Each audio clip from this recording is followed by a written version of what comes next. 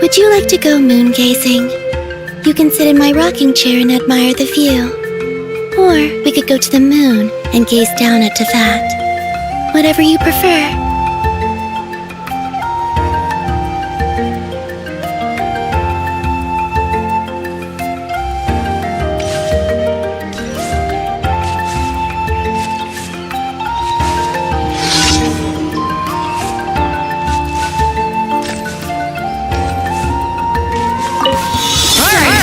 Let's finish that!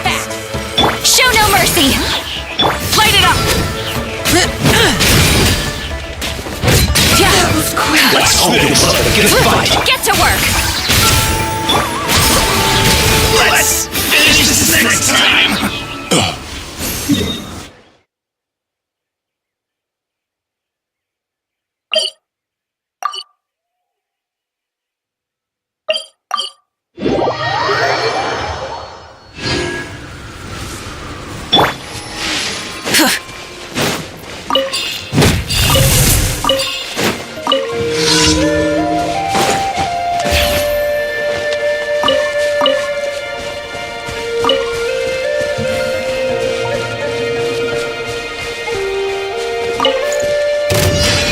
Let's do this then! Allow me! Burn it down! That was quick! Yes, you are. Qualified after all.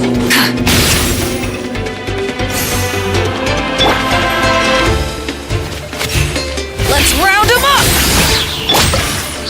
Surge. Let's finish this next time! Let's finish this Fun, shall we?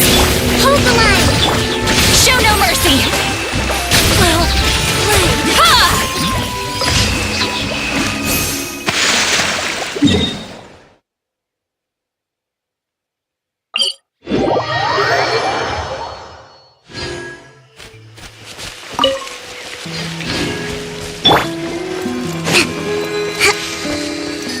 breathtaking.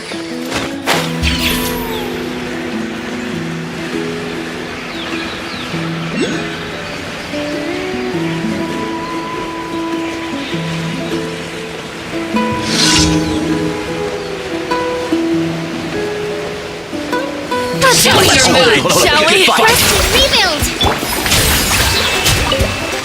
Rise with the sun! Wane. Let's finish this next time! Let's finish this next time!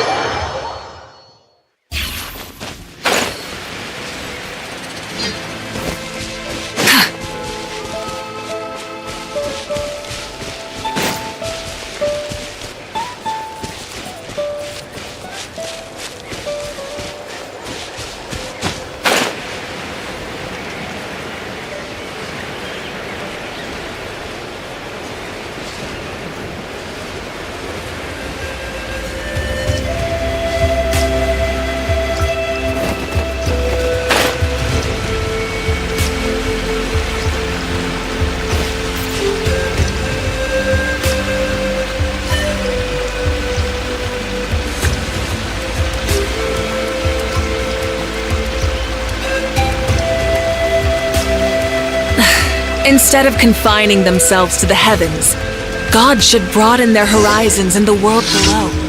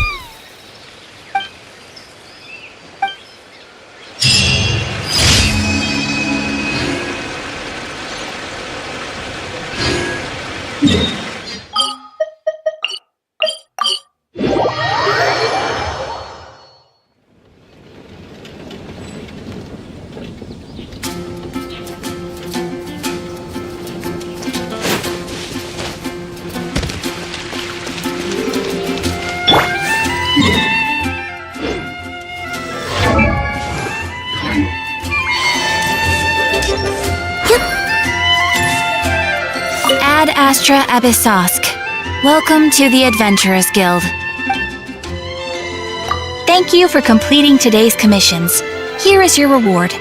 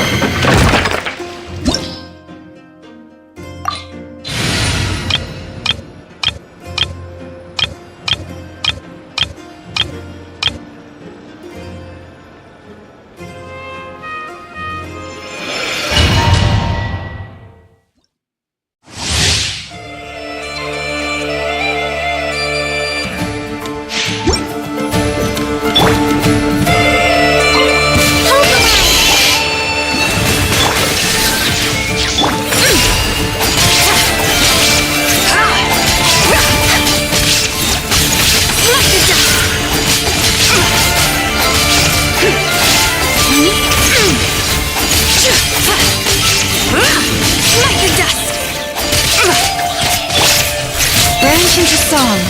There is no escape!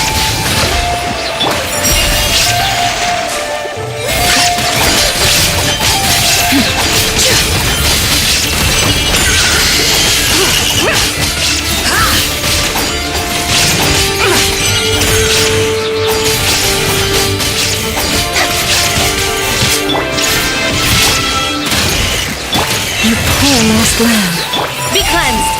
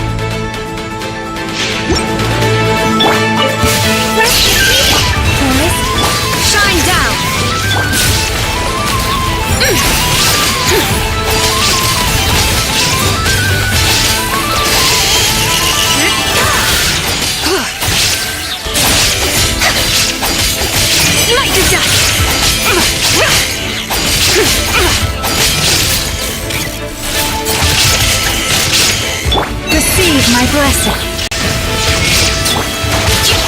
Allow me!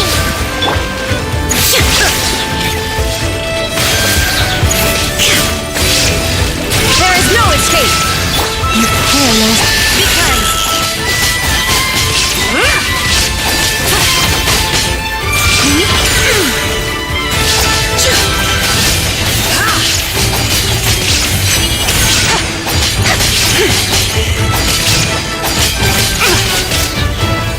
Hold the line! Branch into song. Illusion shattered!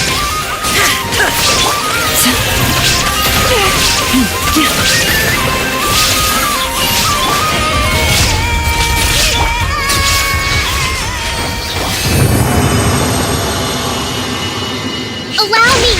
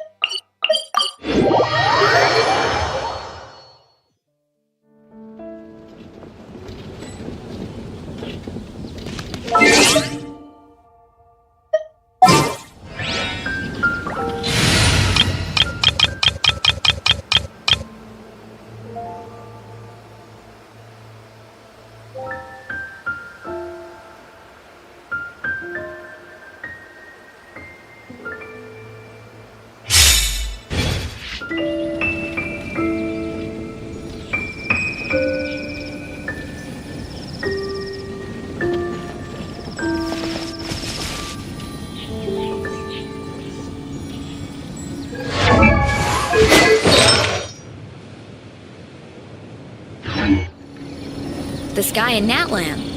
Oh.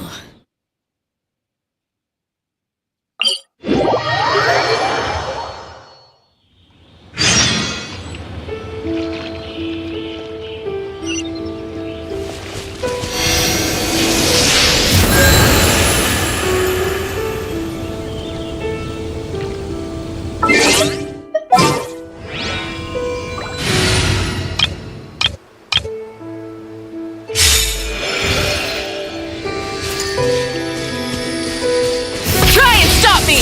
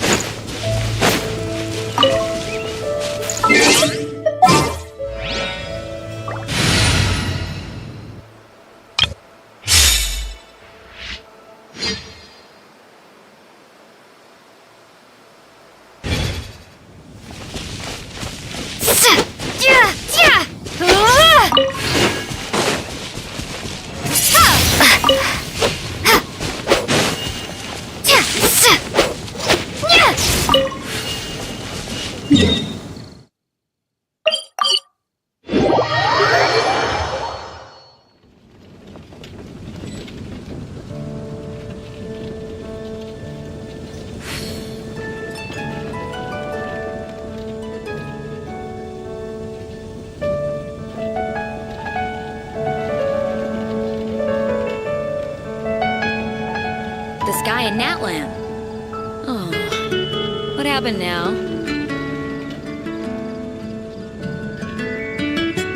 Did you hear what happened with the sky in Natlan?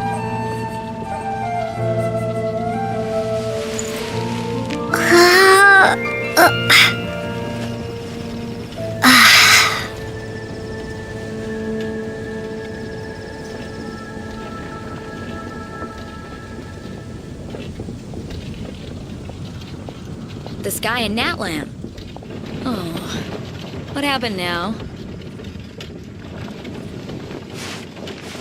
Did you hear what happened with the sky in Natlan?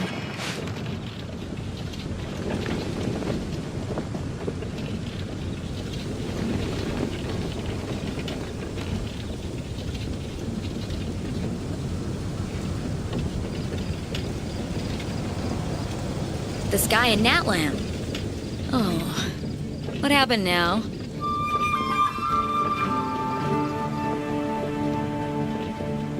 Did you hear what happened with the sky in Natlan?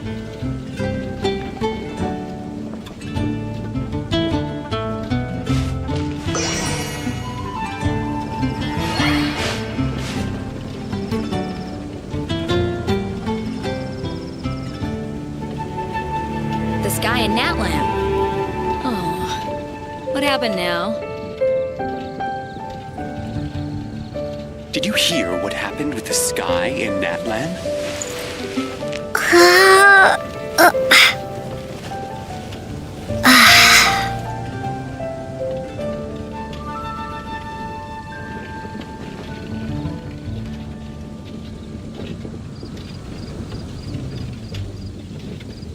The sky in Natlan.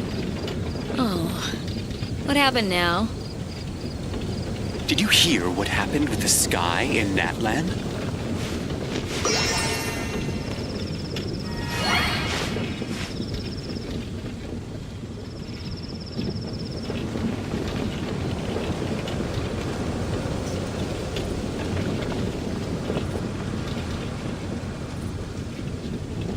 The sky in Natlan.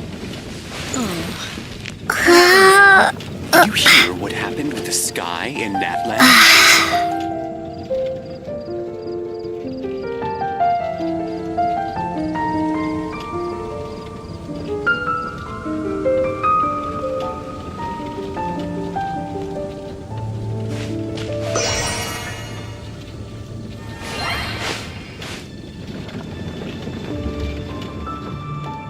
Did you hear what happened with the sky in Natlan? The sky in Natlan. Oh, what happened now?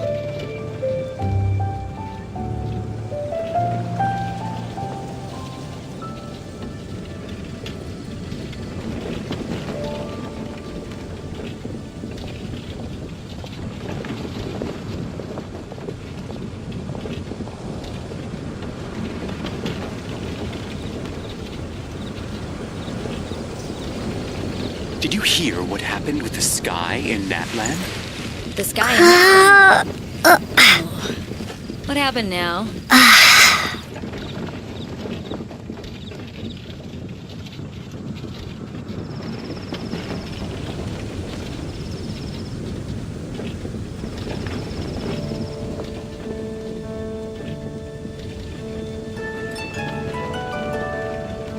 Did you hear what happened with the sky in Natlan? The sky in Natlan. Oh, what happened now?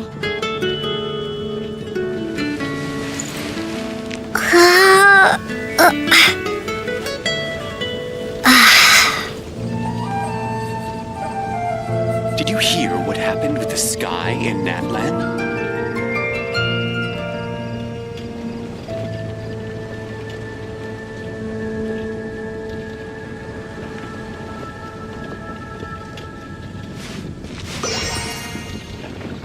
The sky in Natlan. Oh, what happened now?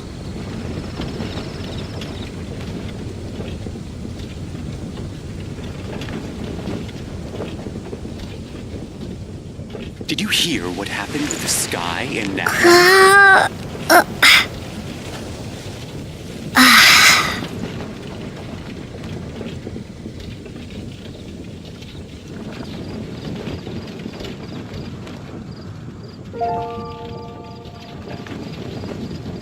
The sky in Natlan. Oh, what happened now?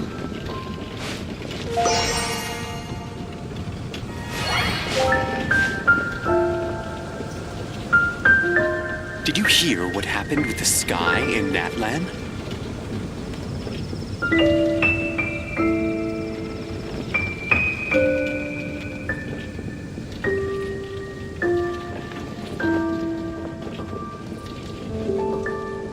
The sky in Natlan. Oh, what happened now?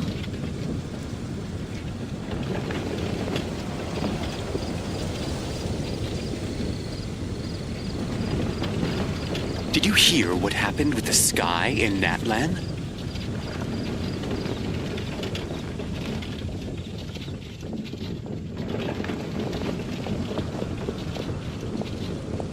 The sky in Natlan. Oh, what happened now?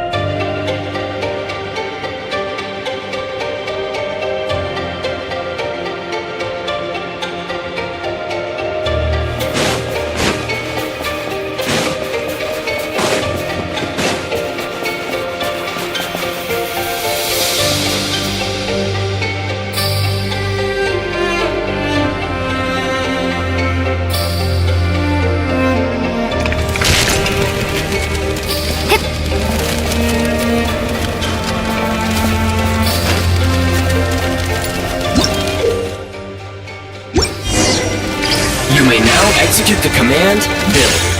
Use it to create a prime ice construct to prop up the door.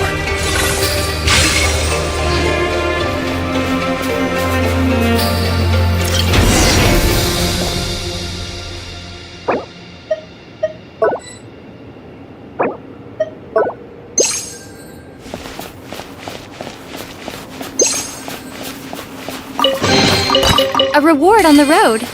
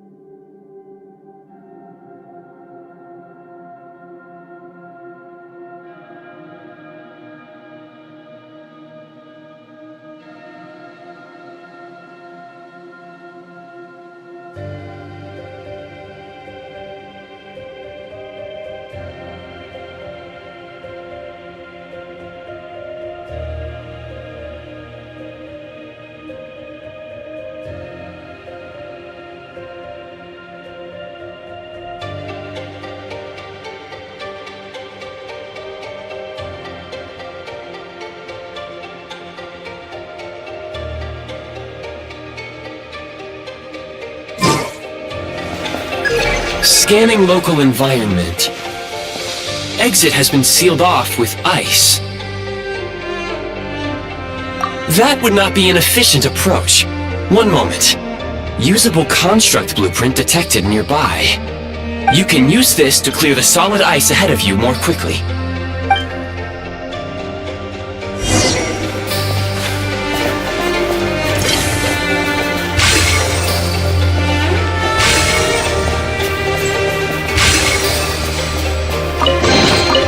Is this an answer from this world?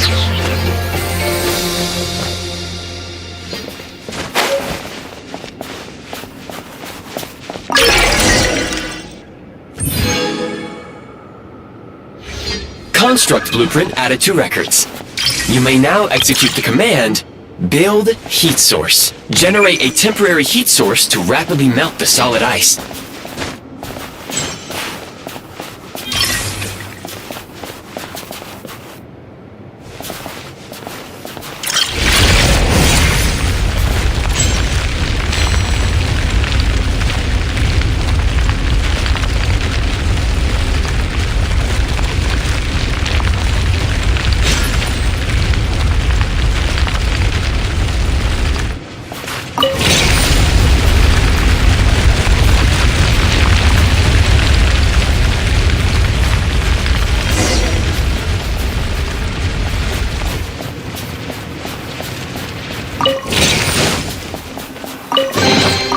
I'll keep this close.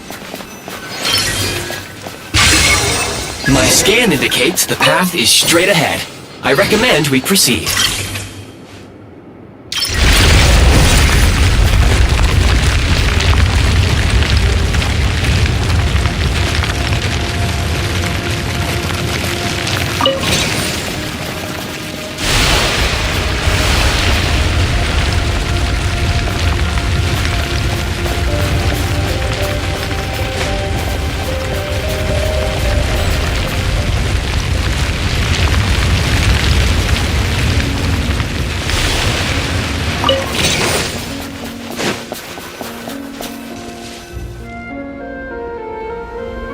Kresnik Crystal located.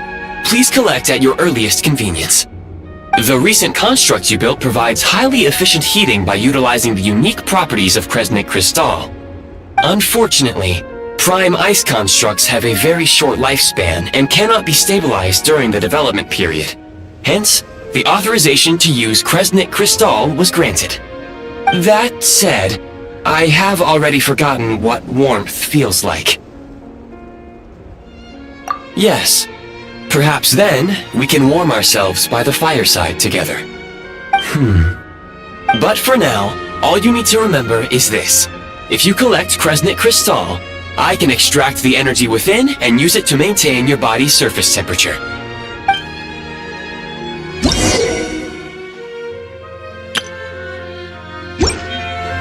Low power. Please use Kresnik crystal to replenish energy reserves.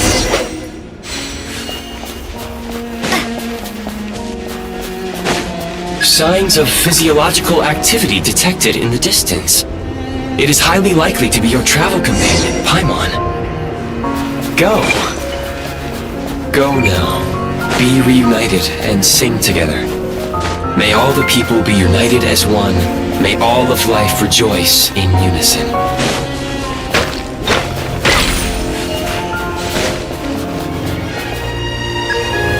Approaching the target location. Scanning for signs of life. Life forms detected. 2.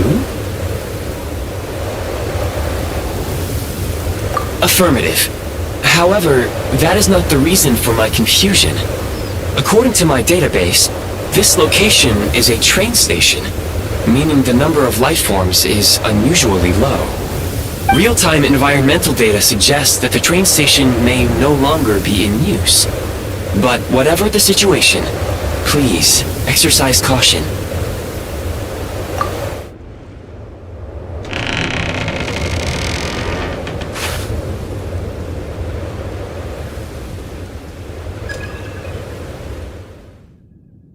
Paimon!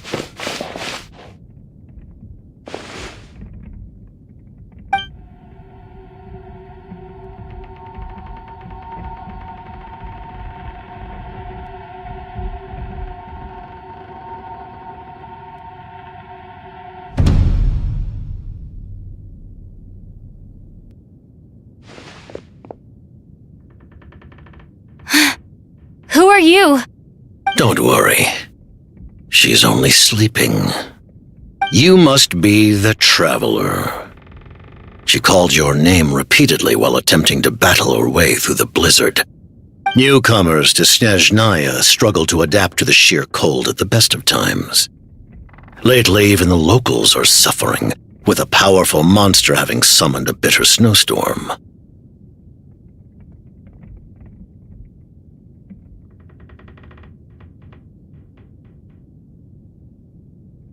You two must be very important to one another. You should take more care not to get separated. Your eyes. Are you Conrian? There are indeed some Conrians left in this world who survived the cataclysm. But I doubt that is news to you. It would be unwise to interrogate my identity here. Focus your attention on your travel companion instead. We will meet again very soon.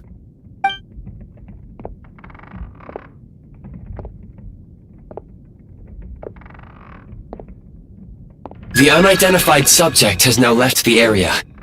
He appears to be an individual of great significance, but my search has yielded no relevant data.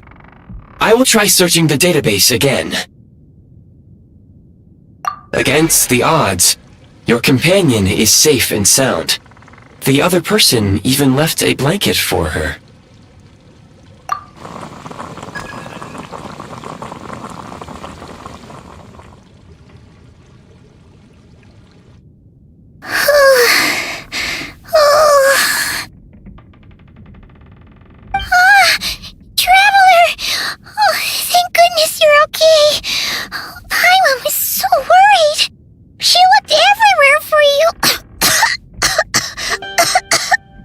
It's okay. Take it easy. Are you feeling all right?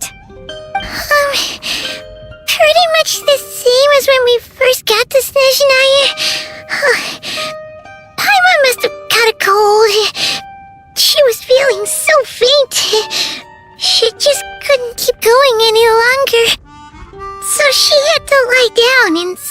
off.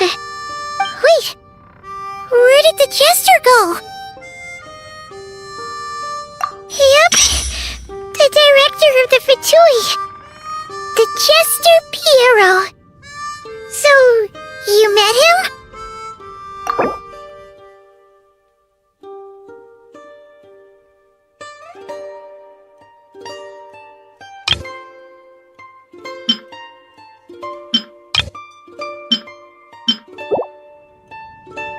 The Jester must know everything about the Tsaritsa's plans. But there's no way he'd tell me just like that. We might well have ended up clashing.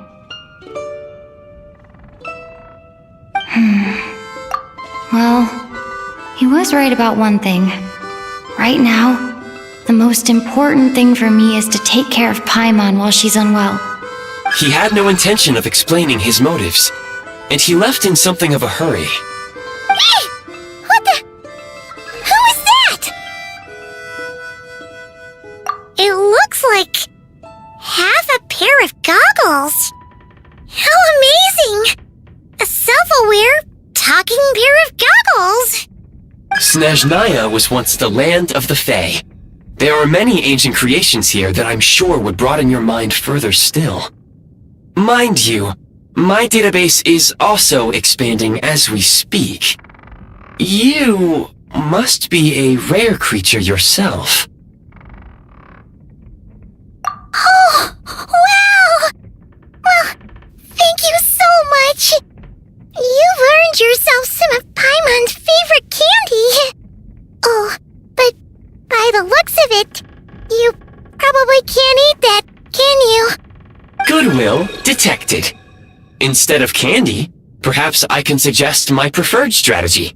Please clean me regularly to keep me operating at peak efficiency. Oh, that makes sense. Every pair of goggles needs wiping clean once in a while. Sure thing, mister. Anyway, back to the Jester for a second. Paimon's still confused about something. When he first showed up, he already knew Paimon's name. And he acted like he expected Paimon to know who he was, too. Paimon could tell that he was Conrian from his eyes. And he definitely seemed like someone pretty important. But beyond that, Paimon didn't know anything about him. It was only later, after he rescued Paimon from the snow, that he properly introduced himself. That's the only reason Paimon knows he was the Jester. Oh, seems unlikely. He ran into the snow following the sound of Paimon's voice, with a really anxious expression on his face. He didn't act like someone who knew she would be here in advance. And after bringing Paimon here, he just stared out at the snow. He didn't do anything to Paimon at all. In fact, he barely said anything. Wouldn't even answer any of Paimon's questions either. Paimon didn't feel unsafe around him, and he didn't seem to have any ulterior motives. For all we know, he might have just ignored Paimon's questions so she'd give up and go to sleep. Please allow me to interrupt. Fatui and director are unfamiliar terms. May I ask for clarification? Wait, you've seriously never heard of the Fatui? Oh, they're like the Tsaritsa's inner circle. Really powerful people. And the director is their boss. Understood. Since they hold elite positions and serve their god directly, it stands to reason that they would conduct themselves with due decorum. I am inclined to agree with your assessment, Miss Paimon. I did not detect any ill will from the gentleman in question.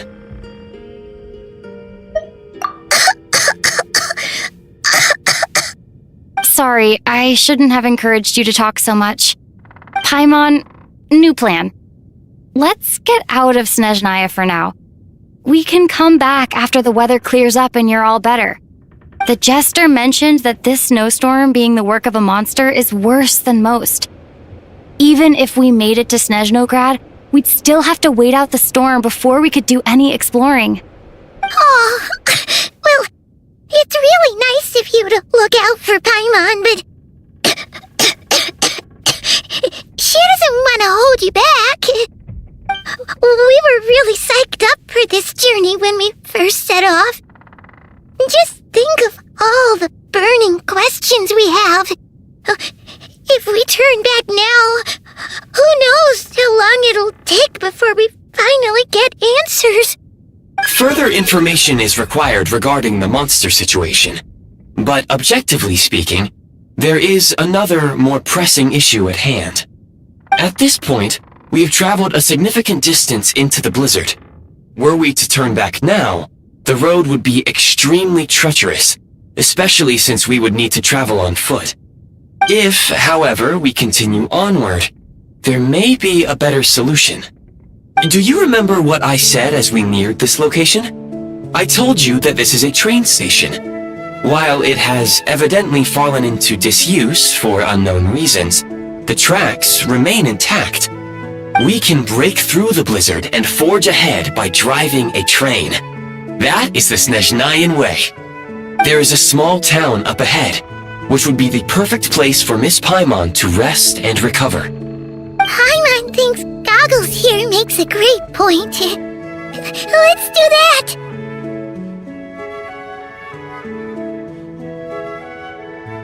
Oh, come on! Don't worry! Think of all the traveling we've done so far. When has Paimon ever gotten sick before? Practically never. 'Cause she's in great shape. Sure, she's a little tired right now, but it's sure to clear up on its own.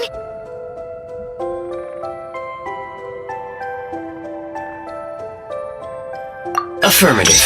Should you ever need my assistance during your future adventures, please call for the Eye of Grey whenever you wish.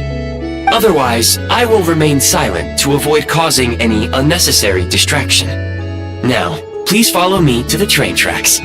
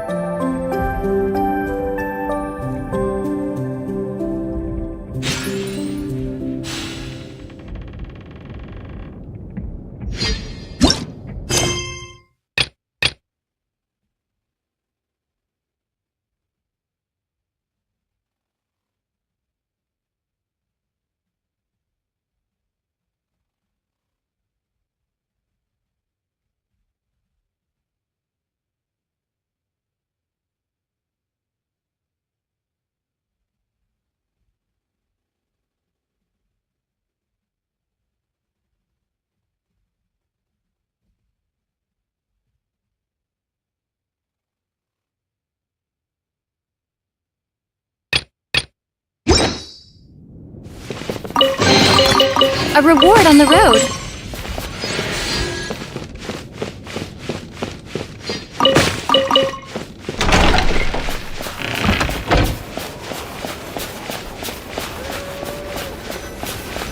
Please confirm when you are ready to depart.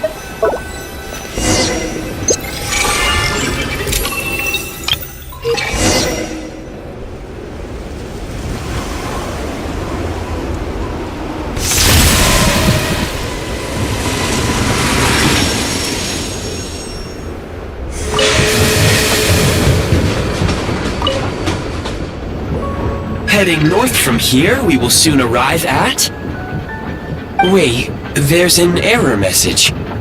Could not detect clear tracks. What exactly does clear mean? Brace for impact, friends!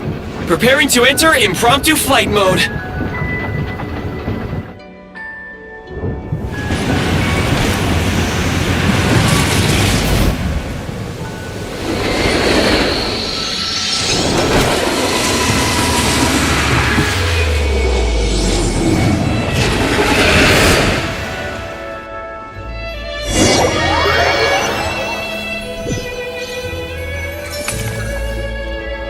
How strange. Not only was the station's status different from my records, but even the railroads and the terrain itself have changed substantially. Yeah. Thanks to your quick reflexes. My sincere apologies for putting you in danger. I'm afraid I'm as confused by all this as you are. Agreed. This is likely a consequence of outdated railroad data. The discrepancies between the old data and present reality are far greater than I anticipated. Fortunately, our crash landing has at least brought us much closer to the town. According to the data, anyway. Your data had better be right this time. I can assure you, it certainly is. Please look this way, and you will see a Kresnik's torch. It seems our ill-fated train ride was a blessing in disguise. We have taken the shortest possible route. Rest assured that I will take user preferences into account next time I plan a route. Next time, I will get it right.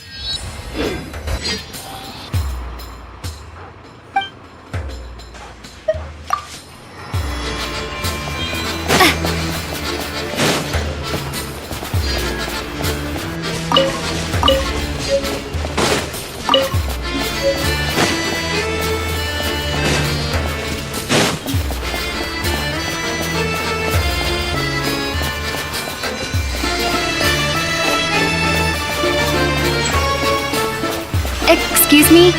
Is there an inn nearby? I'm sorry, but they've all closed.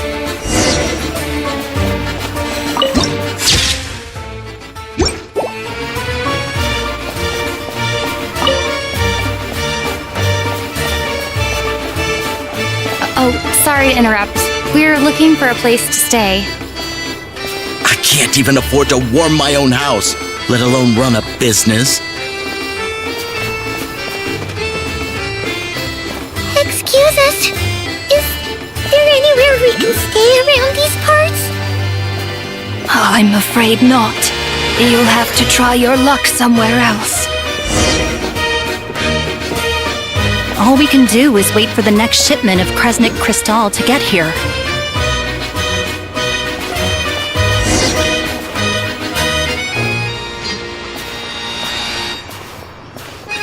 Hi there. Do you know if there are any inns still taking guests in this town? Doubt it. They're probably all closed. No one has enough Kresnik Crystal to heat their own homes, let alone a business. Oh, what a bummer. I clocked you a while back. You adventurers or something? We don't get many tourists in inland Snezhnaya these days. Why is that? Because of the snowstorm? In part. But the bigger reason's Project Snezhnaya. Since it's Her Majesty's will, we have to put up with it whether we like it or not.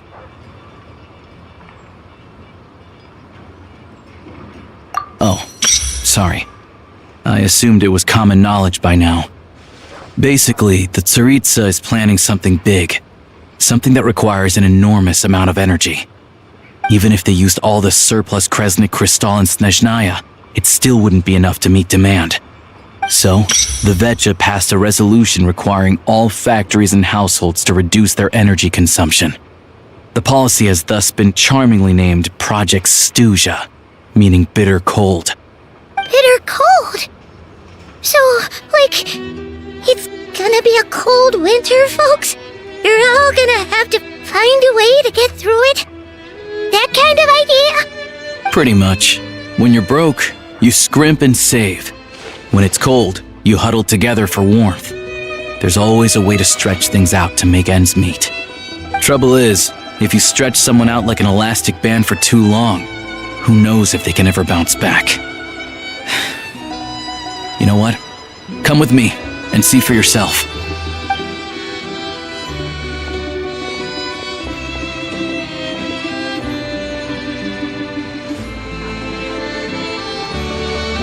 Can you please explain to me why the price of Kresnik Crystal has gone up by 1/3 again? Even as our purchase quota has gone down. You only come here twice a month. This won't even last us a week. The supply and pricing of Kresnik Crystal are based on current production volumes and price data. We Fatui are only responsible for delivery and security. I'm not in a position to explain to you how the figures are calculated, but I assure you, they are as fair and reasonable as possible. Oh, so our lives mean nothing to you?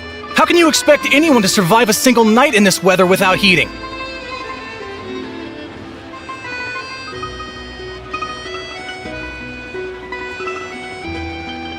Since you insist on making me repeat myself every single visit, I will remind you again. There is no monopoly on the trade of Kresnik Crystal. You are free to purchase the shortfall from elsewhere on the market. What market? Nobody else is selling! And when they do, they charge 8 times the normal rate! It's robbery is what it is!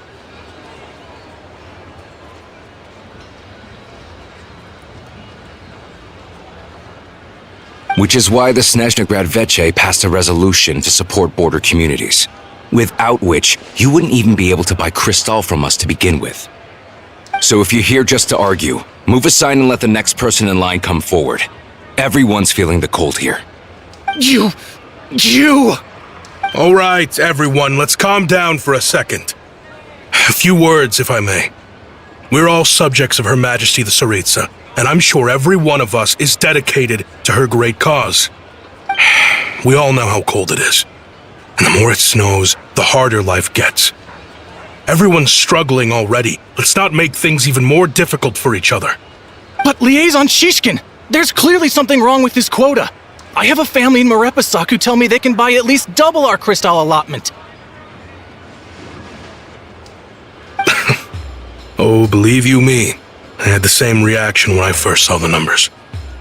Couldn't believe what I was reading. I even wrote a letter to confirm the true figures, but I'm afraid the quota really is as low as you've been advised. Still, you must understand that calculating these energy quotas is a complicated balancing act. They have to factor in population, town size, industrial application. Our top priority must be to keep the largest Kresnik's torch burning continuously.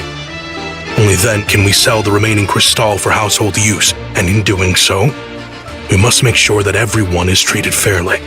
As our Fatui comrades said, they are only responsible for delivering the goods. They need to keep accurate records, and they do not have any authority to modify the rates or quotas. That's right. Our duty is to do things by the book. Tell you what, listen. I know how anxious and upset everyone is. As a matter of fact, I was just discussing it with the mayor. What we can do is open the lower combustion chamber of the Kresnik's torch to the public. You can come to me directly to register, and I will allocate time slots accordingly. I can't guarantee there'll be ample energy for household use. We can at least make sure you'll be able to boil water and cook food each day. Let's hang in there and make this work together. All right? Fine. I don't see any alternative. So, this is Project Stuja in action, huh? Oh, no wonder nothing's open for business. People are barely getting by. You were looking for an inn, right? For your, Fae friend? Oh, Paimon's not a Fae. Just Paimon. She must have caught a cold or something. We only just got to Snezhnaya, and we're still getting used to the climate. I have a small place in Stratomoros. I don't stay there very often, though, so it's pretty basic. But if you're not picky, you're welcome to rest there for now. It's not much, but I've got blankets and a warm fire. Are you sure? Oh, that's really kind of you. All right, then. This way. Hello, I'm Alosha. I'm a hunter. Though, if you've talked to any highwaymen, you might have heard a different side to my story. But anyway, let's keep that between us for now.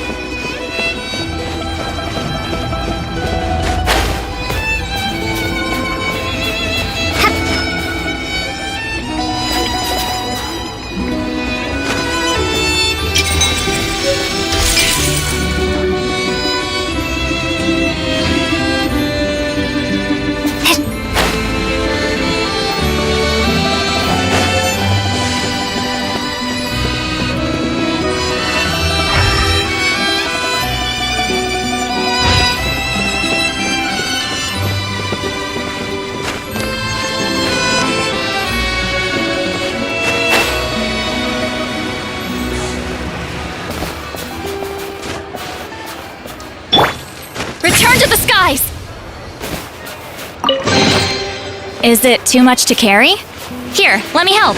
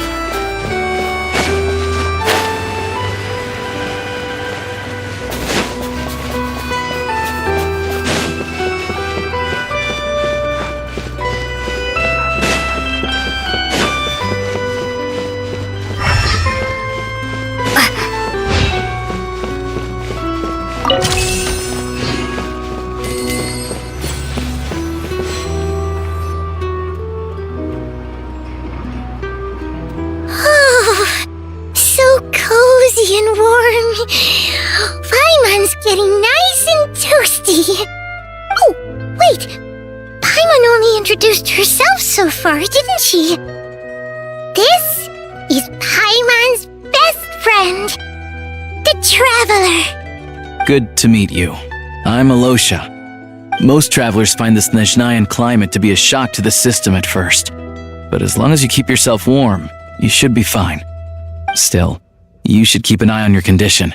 When people are too quick to dismiss a cold, it can easily end up turning into something more serious. Don't say that! Paimon's too young for chronic health issues. They aren't in town right now, and they won't be back anytime soon. The train station has been closed ever since these power shortages began. I do a lot of hunting, so I spend most of my time exposed to the elements. But even the animals wouldn't survive long in a storm like this, let alone a hunter. Nothing to do but sit tight in town until the weather improves. I get that you're in a hurry, but even if the station were open, that doesn't mean there'd be any trains. We could end up stuck here for a long time, I'm afraid. What? Your own train? Wait, hold on. That train? The one that suddenly fell out of the sky and crash-landed on the ice? Oh, we got lucky and found it in a cave. Oh, then our luck ran out and we had a little accident.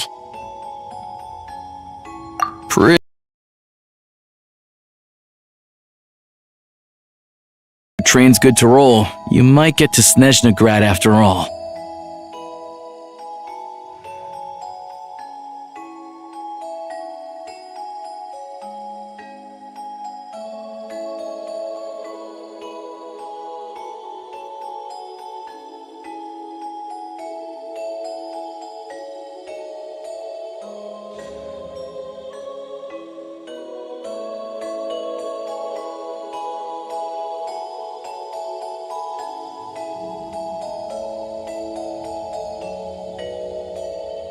I've been doing some digging recently. Turns out, the real reason for the current energy crisis in Stratomeros is that some of the supply is being seized for a private stockpile. But to expose what's going on, I need to catch them in the act. So, I'm heading off to catch a rabbit. Huh? Wait, a rabbit stole the crystal? It's a figure of speech. Real rabbits couldn't pull this off. They prefer carrots to Krasnik Kristall anyway. Shishkin, Mr. Positive Attitude, let's all get along now, shall we? Him? Really? Paimon never would have guessed.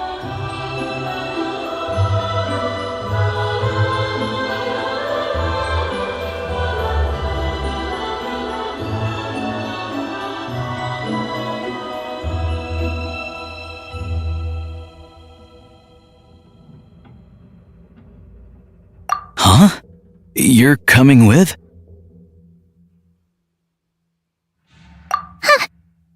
Oh, okay then. Just give Paimon a second to get ready. Alright. Guess there's no point pushing myself. Paimon will stay here and hold the fort then. Be careful, you two. Oh yeah, there's one more introduction to do. Tagarin, get in here. Oh, a doggy. Oh,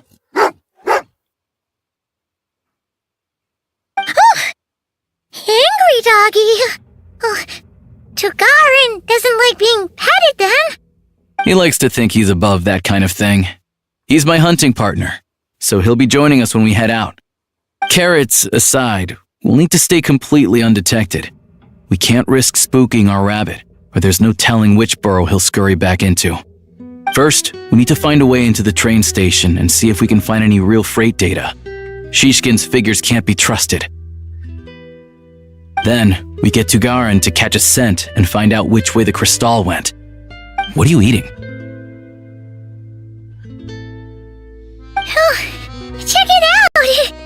When you're all out of carrots, try turkey!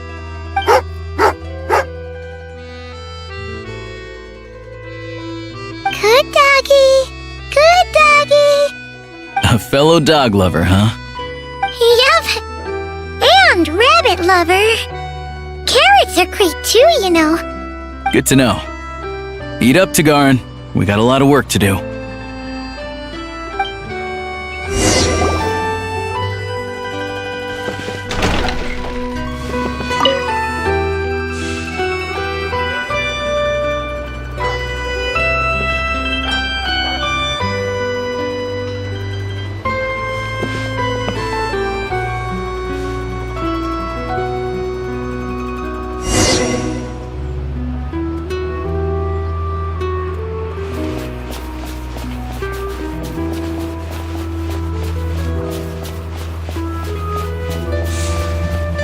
Wait.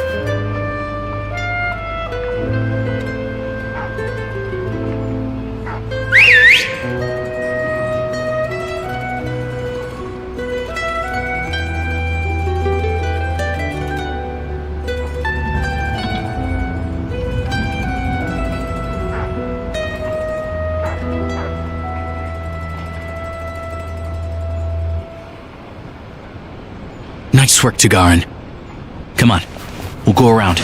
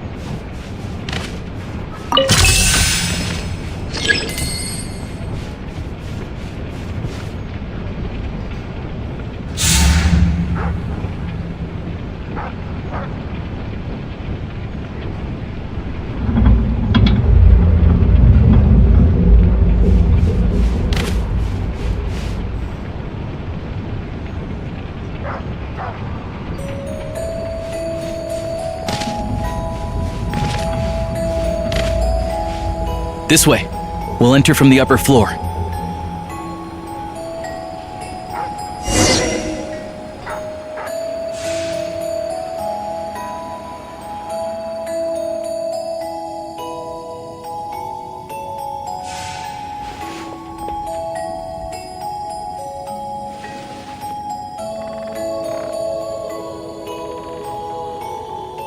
There we go. A freight list. Straight from the Fatui. So Shishkin won't have had the chance to doctor the figures. Looks as new as the day it was printed. I guess no one bothers reading these unless they have ulterior motives. Yeah, this is all we need. Come on, let's get out of here, then go track down the crystal. Tagarin's a keen hunter, and catching rabbits is his specialty.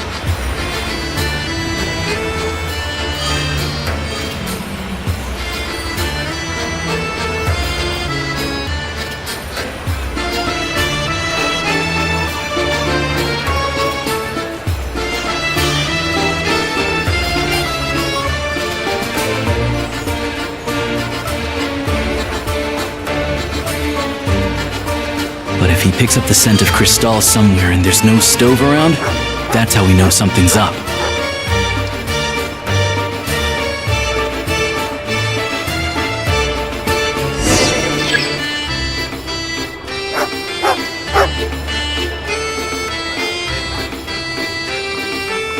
This must be the rabbit's warren.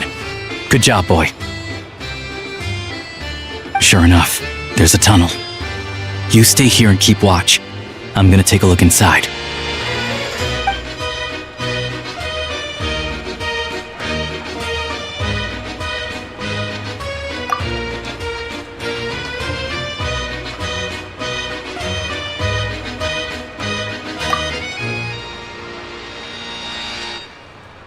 Thanks for looking out for us. Things are getting tougher by the day. No need to thank me, it's my pleasure. Sure as Her Majesty the Tsaritsa watching over us, every sacrifice will be worthwhile. Let's grit our teeth until the blizzard passes. These days of hardship will be over soon. Maybe for everyone else, Liaison Shishkin, but for you, the hard times have only just begun.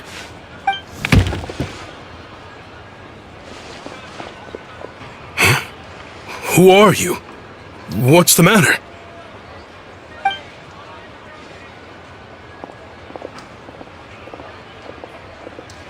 I just had a question for you. Why, when times are as tough as this, would someone hoard more Kresnik Kristall than they could ever use?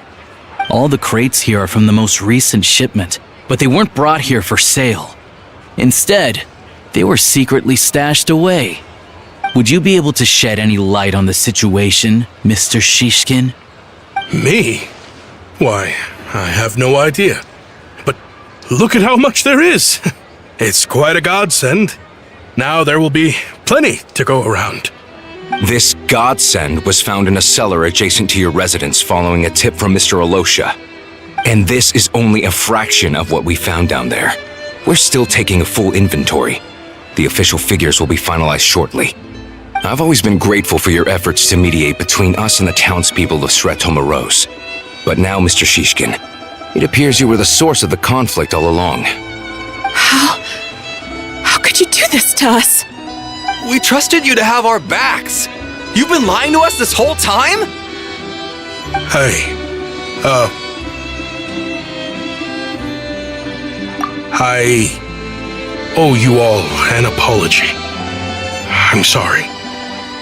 I'm so very sorry. This isn't who I am. Please believe me, this was a one-time mistake that I will never repeat. We all know how difficult life has been since Project Stuja came into force. Energy is an increasingly scarce resource. People everywhere are getting desperate, but some places have been hit harder than others. I grew up in Alatir, a small village with no train station. Deliveries of Kresnik Kristall have ceased there entirely. If nothing is done, they're all going to freeze to death. You know as well as I do how downright impossible it is to buy Kristall these days. The thought of my poor mother and father, with no one to help them, I felt so afraid. I watched as energy grew scarcer by the week, all the while knowing that their lives were at risk. Then one day, I looked at the Kristall shipment in front of me, and a terrible, selfish thought entered my mind. Looks like I'm just not cut out to be a criminal. I'm so sorry. Once the Fatui have finished their count, you'll see that the numbers match their waybill.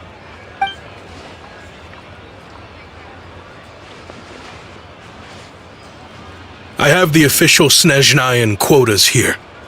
Anyone who has already purchased energy, please make your way over here to correct your transactions. I'll make a batch purchase of Kristall worth 3 months' salary for you all to use free of charge.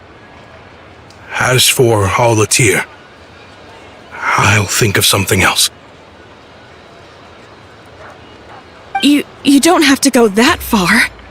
Yeah, owning up to your mistake is enough for me. You've done plenty of good for the community in the past. I'm not looking for a handout. Drop the act.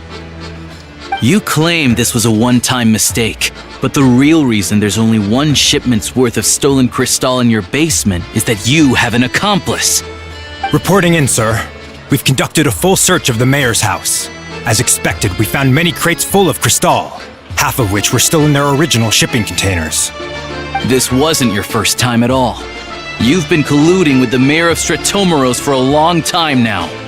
The train station's currently out of service, but it does open for a short window every time there's an energy delivery. And every time a train pulls in, you're there on site to take inventory and oversee the workers unloading the cargo. The mayor handpicks said workers. Per his instructions, they transport the crystal by tunnel at night to the mayor's house, and he sells it out of town. But since he can't get the goods out of town by train, he had to arrange an alternative method of transportation. This meant slower sales, which gave me plenty of opportunity to catch him in the act. Wait, the mayor's involved in this too? Preposterous. What proof do you have of any of this?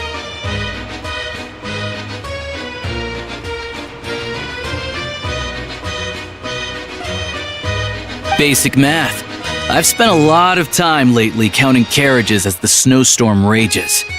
Counting carriages? What? The energy consumed by a train depends on its total weight.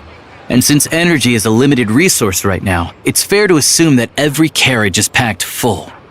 So, if we take the energy required for the Kresnik's torch, add the sales figures you provided, then compare that figure to the train's theoretical cargo capacity, guess what? The numbers never match. It's always off by 1 or 2 carriages worth. This time, you set a new record. 3 carriages missing. You mean to tell me that you sat around outside counting carriages in this weather?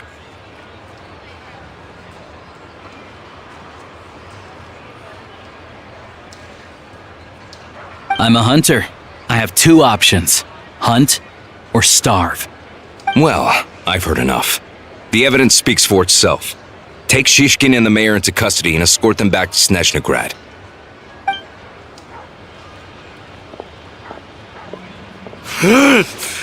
You cocky little brat! Ruining my business! Just you wait!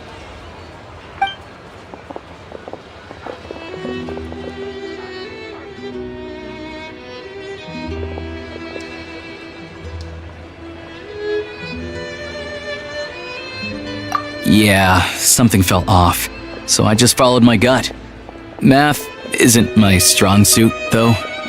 I'm lucky my dad made me learn enough to get by, but all this number crunching was a million times harder than the aim and fire work I'm used to. Thank you for your assistance. You're a brave lad. Shishkin was quite the cunning criminal, as I'm sure you can tell. He did all of this right under our noses, and we never suspected a thing. A wolf in sheep's clothing. He had everyone fooled. Even with that sob story he fed us. He was probably trying to keep the mayor out of it, not just mask his own motives. Without the compelling case he put together, even I might have fallen for it. Alosha, was it? Tell me, are you really a hunter? We can go find some wild animals if you want. I'll fire off a couple of shots, and you'll see whether I'm the real deal. I didn't mean to cast suspicion on your identity. It's just, well, I'm sure you've heard of the Rokot. Recently, they've been recruiting people with your kind of talent. They hide in plain sight under false identities, working against Project Stusha, sometimes directly opposing the Tsaritsa herself. They aren't a violent organization, and their goal is to improve the lives of the common folk. But still, as a member of the Fatui, I wouldn't be doing my job if I didn't keep tabs on them. First I've heard of this. I don't really keep up with what goes on in the city. All I know is, people who don't mind their own business in the city end up paranoid about everything. As for me, I just couldn't stand Shishkin. I'm from Alatir myself, and I can tell you, nobody's lived there in years.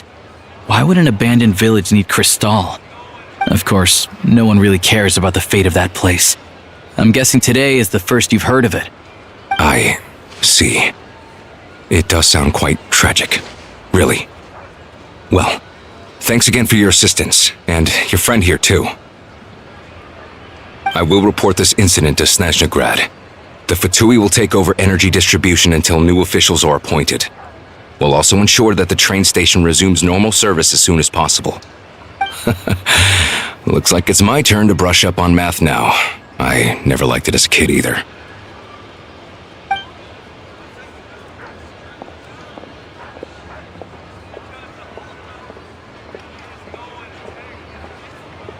Don't mention it. Isn't the soldier overseeing the delivery supposed to verify the quantity of the goods? Was he just careless? Or was he being paid off too? Who knows? Excuse me. I'll take a share of Kresnik Crystal, too. Thanks. I need to take a detour before we head back. There's someone I have to deliver this crystal to.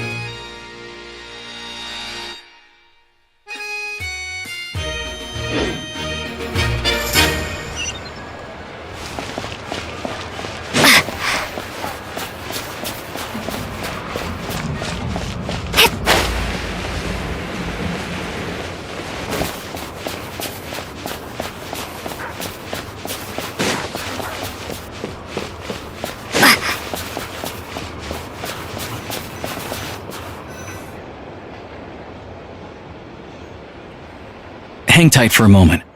This old lady, she doesn't really know who's who anymore.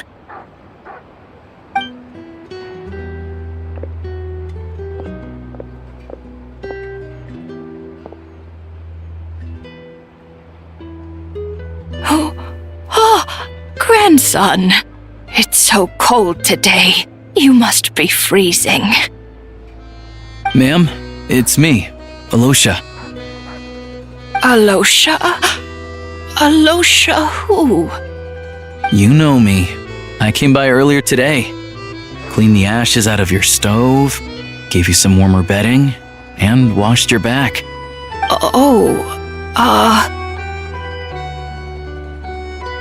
I'm sorry, I don't remember. Now, how often do I get to see my grandson? Come on, take a seat and relax while I fix you something to eat. It's okay. You just rest. I'm fine. Oh, you. It's nice to come and visit your old granny once in a while, isn't it?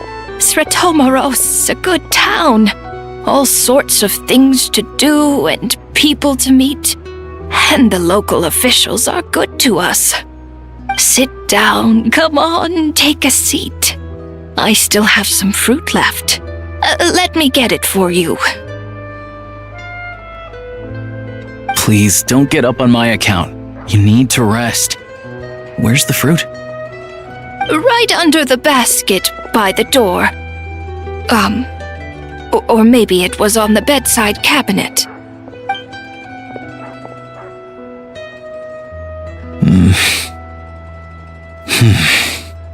Well, grandson dear, do you like it?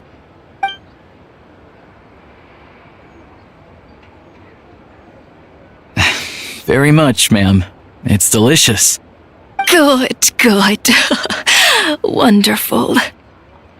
You don't need to save any more for me next time, all right? Fresh fruit is hard to come by at the moment. You should eat it as soon as you get it. Oh, I don't need it. I'm fine. But if you like it, come back for some more soon.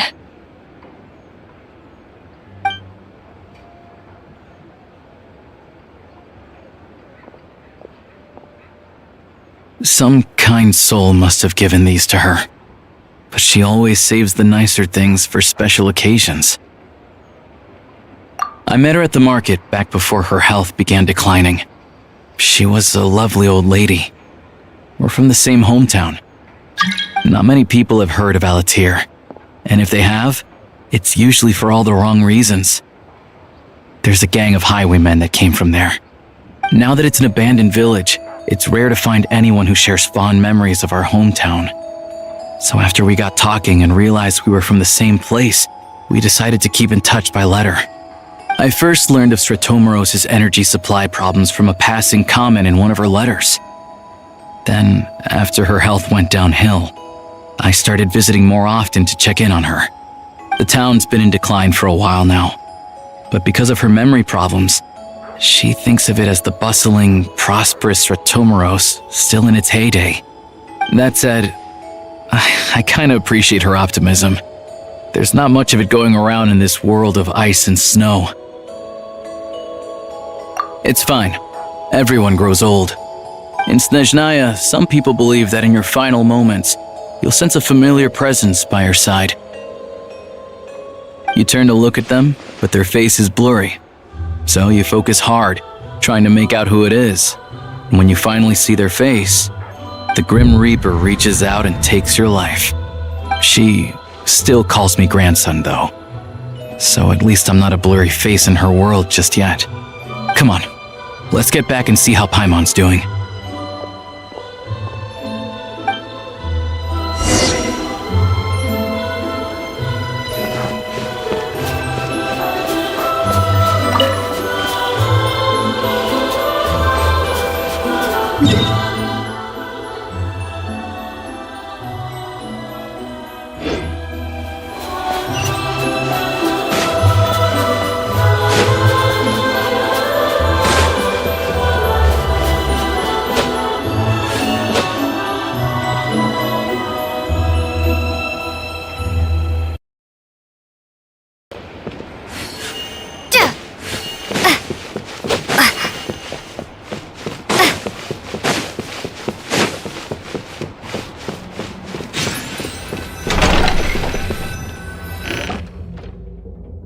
Paimon, we're back. Are you feeling any better? Yep. Paimon's not cold anymore, but she's still a little dizzy. Flying probably isn't a good idea right now. Paimon might lose her balance. But Paimon's sure she'll be fine. It's probably just from getting hit on the head by that pile of snow when we first arrived in Snezhnaya.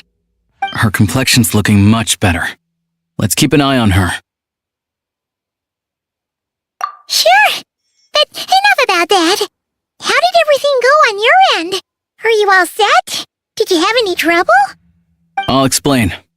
It's a bit of a long story.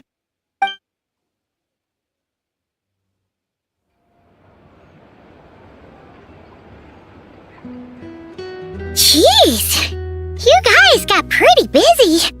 Sounds like the liaison officer and the mayor were running quite an operation. Huh. Good riddance to both of them. It's a good thing you managed to catch them. So, you said the train station will open again soon, right? And everyone has enough crystal now? Yeah. Well, enough to survive at least. Project Snezhnaya isn't going away anytime soon. People will still have to scrimp and save to make ends meet. Don't know. The goal of Project Snezhnaya is to gather energy for the Tsaritsa, but no one knows where that energy's going. It's never been made public. The thing is, we were told that the project would only last for 6 months, but time and time again, they keep extending it. Extending it? Does that mean the Tsaritsa's plan isn't going very smoothly? That's what everyone suspects. In principle, any proposed extension needs to pass by majority vote in the Snezhnaya Veche. But even though opposition has been growing, any detractors end up caving into political pressure from the rooster, Pulcinella. He's the chair of the Snezhnaya Veche and a key figure in the voting process. He has the backing of many powerful and influential people. How come the Fatui are picking on ordinary people even here in Snezhnaya? I don't see it like that. Fundamentally, the Fatui will always think and act in the Tsaritsa's interests. But that doesn't mean they don't care about the plight of the common folk. The only reason Stratomoros still receives crystal shipments is because of a relief proposal put forward by the rooster himself. Then there's the Fatui soldiers providing support in every corner of the nation. Even the Northland Bank provided some mora for disaster relief, and they're as conservative and indifferent as they come. It's just that the rich and powerful in their fancy palaces live in a completely different world from us. There's always going to be some conflict when those worlds collide. Yeah, well, even though we all believe in Her Majesty the Tsaritsa, there are still many differences of opinion on how best to tackle the big issues of the day. Regular folk don't have an easy way of getting their voices heard in Snezhnaya, while the rich and powerful are either unwilling or afraid to speak out for all sorts of complicated reasons. The Rokad provides the disaffected with false identities and an outlet to vent their frustrations. Of course, an organization like that exists in a gray area. The moment the Veche think they've crossed a line, there's sure to be a crackdown. But so far, they've been doing their best to help the common folk. Like us, don't you mean? You didn't hesitate to join in. You're not new to this, I can tell. That's because we're adventurers. It's our job to help people out with commissions and get to the bottom of things. Sounds like we're going to get along. So, what's your business in Snezhnaya? Aside from taking your friend to see a doctor, of course. I want to meet the Tsaritsa. It's complicated. I've had run-ins with many of the Harbingers along the way, and I really need to know what the Tsaritsa is up to. Her ultimate goal, what the Gnosis mean in all of this. Since I've made it this far in my journey, I have to find the truth, whatever it takes. Wait, so... no way. Are you who I think you are? Sounds like you've heard of us then. We're getting more famous by the day. I didn't realize I was in the company of giants. Honestly, we're all as curious as you are about what the Tsaritsa's planning, and why it has to involve us freezing to death in the snow. But getting in the same room as her won't be easy. The common folk aren't permitted to meet her at the best of times, and right now, she's probably not even in Snezhnaya. Word is, she's heading east on a campaign to slay a monster. Yeah, so you've heard of it. A wild, unpredictable monster with the power to summon snowstorms. It also absorbs everything around it into its body, so it's growing constantly. Now, it's so big that the Tsaritsa has deemed it the #1 threat. Luckily, as it grew, it became increasingly less mobile, so it doesn't pose an immediate threat to this town or to Snezhnaya. I'm sure that Tsaritsa and her personal guard, the Druzhna, won't have any trouble defeating the creature between them. It's just a question of how long it'll take. Suffice to say, you won't be seeing her anytime soon. You'll have to wait until she gets back. Fair. Well, the Fatui will be taking over management of the train station for the time being. Things should be up and running by tomorrow. Once it's open, we can see about getting your train towed to the station. Whoa! That's gotta take a lot of manpower. Are you sure we can talk them into it? The Fatui aren't exactly spotless in this whole mess. Plus, we helped them out. Should be easy enough to negotiate. As far as I know, all the paperwork is dealt with upon manufacture. I've never seen anyone check it, so I wouldn't worry. Having a train makes everything much easier. We'll reach Snezhnaya in no time. I need to head there myself anyway. Got some game to trade for Mora. I know a good doctor in the city. I'll introduce you when we get there. Oh, thanks so much. Let's get a good night's sleep ahead of our big trip tomorrow.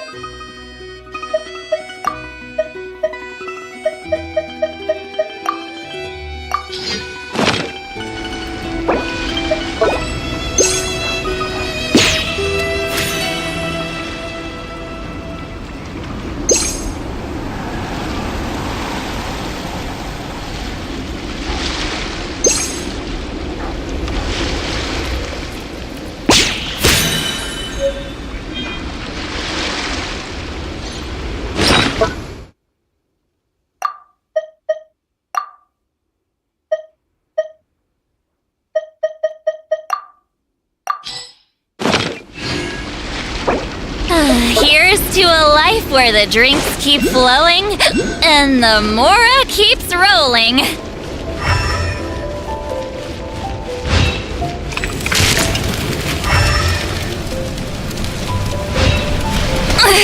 I'm sorry.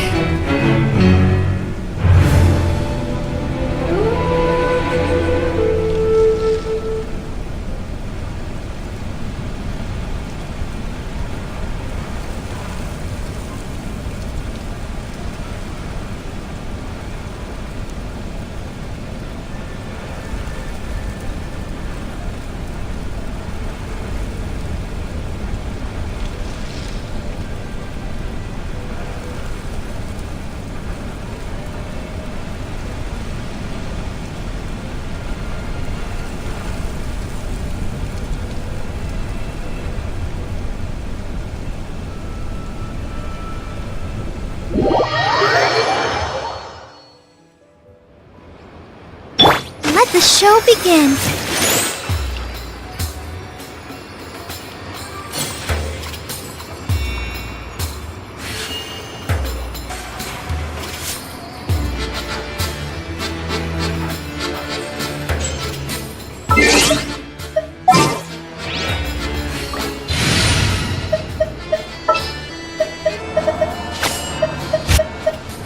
Take heart. Victory will be ours.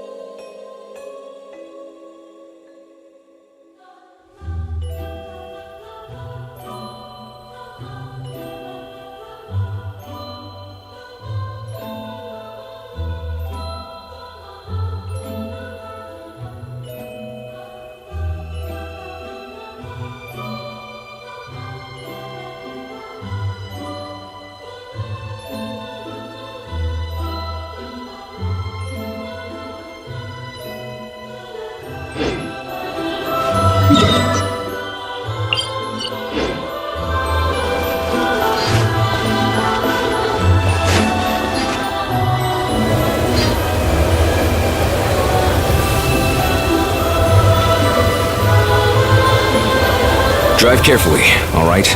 You don't want to end up in this situation again. Also, I don't think I've seen a train like this before. Is it a new model or something? Not a fan of small talk, are you? Anyway, take this. It's an up-to-date map of the Snezhnaya rail network. All the track switching is automated, so as long as the train's moving, you don't need to worry about collisions or anything. We'll leave you to examine the train's conditions yourselves. Fingers crossed nothing's broken.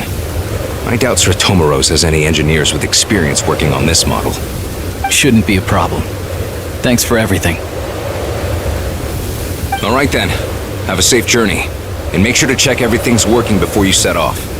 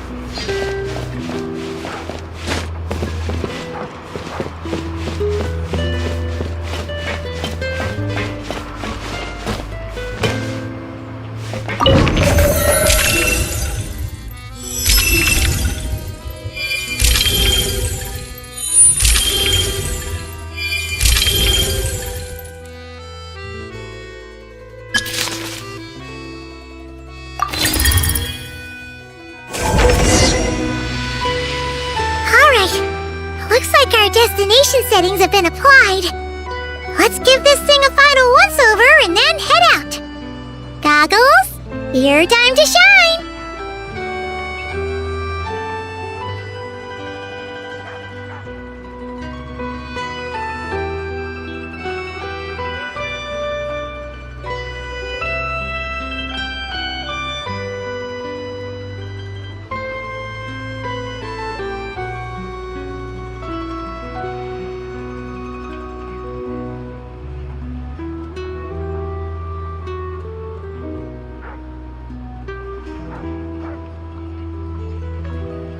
Affirmative. Running vehicle diagnostics. What's this? Engine, green. Wheels, green. Frame, minor damage, but no impact on function. Diagnostics complete. All systems nominal. Neat! Huh. Paimon still can't get over the fact that you just found this tech lying around in a random cave. I've lived in Snezhnaya my whole life, and I've never heard of an interactive, talking train autopilot. Strictly speaking, I wasn't designed purely to drive trains, though I doubt you have any interest in navigating the practically unreadable operator's manual yourself. All configurations are complete. Should you require any further assistance, please call for the Eye of Grey. Away we go! Oh, nope. Paimon's gonna find a warmer seat.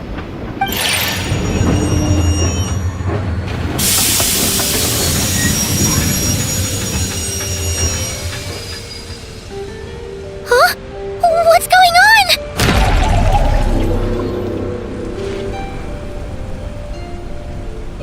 Oh no.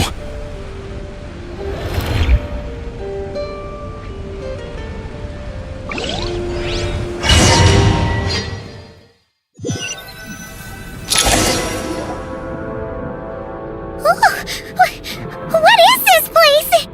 Traveler, are you okay?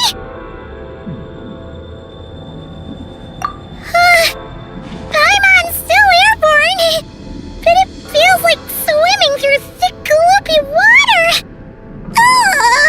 That's horrible! Just our luck. Of all the things that could have gone wrong. Halosha, you're Snezhnayan, right? Any idea what the heck this place is? It's called the Shadow Realm. A place where no wind blows, no light shines, and no elemental energy flows. Even time itself doesn't exist here. It's a world where everything seems to come to a standstill. I've only seen it a few times before, and this is my first time inside. It's a dangerous place. Most people who get sucked into the Shadow Realm are never seen again. And the few who do make it back, they're never quite the same. Huh? Then, what the heck do we do now? Oh, maybe Goggles knows something. Goggles? Great! Now we're done for! Hold it together. Let's not get ahead of ourselves. I heard a story once about the world of shadows. If it's true, there's a way to escape. We just need to find the exit. Come on, let's explore.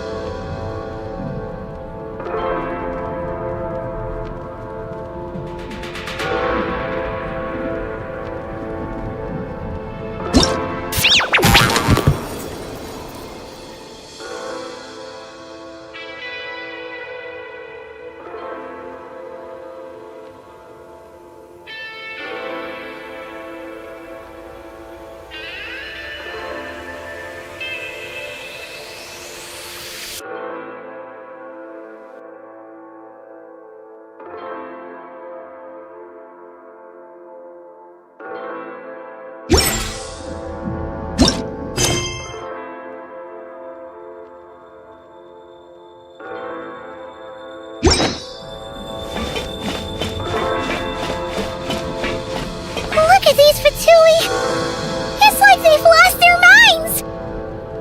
Their shadows have been devoured. They're no longer amongst the living.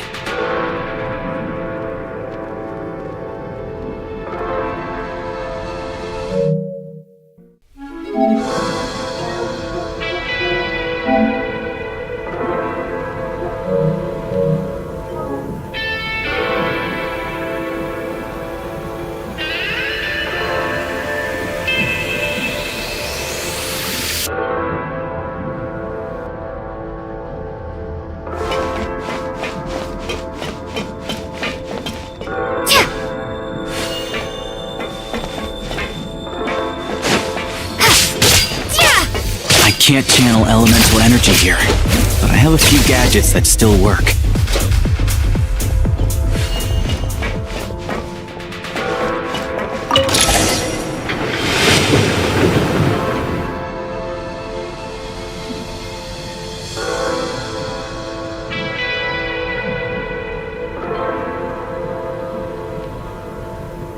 Wait! What's that blue thing? Is that... Goggles? Guess we'd better find a way over.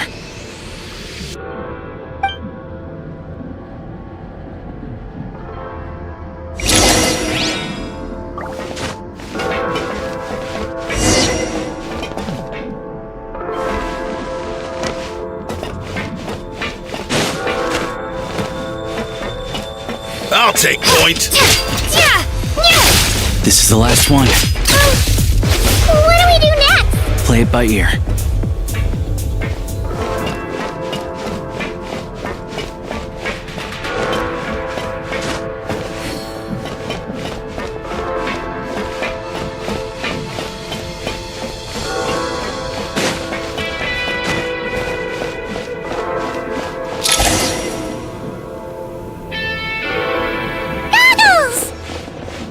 Hello. I am glad to see the three of you safe and sound. For now, at least. But things aren't looking too good. Correct. We are now inside what is known as the Shadow Realm, the darkest space in the shell, where even the Most High is loath to cast its gaze. Time and space hold no meaning here. It intersects with the world of the Light Realm only rarely, like an air bubble that rises to the water's surface. We must leave this place before it sinks back down into the depths once more. Sounds like you have a plan. Yes. In fact, the very purpose of my creation was likely to... from the Shadow Realm. It appears that key data is currently inaccessible, but now is not the time to resolve that problem.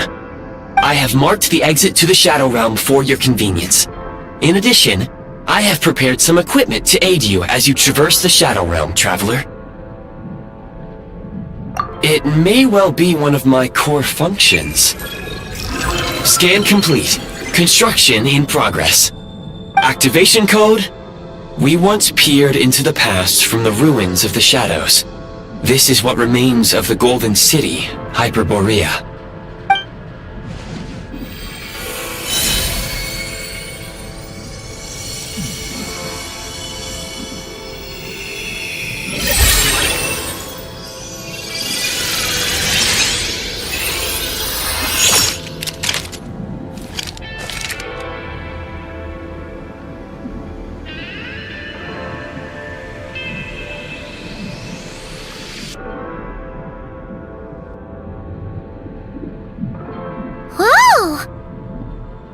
Now go. Arm yourselves with weapons of the spirit. Bring down the walls of the stronghold, and extinguish the flaming arrows of the wicked. Is this a gun? In the Shadow Realm, where humans cannot channel the elements, there once was one who, after much research and many attempts, found this to be the most effective means of attack. Let's go. We don't have much time.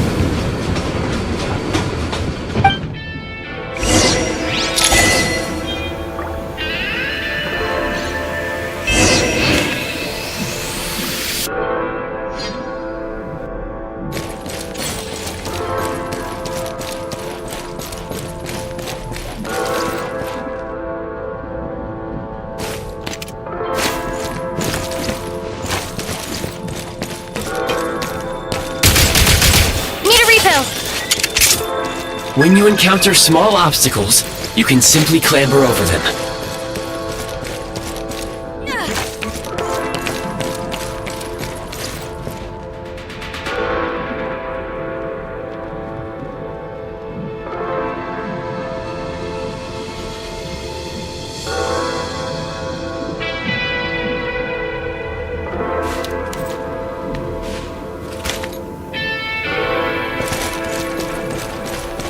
You can slide to navigate through low, narrow tunnels.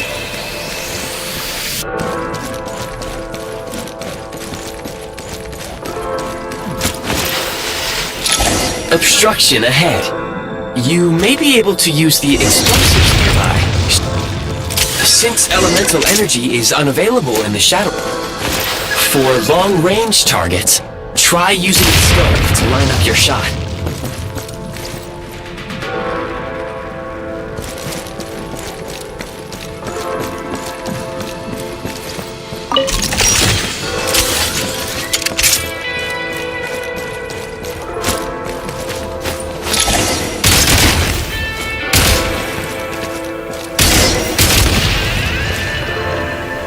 Many hostile units approaching. I suggest a new strategy. Take cover, and pick them off one by one.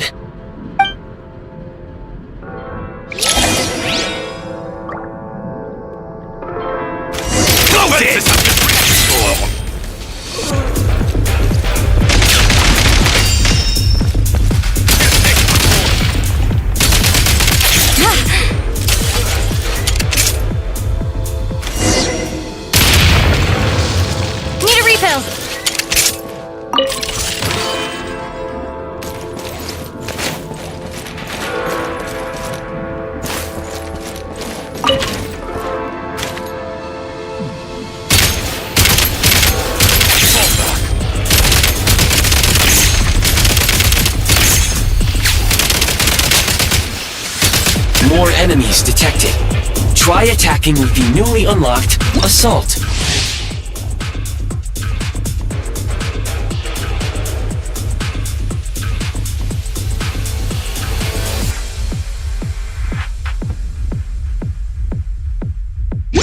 direction.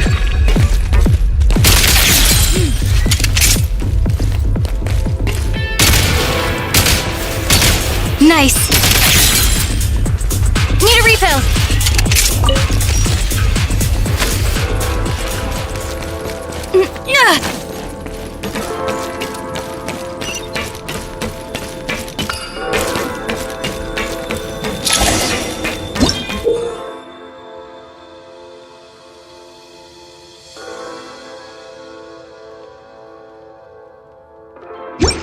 Aim at the freeze mark and pull the trigger to move using the rope.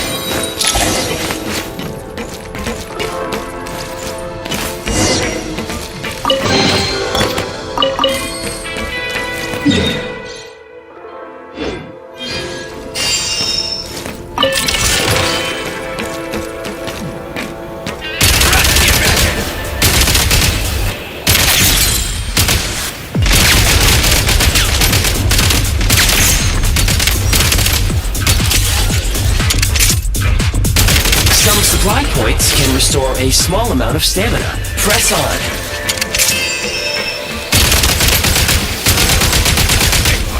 Taking cover!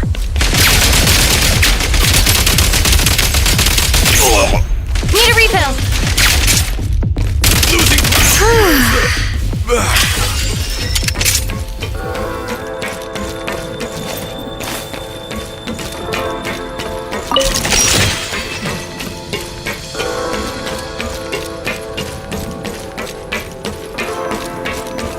You should be able to use the prime ice construct left here to cover long distances.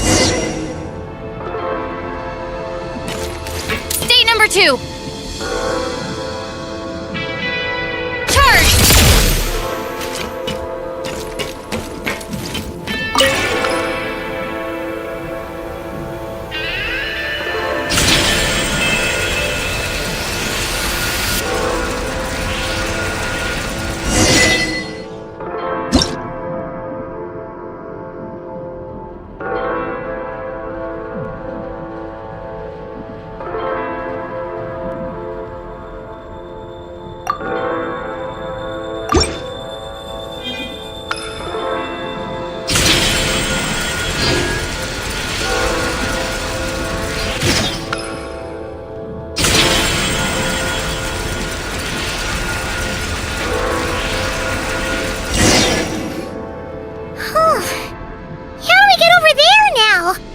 I recommend using this grappling gun. Such devices were originally used to secure structures in the Shadow Realm. If you detach the connected hook, the grappling gun will automatically fire a rope to another nearby hook. Okay. So, we just removed this hook, right?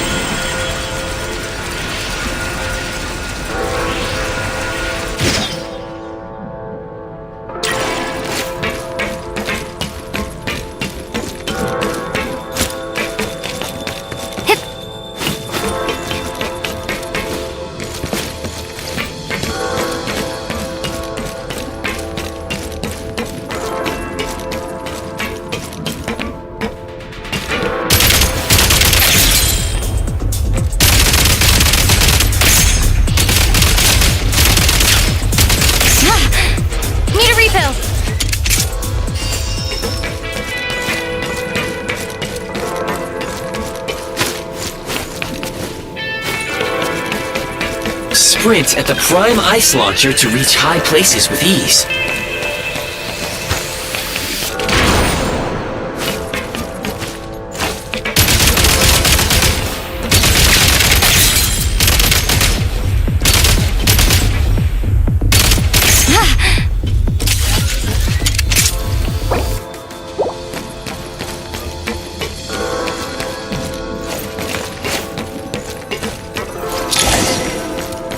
Usable munitions detected.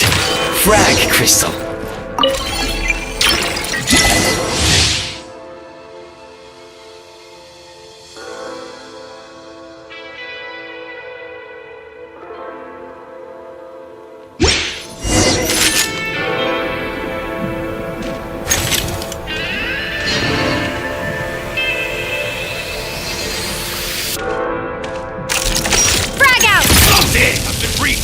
Taking cover!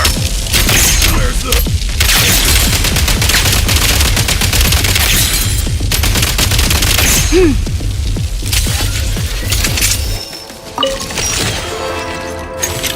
Frag out!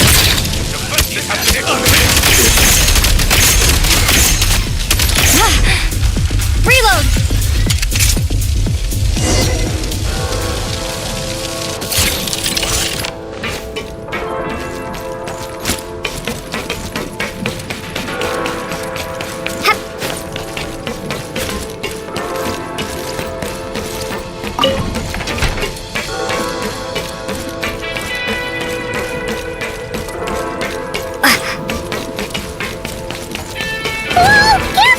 Shift your center of gravity and slide down.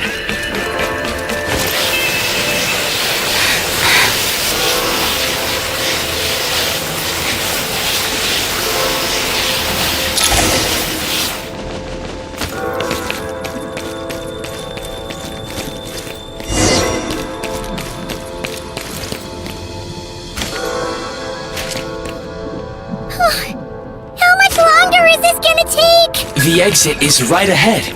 We are very close now. However... It's like they're trying to keep us trapped here. That platform and the carriages are swarming with undead fatuity. Guess we gotta storm through. Demolition time! Frag out!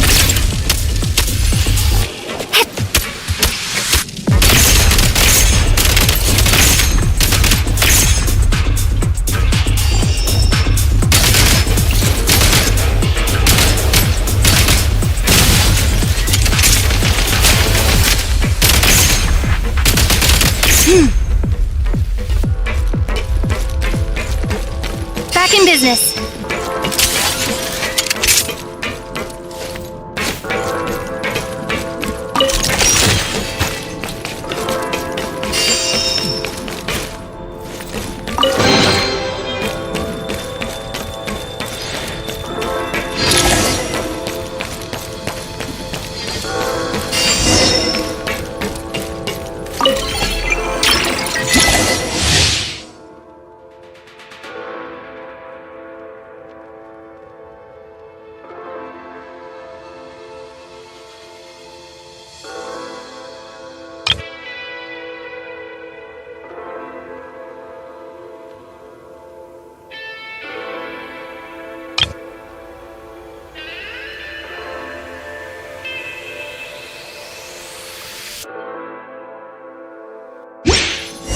You may find switching to assault mode makes your attacks more effective.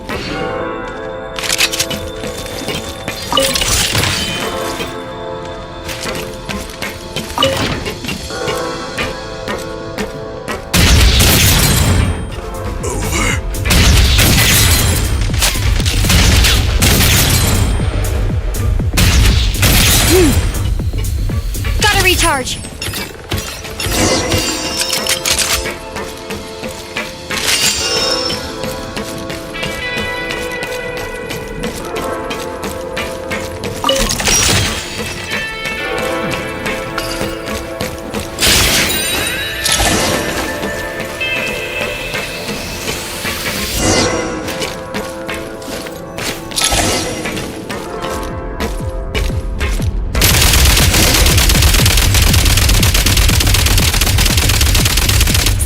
Two. Mind the rhythm.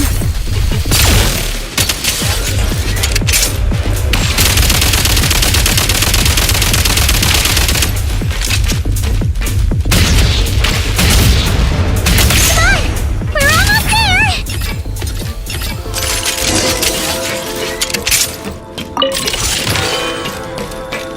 Time to catch my breath.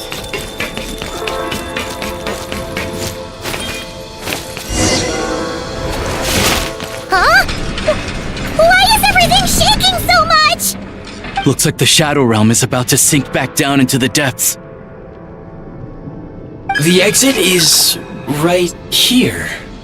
You mean this weird bubble thing? Wait, how exactly do we... No time to think. We just gotta go for it.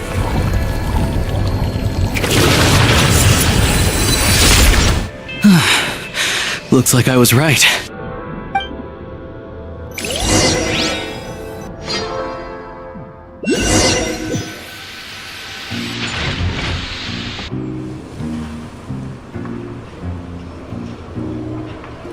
I can't believe the Shadow Realm manifested right on the railroad tracks.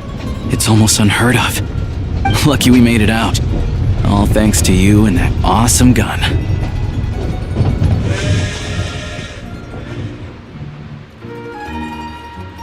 Ah, so you have heard of the Golden City before? Yeah, it came up a whole bunch in Nokrai. You're a pretty neat surprise in that sense, aren't you, Goggles? We had no idea they left cool gadgets like you behind. Make no mistake, it was a team effort. For a first-time firearm user, your performance was quite outstanding, far beyond my expectations.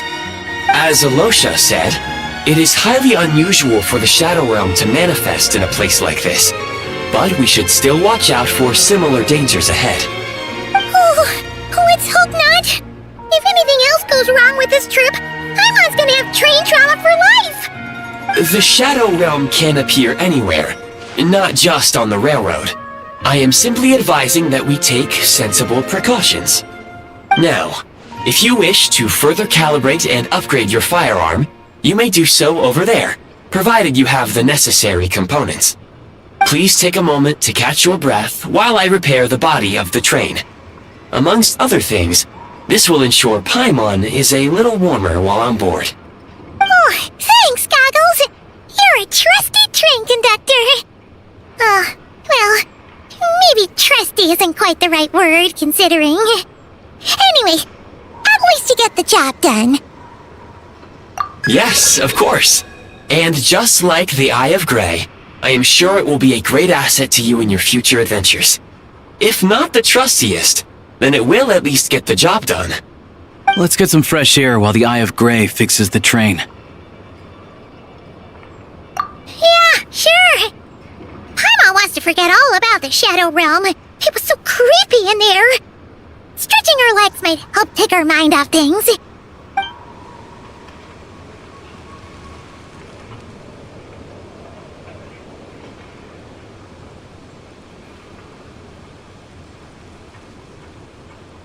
It's so quiet here for a train station. Not a person in sight. Just abandoned houses.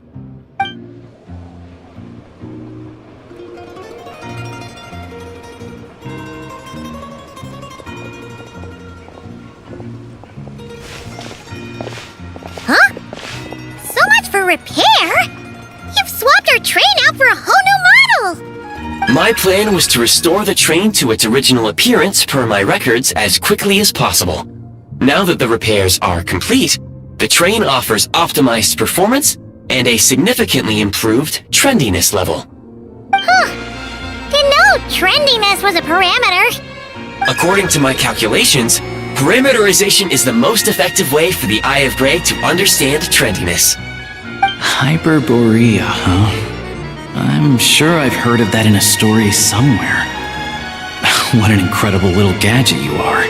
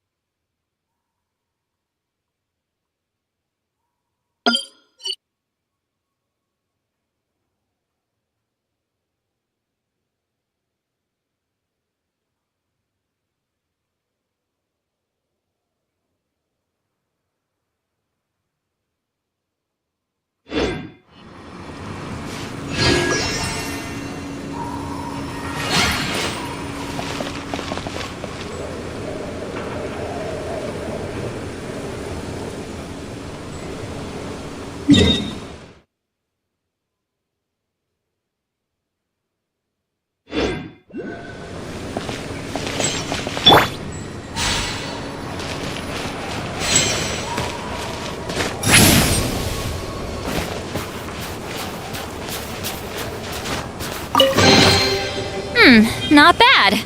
It's all yours.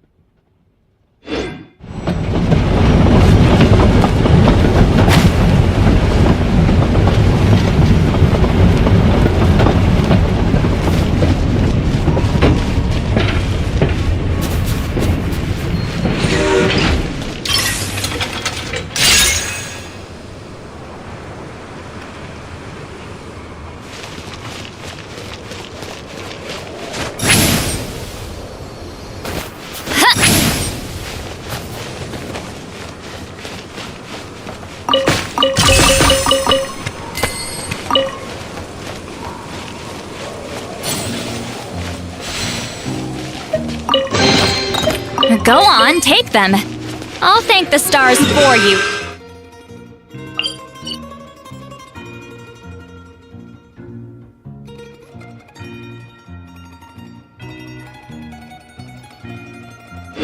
Later.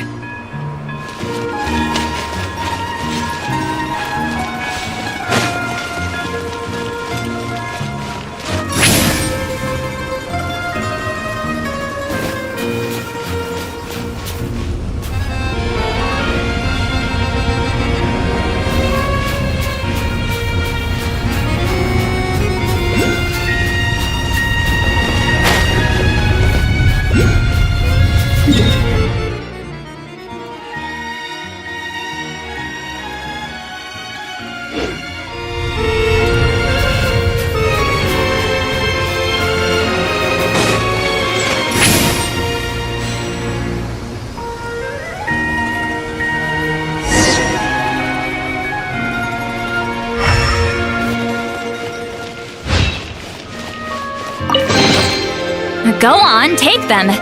I'll thank the stars for you later.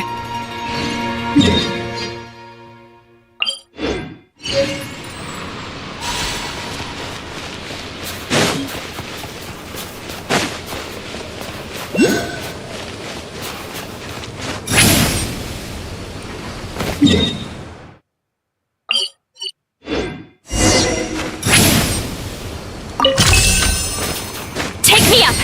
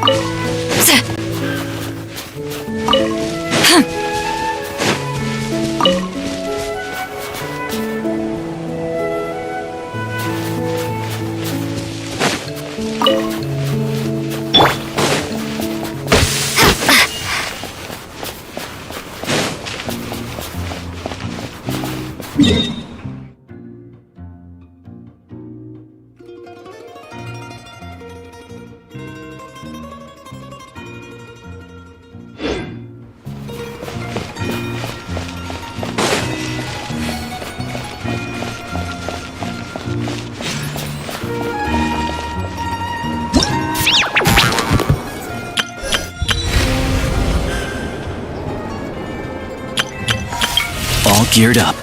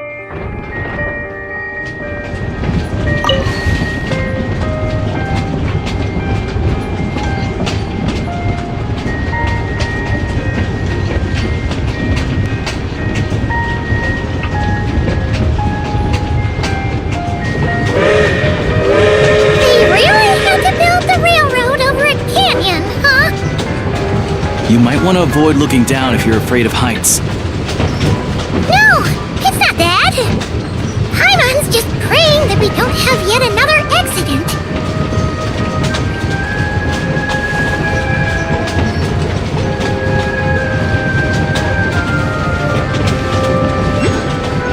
That mountain is breathtaking. Reminds Paimon of Dragonspine. They say this mountain's the domain of a Snegovic lord. A lot of the Snegovic retreated there to live in seclusion, so it's a pretty mysterious place. You hear all kinds of stories. Even the residents of the nearby town of Svietla-Lidovka steer clear of the summit, and they make a living off of harvesting prime ice.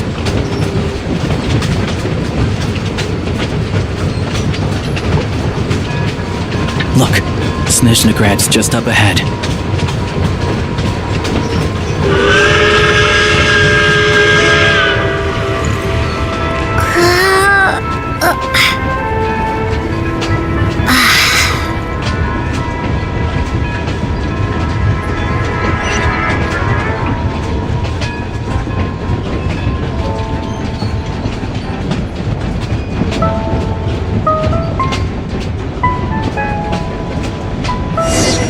Yeah.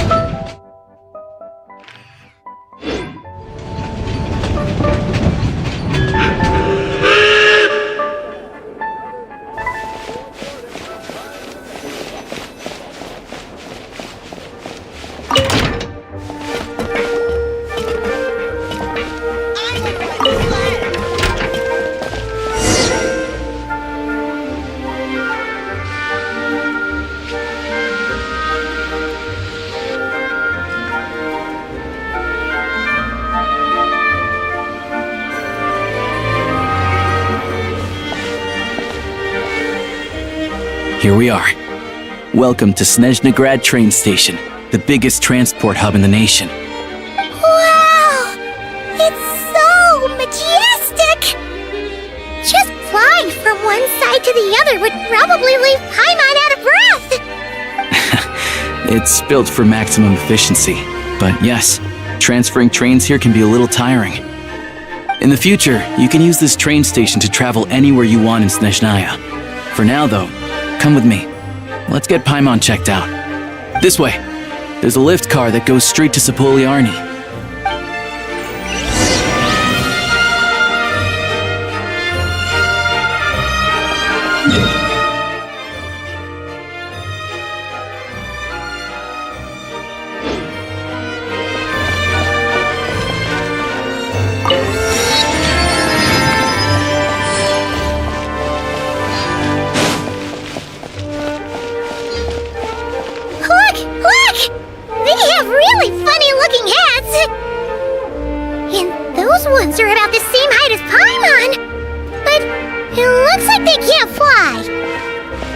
Those would be Volkudlak and Domovoy. You'll also see the winged Vila and the snowborn Snegovic amongst others. No wonder! We'd heard that Snezhnaya used to be the realm of the Fae. Paimon can really see it now.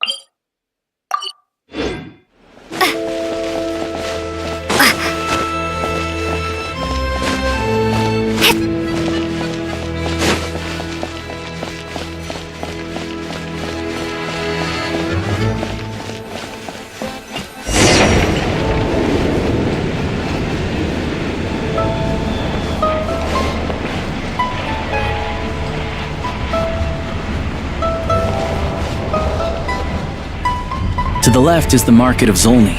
They sell everything there. You can often find some nifty little trinkets. To the right, you'll see the Korolyevsky Theater in the distance. Look at that! Incredible!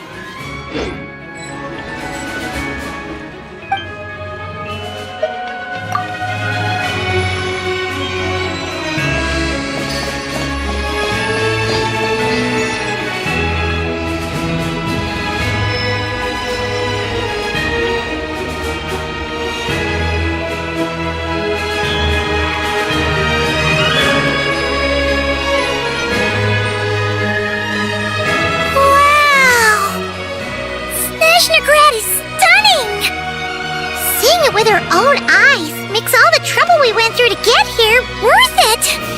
I found it pretty stunning when I first came here too. But I soon found out that stunningly beautiful means stunningly expensive. The prices here are crazy.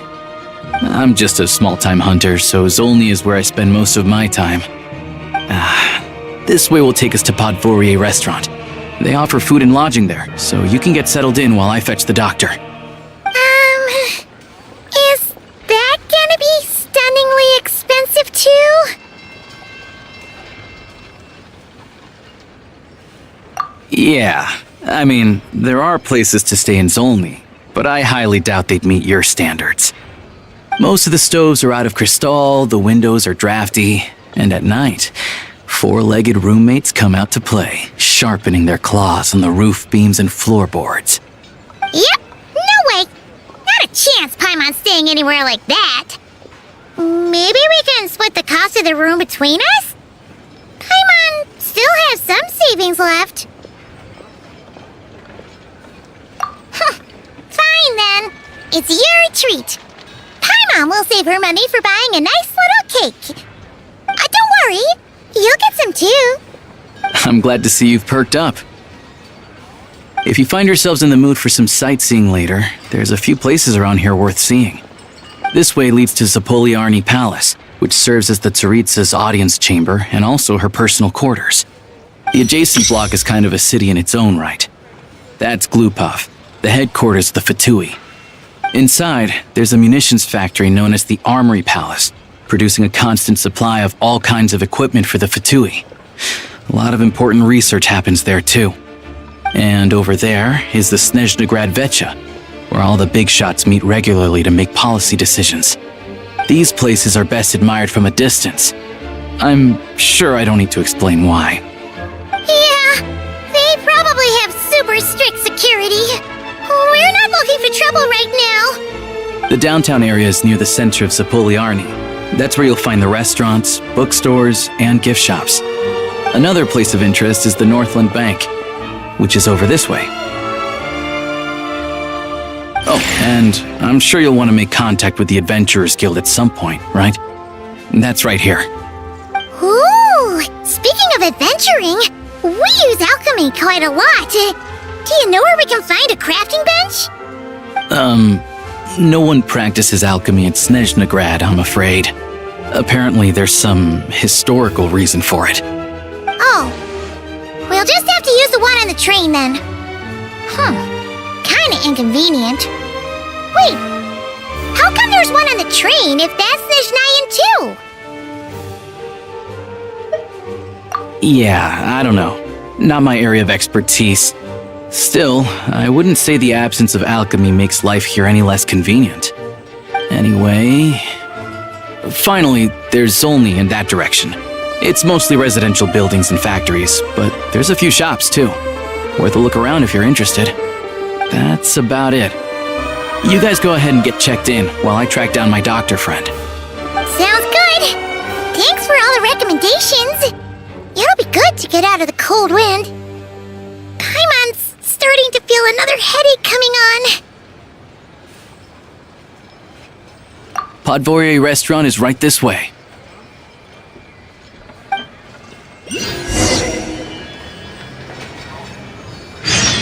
Oh, no. Missed it again.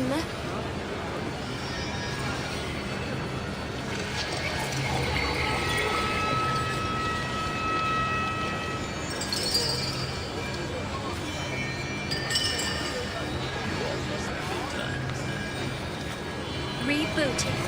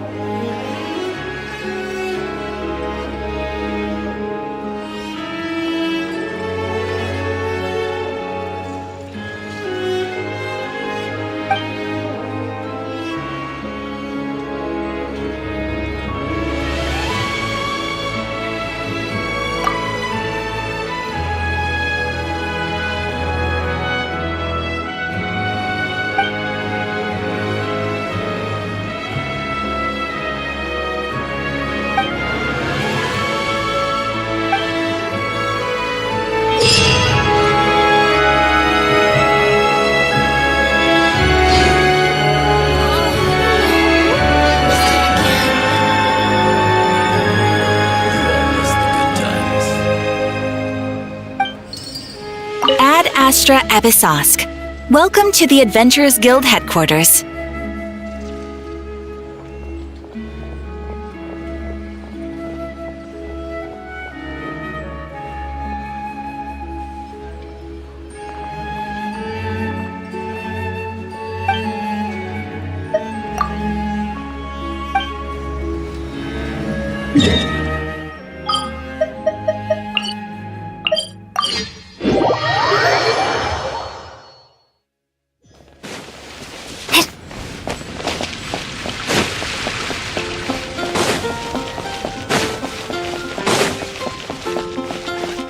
Ad Astra Abyssosque. Welcome to the Adventurers Guild.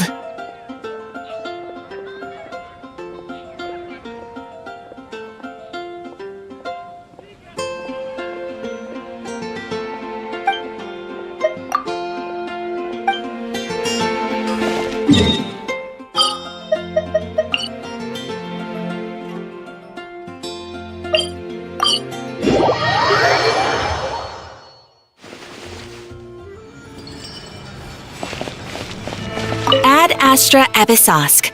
Welcome to the Adventurers Guild headquarters.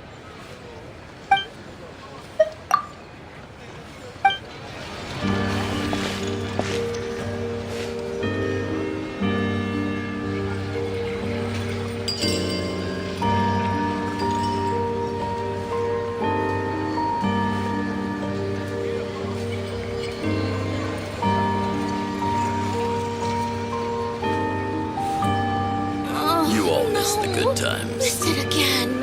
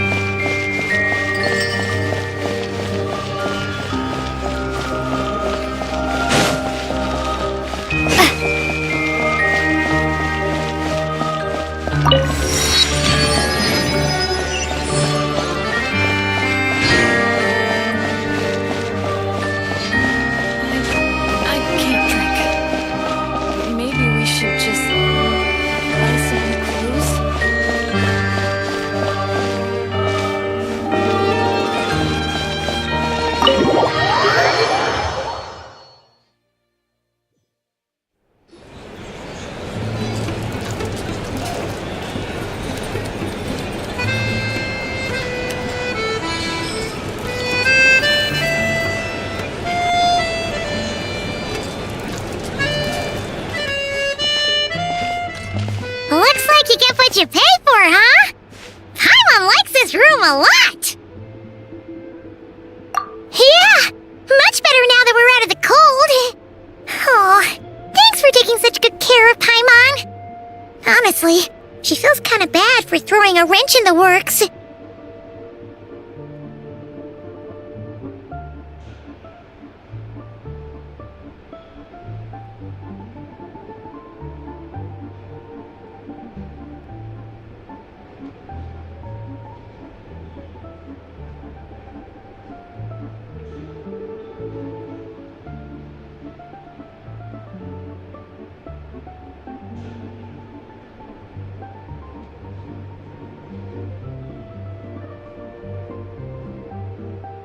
If this were anywhere else, we'd be out investigating and adventuring by now. But instead, we're stuck here waiting for a doctor. You're right. No need to push ourselves too hard for no reason. A lot happened on our way into the city. Let's review what we've learned so far and try to figure out what to do next. Obviously, the million more question is, what is this Tsaritsa planning? Everything else leads back to that. Sure was. And so far, we've learned that in addition to the 7 Gnosis, her plan also requires a ton of energy. But we won't get to see her anytime soon. Aloysia said that she went east to fight that big monster. It must be a pretty powerful one if it can blanket the whole of Snezhnaya in a snowstorm this awful. To be honest, what we're really lacking right now is information. The kind of information that only the higher-ups in the government would know, not word-on-the-street type of info. Paimon can think of a few people who might be able to help us, but... Right! And when we left Nogcry, Sandroni specifically left a message reminding us which side we're on. So, it's unlikely they'd tell us anything confidential about the Tsaritsa's grand plan.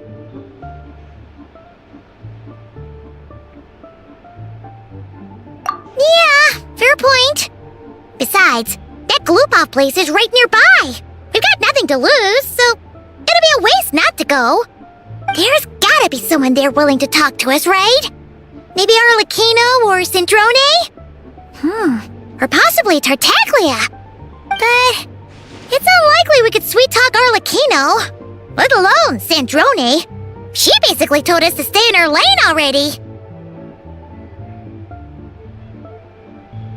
Yeah, the last time was all the way back in Fontaine, right? Too bad we missed him in Nodcry. Apparently, he came to help out. Hello. Is there a traveler in Paimon in there? That's Alosha! Come in!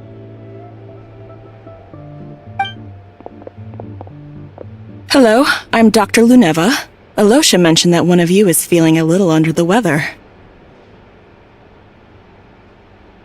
I see. So you're my patient today, yes? And you're, Faye, I presume? Good question. Paimon's not too sure either, but she's definitely not the same kind of Fae as the ones we saw at the train station. Is that gonna be an issue? Not exactly. It's just, I'm used to treating human patients. Fae tend to be far more resilient than even the healthiest and most long-lived of humans.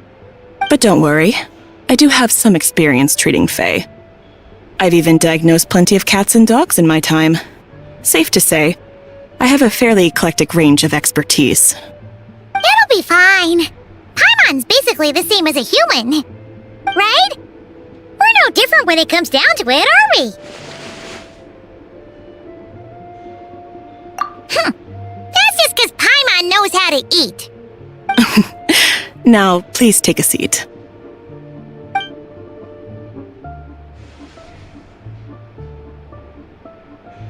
Okay, vital signs are good. Test results are all within normal ranges. I don't think it's anything serious. More than likely, you've just caught a cold. I can give you some medicine to tide you over, but as long as you rest properly for the next couple of days, you should feel better. Make sure to keep an eye on your temperature, though. If you find yourself with a persistent low-grade fever, or if your symptoms don't improve, just contact me again. Sounds like there's no cause for alarm. Thank you, Doctor. You're very welcome. Just doing my job. I'll leave you in peace now. Time to visit my next patients. Take care. You heard the doctor. Best you rest up here for a couple days. No sightseeing for the time being.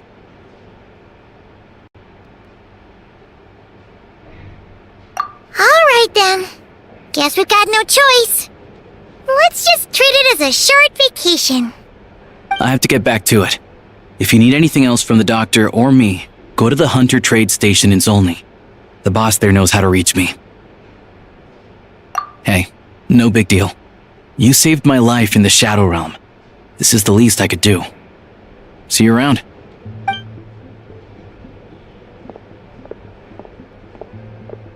All right. Time to find Child and see what he can tell me.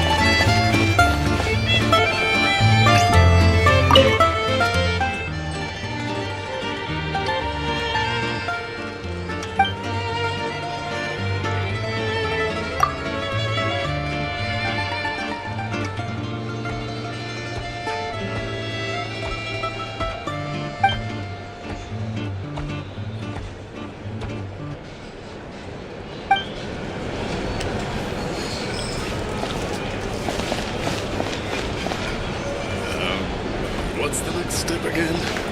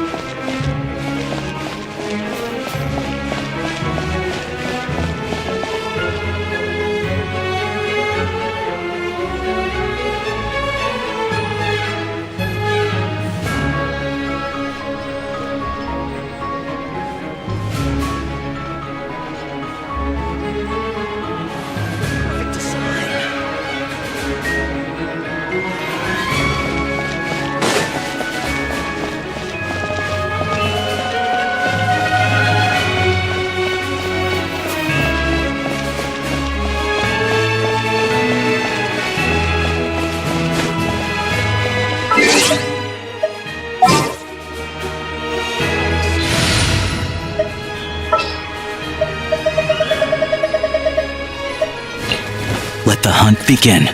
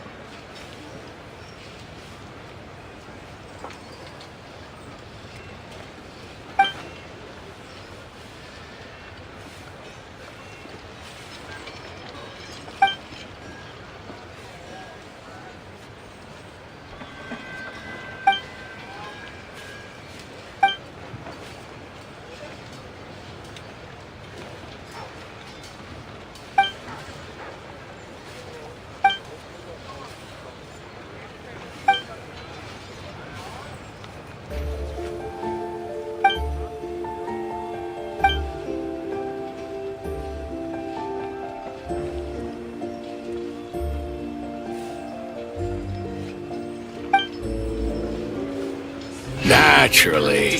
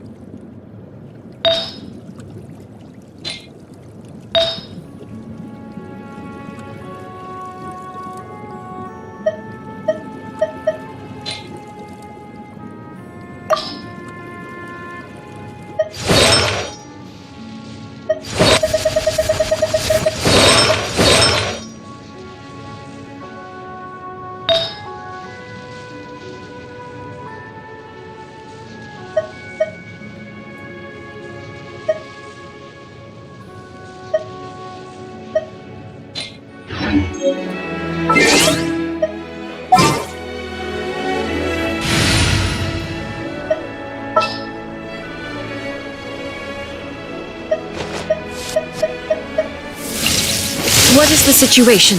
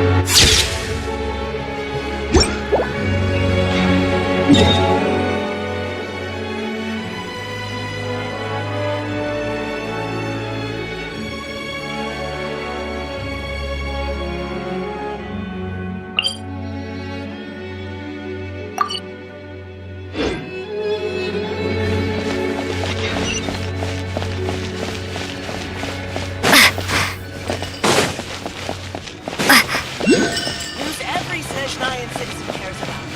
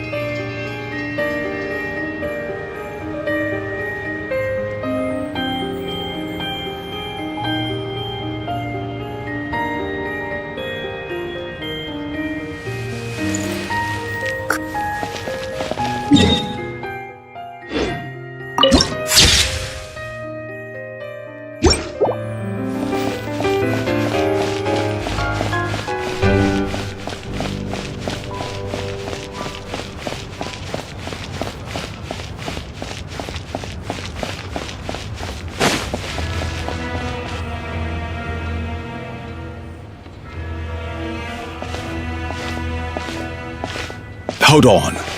Please display your invitation letter or permit. Glupov does not accept meeting requests without a prior appointment. You'll have to apply per the advertised booking process and wait until your invitation letter is issued.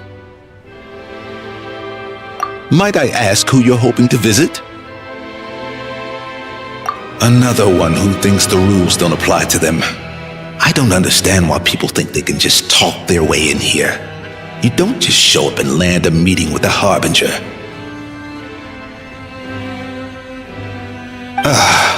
But I have to go through the motions for protocol's sake. Honestly, it's such a waste of time asking when I already know what the answer's gonna be. Wait a moment. I'll pass on your message.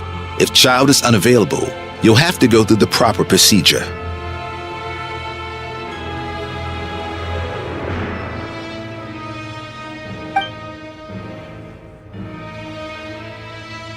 Lord Child is a busy man. He's probably not in Glupov at the present. If I were you, I'd cut your losses. No point waiting any longer. Even if you two are old friends as you claim, please understand that the Fatui Harbingers are often busy with their official duties. They tend not to stay in Glupov for extended periods. Next time, stick to the rules. You'll make life easier for both of us, Greetings, Lady Marionette. I'll take care of our guest here. It's her first time in Snezhnaya, so it's no surprise that she doesn't know the rules yet. I trust no choice words have been exchanged. No misunderstandings I should be aware of. No, Lady Marionette.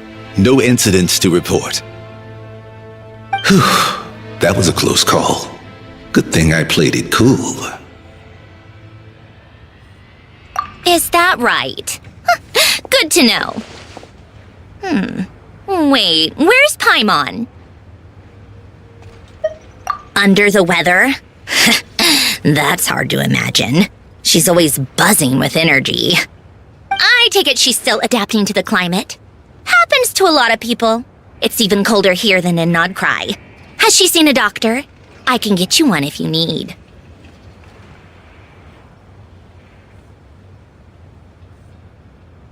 All right then. Well, let me know if you run into any other problems. Why else?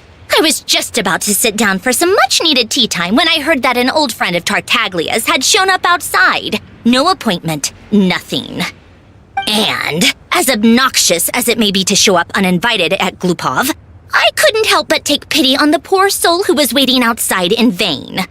So I had no choice but to abandon my freshly brewed piping hot tea and come to see this mystery guest for myself.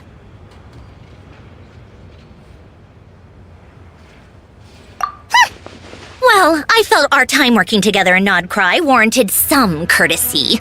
I couldn't exactly let you freeze to death out here in the wind. Unfortunately, I can't invite you inside either. The rules of Glupov wouldn't allow it, and as a Harbinger, I have to lead by example. On the plus side, Snezhnograd actually has some class, unlike Nasha Town. Torchlight Books has a very nice selection of teas and cakes, so we can catch up there. Your treat, of course. Because I already wasted one perfectly good cup of tea today. That's why.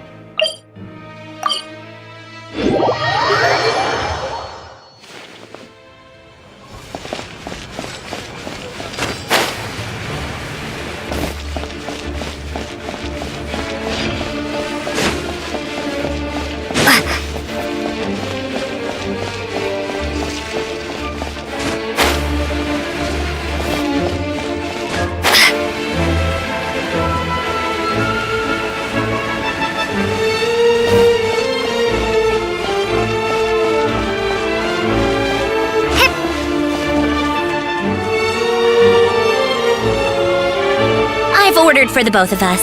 No objections, I assume. I'm sure you trust my taste. Okay, let's get down to business. I'm guessing you don't actually have any urgent business with Tartaglia, per se. You just want information, right? Wanna take a guess? Of course you'd say that. You shouldn't underestimate Counselor Tartaglia, you know.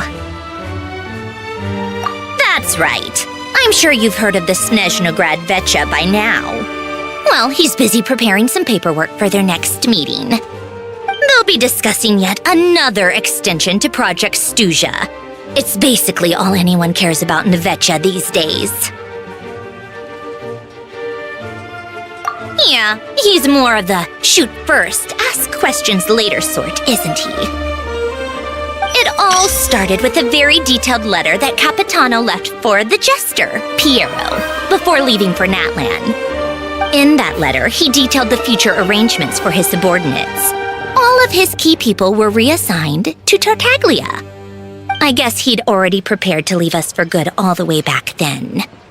But Piero didn't reveal the contents of the letter until the events in Natlan had concluded. That was his reaction, too. Why me? With a bewildered look on his face. He'd always assumed Capitano looked down on him. He was a man who kept his thoughts to himself and barely spoke to him the whole time they'd known each other. But he occasionally brought Tartaglia along to my tea parties back in the day.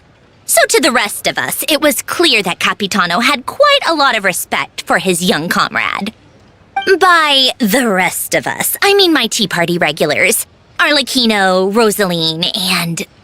actually, not Columbina. She was probably oblivious to it. Anyway, then the Liu-S situation happened. Normally, it took a lot to get under Capitano's skin, but that time he was furious. It's not really my place to talk about it, though. You can ask Tartaglia about it sometime. Basically, Tartaglia probably had the wrong idea about Capitano all along, right up until Piero revealed the letter he'd left behind. Capitano believed that despite Tartaglia's immaturity, he showed great potential. Plus, he possessed a kind of purity rarely seen among members of the Fatui.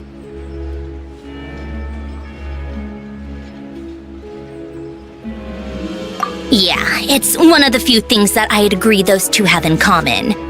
But there's one other reason why Capitano chose Tartaglia to assume command of his troops. He knew that after he was gone, several of the others would swoop in on his army like vultures. With the ones who stood to benefit the most being the rooster Pulcinella and Regrator Pantalone. Once they divided Capitano's troops between them, they'd be more powerful than ever. No one would be able to stop them. So, you can see why Capitano chose to hand that letter to Piero, right? Exactly. Piero also needed to back a harbinger as soon as possible. And, all things considered, Tartaglia was the best choice. Even though Tartaglia has had the support of Northland Bank for a long time, he and Pantalone are ultimately not cut from the same cloth. I'd say Capitano made a good judgment call. Anyone else caught in this situation would probably feel like they'd been hung out to dry. His best course of action will be to distance himself from any shady business, while still maintaining friendly relations with Pantalone, but seeking Pulcinella's support at the same time.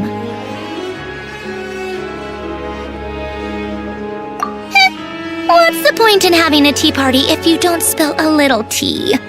Besides, none of this is confidential anyway. Ask any journalist out there. They'll give you all the lurid details. You'll see it firsthand if you ever sit in on a session of the Snezhnaya Vetcha. All the factional strife, whether open or unspoken, it plays out for all to see in that one little room. Having a voice in the Vetcha is the only way to steer policies in your favor. So, every person in that room represents a particular interest group. Pantalone, for instance, represents the financial sector, and Tartaglia represents the Fatui soldiers. Personally, I have no interest in political jousting, but since I have a number of engineers and researchers under my command, I have to make their voices heard. Then there's Pulcinella, the linchpin of the Vetcha. He represents politics itself. Everything involves him, so nothing can bypass him. Any issue that comes up, he knows how to mediate. That's what the Tsaritsa values most about him. I'm starting to see why everyone is so frustrated with the way things are, but also powerless to change it. A complex web of interests connects all parties involved, and the Tsaritsa sitting at the top adds another layer of complexity. It must be nearly impossible to come up with a perfect solution. All right, I'm done carrying this conversation. Time for you to answer a question of mine. You must have known that you can get the info you needed from me. So why was Tartaglia the first person you asked to see and not me? Huh? Jealous? As if. Wait. Oh, I think I know what it is. Columbina passed on my message to you before you left Notcry, right? I only meant you should be mindful of which side you're on. Is that actually why you didn't ask for me? Because you took that to heart?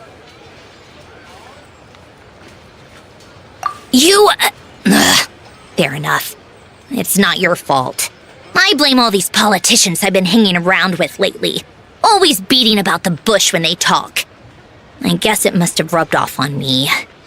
Anyway, just ask for my help next time, okay? Little things like this are no problem. Lady Marionette. What now? Can't you see I'm on my break? Whatever it is, just leave it on my desk. I'll look at it later. Sorry to disturb you during your break, ma'am, but I'm afraid it's an emergency. Isn't it always? I've told you before, fixing the tracks and transporting ice blocks does not constitute an emergency. The equipment in Svietlo-Lightovka is in urgent need of maintenance.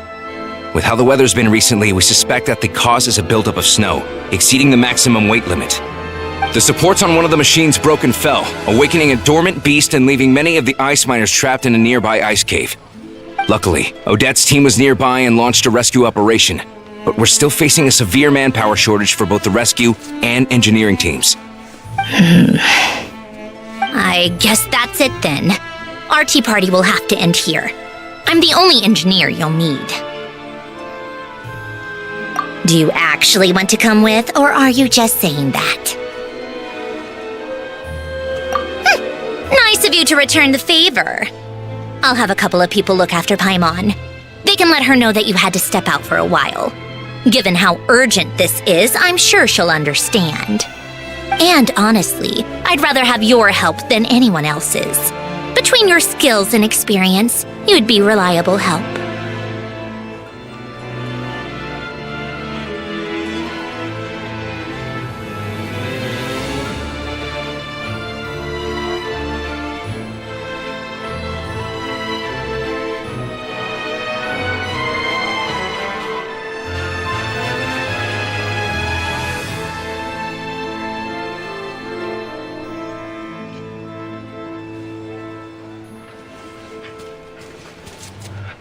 Then let's go. You, take 2 people to Podvorye restaurant. Find her room and watch it like a hawk until we get back. If anything happens to Paimon, you'll be answering to me.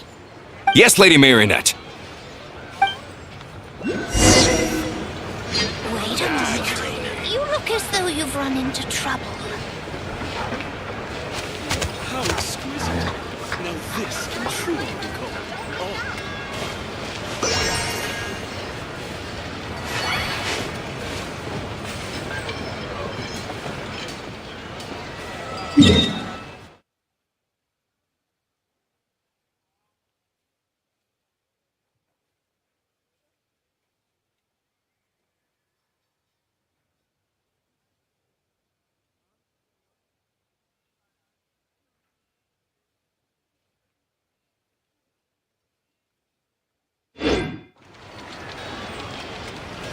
Design.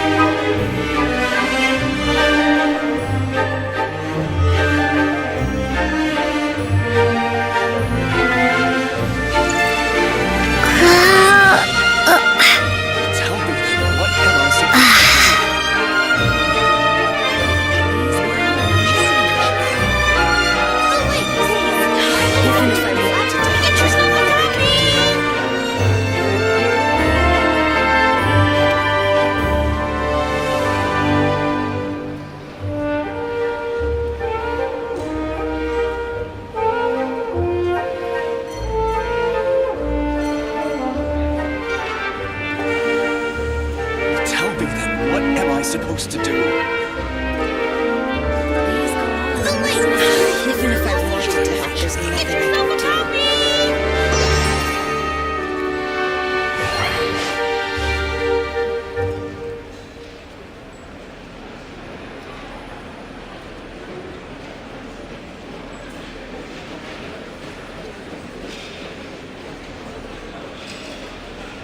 Please, mind the gap between the platform and the train. The latest, most exclusive news. Tell me then, what am I supposed to do? Even if I wanted to help, there's nothing.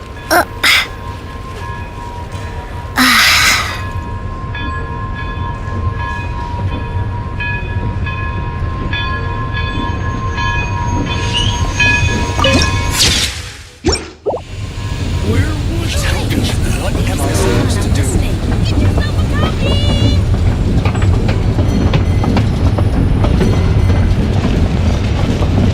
Even if I wanted.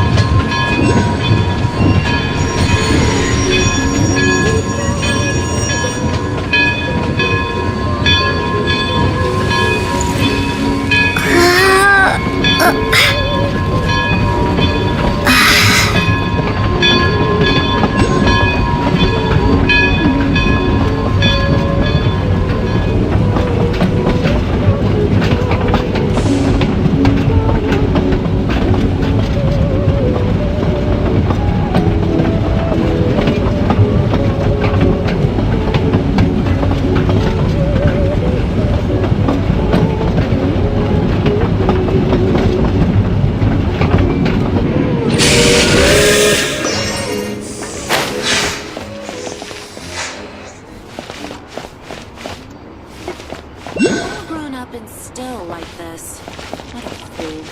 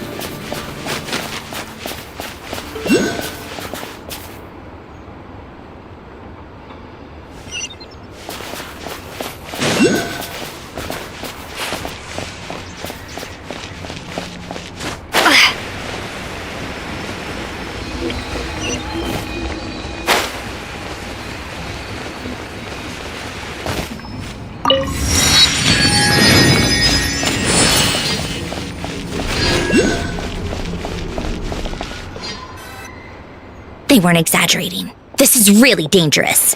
It's a good thing only one of them broke. From what I've been told, most of the trapped miners are over in that direction.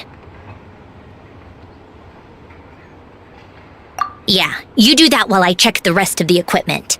I'll evacuate the people around here as I go. Meet me back here as soon as you're done.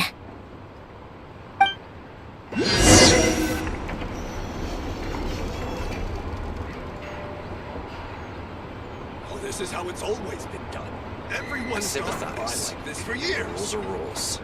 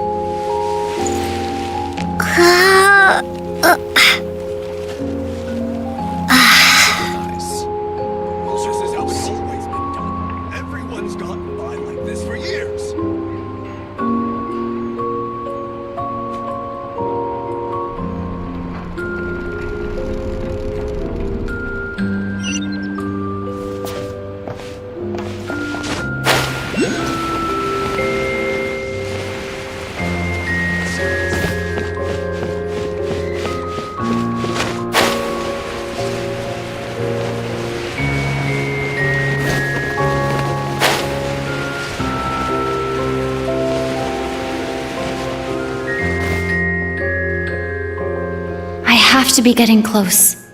Don't go any further.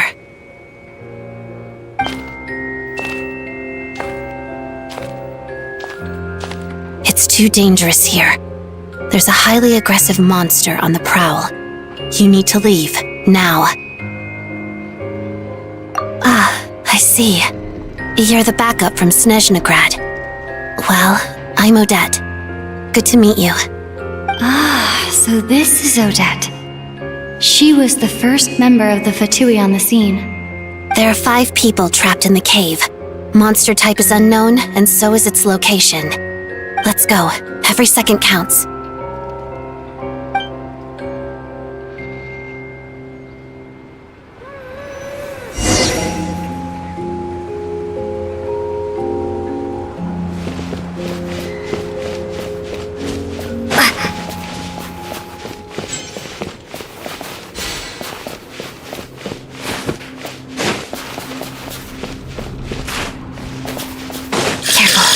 something's moving.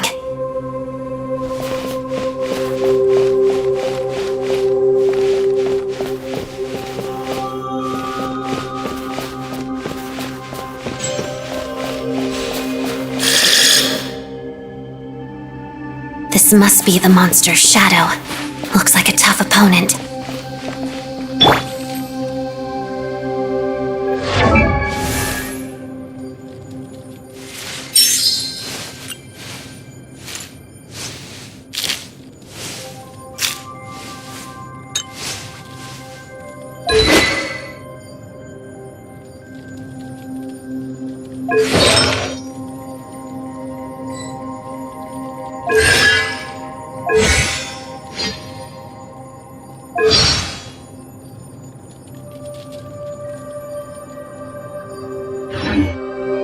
If a simple...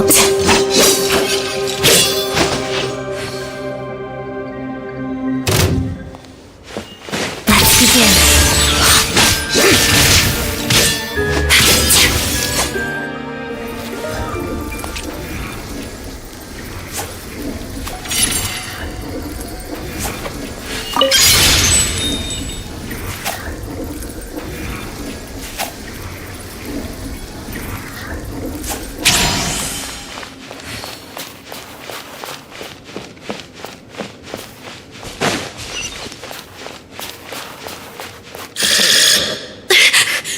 Stay back!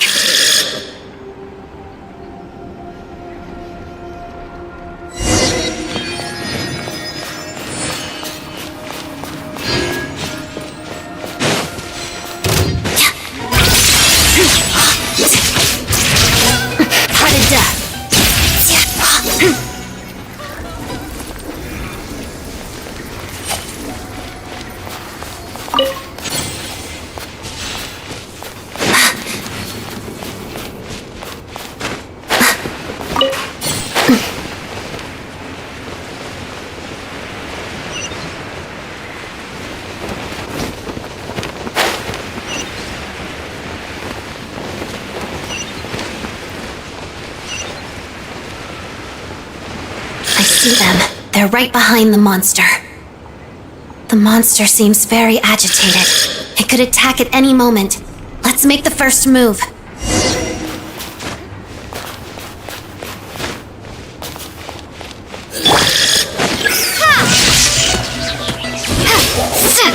Together.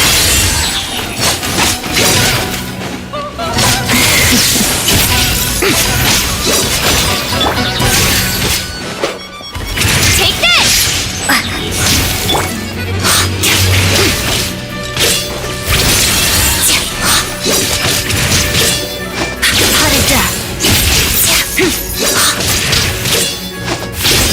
Lightning flash! Crystalline Adagio.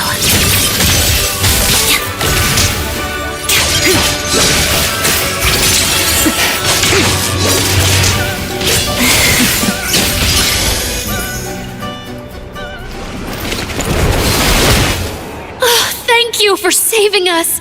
We'd have been monster fodder otherwise. Thank you. Thank you. You're welcome. You should be safe now. Follow this route out. She and I will stay behind to watch the rear. Thank you. Come on, let's go. This way!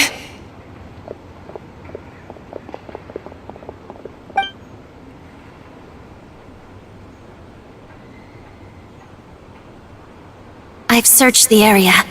Pretty sure the monster made a tactical retreat.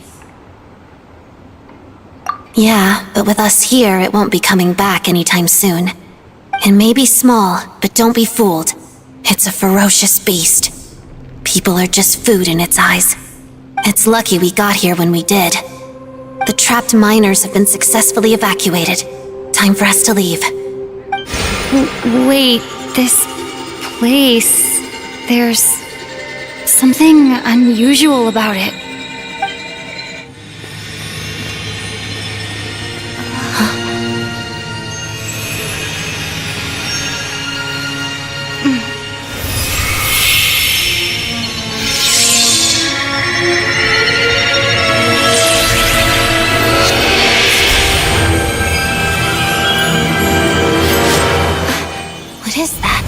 no. It's back? Guess it has family.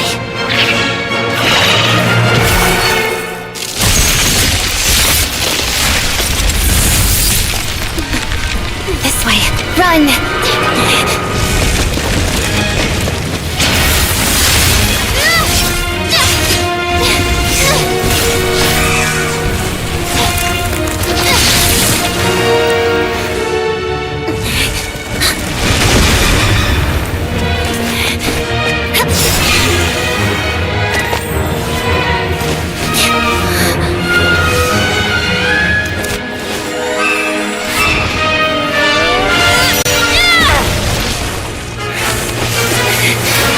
Thanks.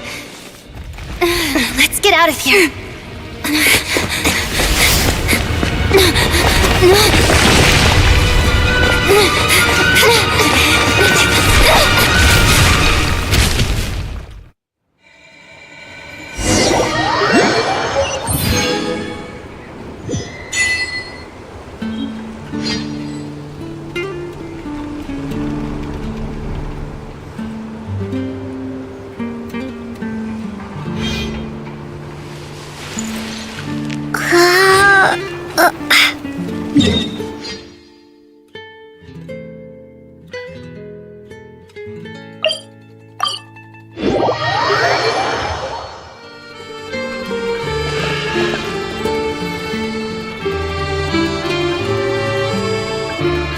Everyone's accounted for.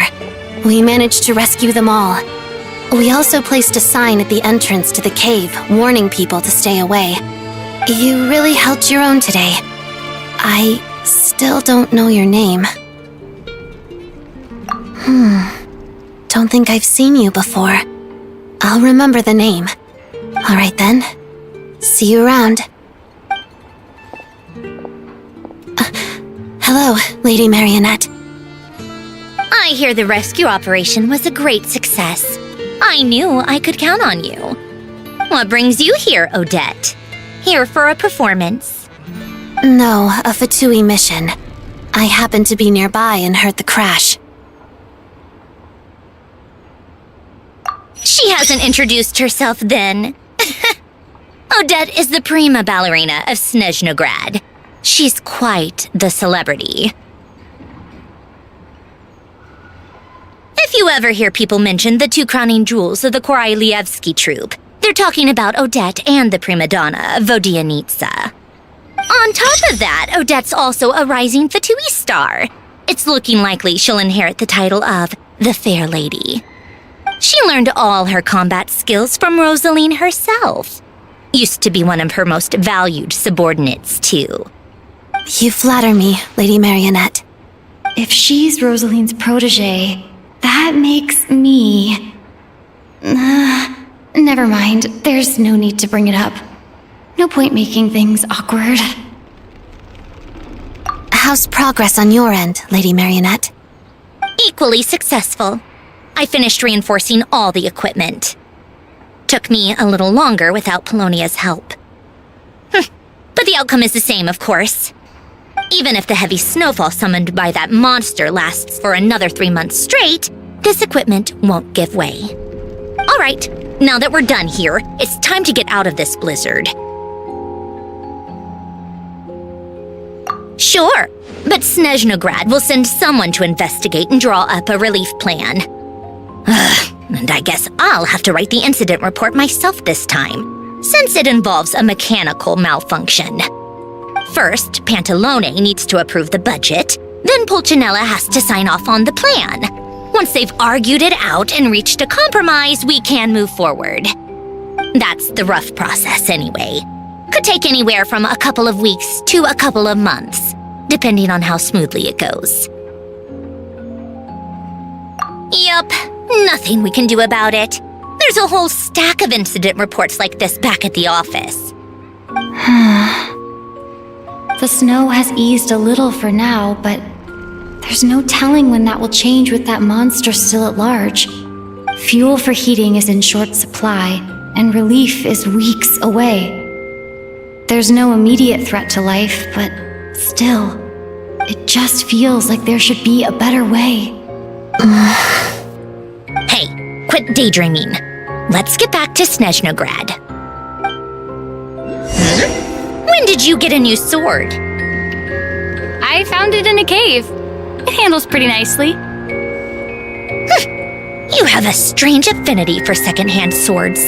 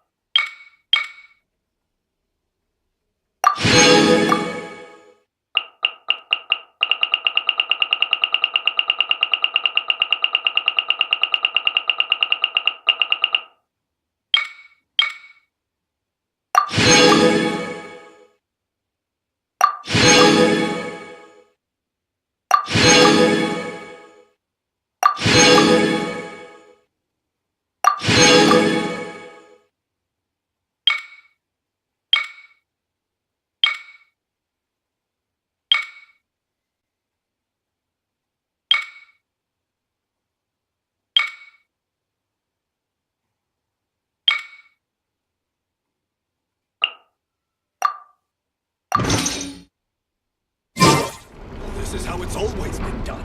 Everyone's gotten by like this for years.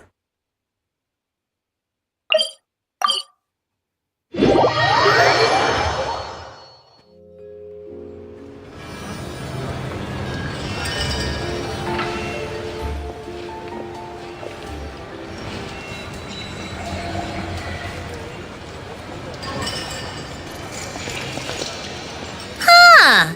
Well, if it isn't Counselor Tartaglia, Mr. Big Shot himself. Go easy on me, all right? I'm still recovering from the interrogation the real Big Shots put me through. Hey, comrade, it's been too long. I heard you came looking for me earlier. Nicest surprise I've had in a while. Good to see you too, Odette. I'm guessing you guys just got back from Sviatlo-Lajdovka. How'd it go? Crisis averted? It went fine. How about you? Any new developments? Not really. Same as ever. Growing opposition to Project Stuzha, and the usual rebuttals are starting to ring hollow. The results of the mock vote were pretty dire. Pulcinella was fuming. I've never seen the old man so angry. That's not good news. It takes a lot to rattle him. Yeah, obviously if push comes to shove, there are ways to crack down on dissent. But... Sorry, I have to ask something. This is going to sound blunt, but may I? Huh? Of course, fire away. It sounds to me like everyone's tearing their hair out trying to figure out how to deal with opposition to Project Stuzha. But what exactly is this project's purpose? And how can it be so important that even people like you two refuse to stand up for the ordinary people of Snezhnaya? Interesting. I gotta hand it to you, comrade. You sure don't mince your words. Excuse her? What does she mean, refuse to stand up for ordinary people? Oh my gosh. How does she dare speak to the Harbingers like that? Are you interrogating us now? It's okay, Sandrone. Let me explain. I think I understand where she's coming from.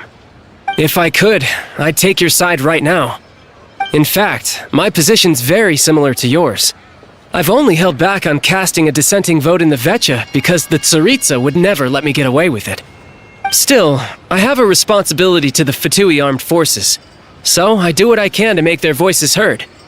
Most of them are just regular folks from small towns far from the capital. I'm sure you've seen how much those kinds of places are struggling right now. Oh, and for what it's worth, I'm from Arepasak myself. Things aren't going so swell there either. The Tsaritsa wants to create a better, safer future for the people of Snezhnaya, but she's thinking long-term. I don't doubt that from where you're standing, Project Stuzha seems to be creating all sorts of issues for everyone. But considering the Tsaritsa's vision for the future, these are sacrifices worth making. Sounds cold, I know, but I promise it's not as black and white as it seems. Maybe Sandrone and I can't oppose Project Stuzha outright, but we're constantly raising our concerns in Vecha meetings. And even though we can't put an end to it, there are plenty of other ways to make a difference. We're trying everything we can think of, and so is Pulcinella. I respect Her Majesty the Tsaritsa and trust her decisions. But at the end of the day, I'm still just a normal guy who cares deeply about my homeland. And my family, who all live here. There's no way I would ever abandon them. As contentious as things can get within the Vecha, there's no selfishness or malice behind it. Everyone wants to get through this period as smoothly as possible. The issue is that there's no way of pleasing everyone under the present circumstances. Most of the time, we're trying to decide on the lesser of two evils, which obviously isn't a great look. But that is not the same thing as being blindly loyal to the Tsaritsa. No one's got their head in the sand here. We're all well aware of the way things are. We're just doing our best to make it work. In fairness to Sandrone, she rushed to Sviatlo-Lajdovka's aid the moment she heard that people were in danger. And even Tartaglia, who used to only care about the thrill of the fight, is clearly doing his best to rise to the demands of his new role as counselor. Hey, come on. There's only so much we can say, so don't press us too hard. Look, I know how untenable the Tsaritsa's position looks if you don't understand her motives. Maybe you've heard already, but she's currently leading her army on a campaign to the east to defeat the monster that's been causing these brutal blizzards. Striking that monster down will be a significant step in dealing with the present energy crisis. As laser-focused as she is on realizing her lifelong ambitions, she's still putting time and energy into taking down this powerful monster. To me, that says a lot. If she thought Snezhnaya and its people didn't matter in the grand scheme of things, why would she waste her time on something like this? Thanks. I meant every word I said, though. I wasn't just trying to placate you. I've already done more than enough diplomacy for one day. I still think this adventurer raises a very important point. Our two harbingers have made their positions very clear. But there are many others in the Vecha who must feel trapped and forced to vote against their conscience. I think it's a very valuable quality to be willing to speak one's mind, despite the risk of offending powerful figures. You can say that again. I highly doubt we'd feel the need to explain ourselves so much if we didn't know you so well. Forgive me, adventurer, but might I be so bold as to ask about your background? How is it that you can converse so openly with two harbingers?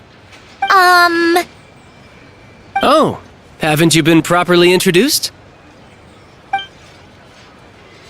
Easier said than done. I like to think I'm not the kind of person who goes around busting open people's old wounds. I've only learned her name so far, and no details of her experiences. Is something wrong? Uh-oh. Is there no avoiding the subject of Rosaline? No, it's just... all right. I guess there's no getting around it. This is the world-renowned traveler who helped resolve the storm terror threat in Mondstadt, cleaned up after the mess I made in Liyue, and then went to Inazuma, where there was a duel before the throne in which the traveler defeated Rosaline. I'm sorry. I didn't think you two would be seeing much of each other, so I figured it wasn't worth bringing up. It's fine. It was a long time ago. It's fine. Sorry, I just remembered that we have a rehearsal coming up. Please excuse me. I should get going.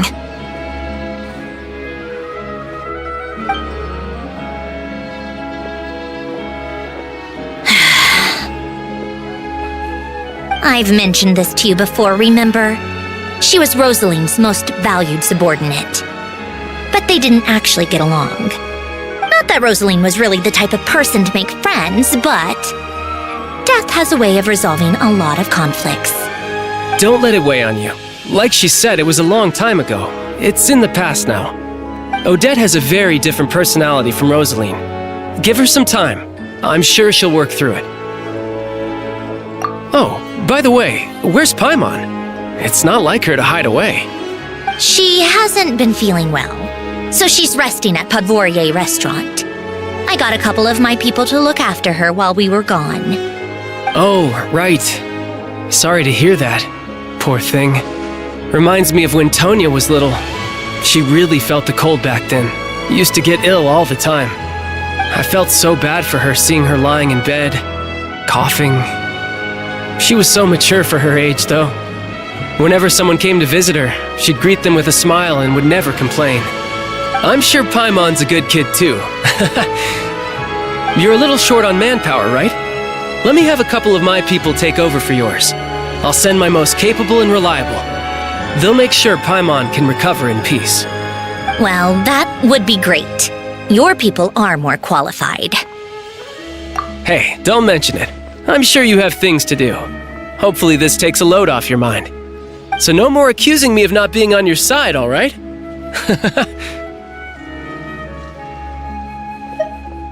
Already? That was quick. I'm afraid I can't help you there. Our director's recent movements are confidential. Even we're not in the loop. If you hadn't told me, I never would have known he'd gone south. I assumed he'd been in Glupov this whole time. Well, I guess I'd better go sort out Paimon's security situation. I have some other work to catch up on at Glupov anyway. Me too. I have an incident report to write up. Let's leave it there for now.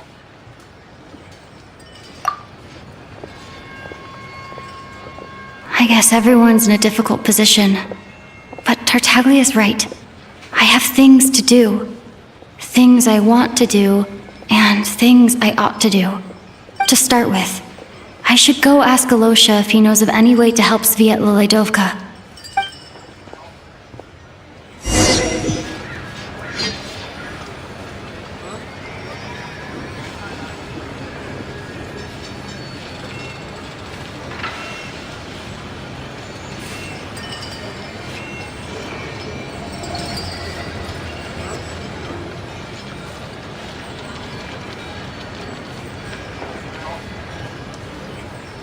You all missed the good times. Miss it again.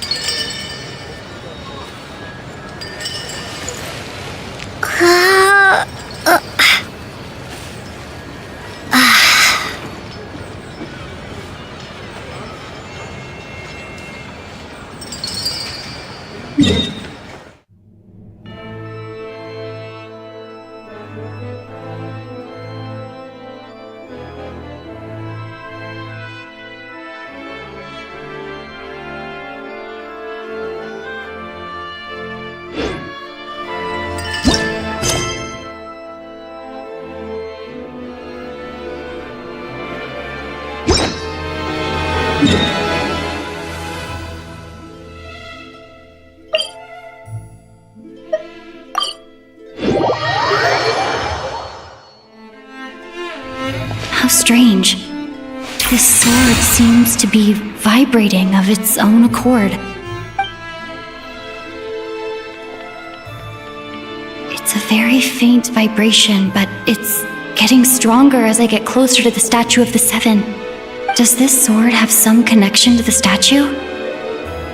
But all it does is vibrate, even when I touch it. That place I got this sword from was definitely out of the ordinary. Maybe I should try channeling the power of cryo?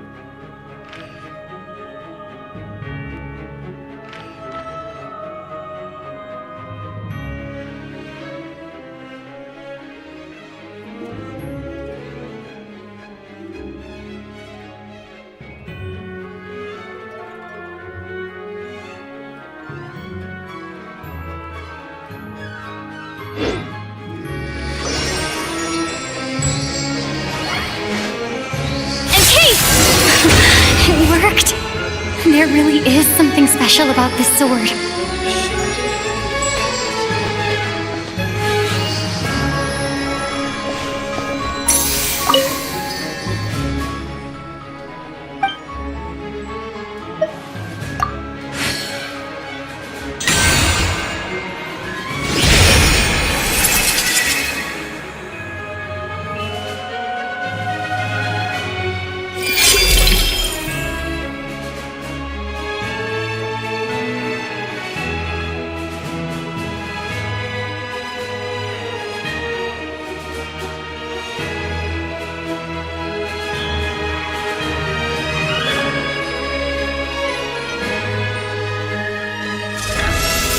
I don't really understand what just happened, but I'm pretty sure this sword just got a little more powerful.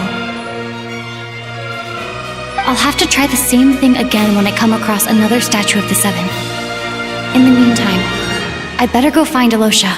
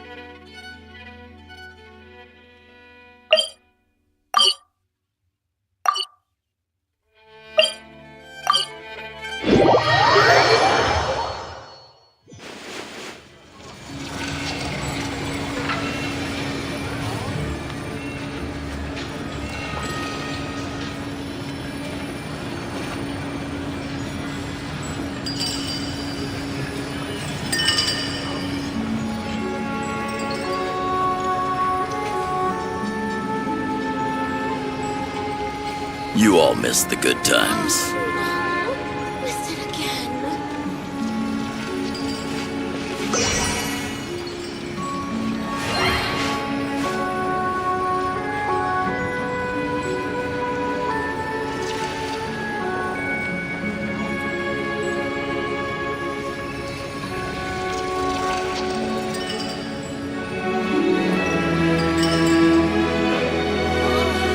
You all missed the good times.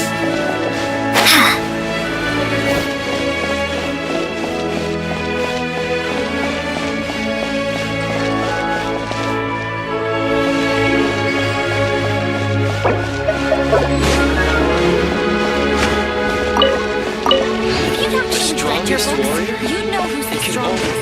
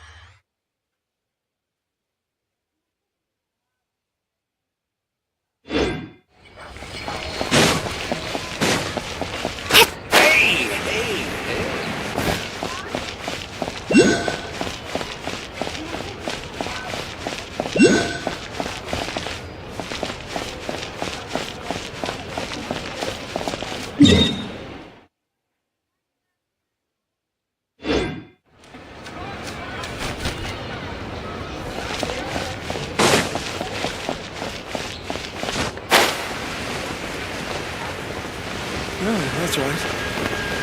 I'll invite her along to Podvolia restaurant again. I won't see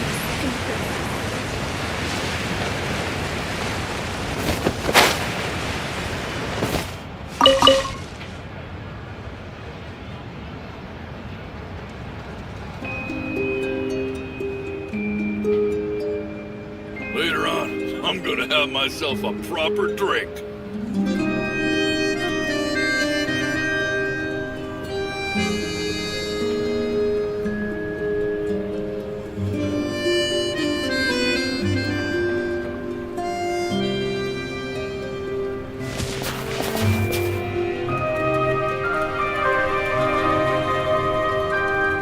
Later on, I'm gonna have myself a proper drink.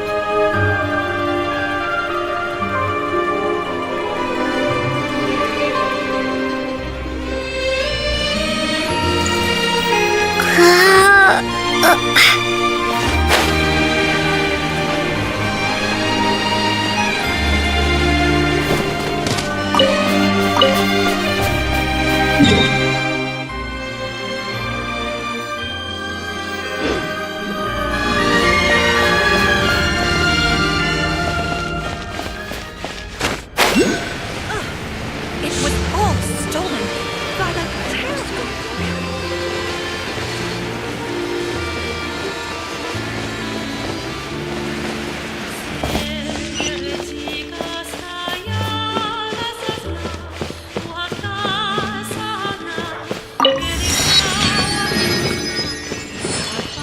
I still want to get a higher score.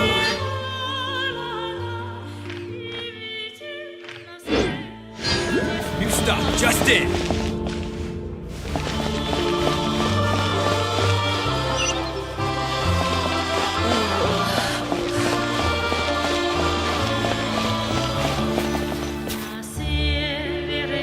Hello there?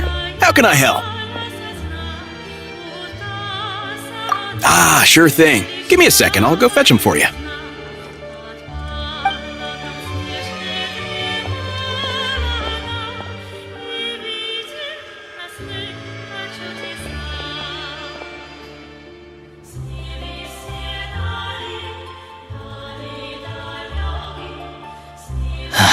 It's a familiar story. I've had similar experiences. Although Snezhnagrad doesn't deliberately delay or withhold relief, those first few days of waiting for help are always the hardest. It's a fundamental contradiction. If emergency relief can't be delivered in time, what's the point in even calling it emergency relief? Not necessarily. I think there's a good chance that Kresnik Kristall from Stratomoros will start flowing into the market. When we resolve Stratomoros' energy issue, it's like we open the floodgates. A huge backlog of Kristall is now available to the townspeople. There's no way they can use it up at once. A lot of them will probably stockpile it and slowly work their way through. Probably a good idea, since energy prices are only going to keep rising. But there will always be people who urgently need Mora. Exactly.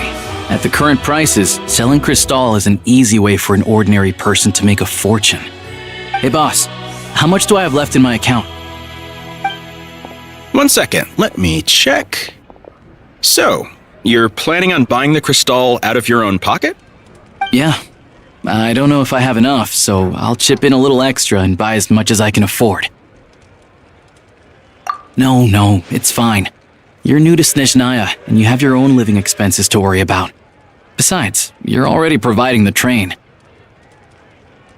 Here's your Mora.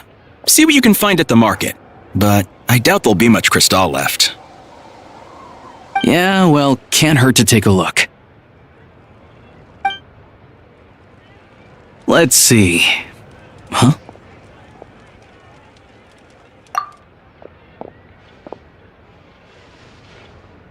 Oh, Alosha, and...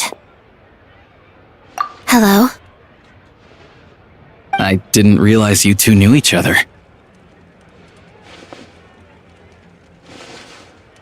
Yeah, I take on some odd jobs in the city to supplement my hunting income.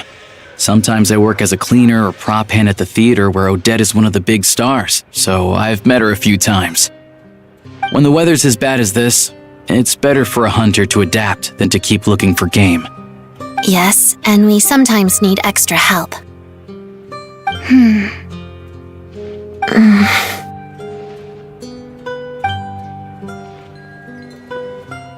Wait, why is the atmosphere so awkward? I thought things went pretty smoothly in Svietlolaidovka. So, what brings you here, Miss Odette? Looking for some new props? No. After I got back to the theater, I couldn't stop thinking about the situation in Svietlolaidovka. It bothered me so much I couldn't focus on my dancing. So I decided I'd come here and see if there's anything I can do.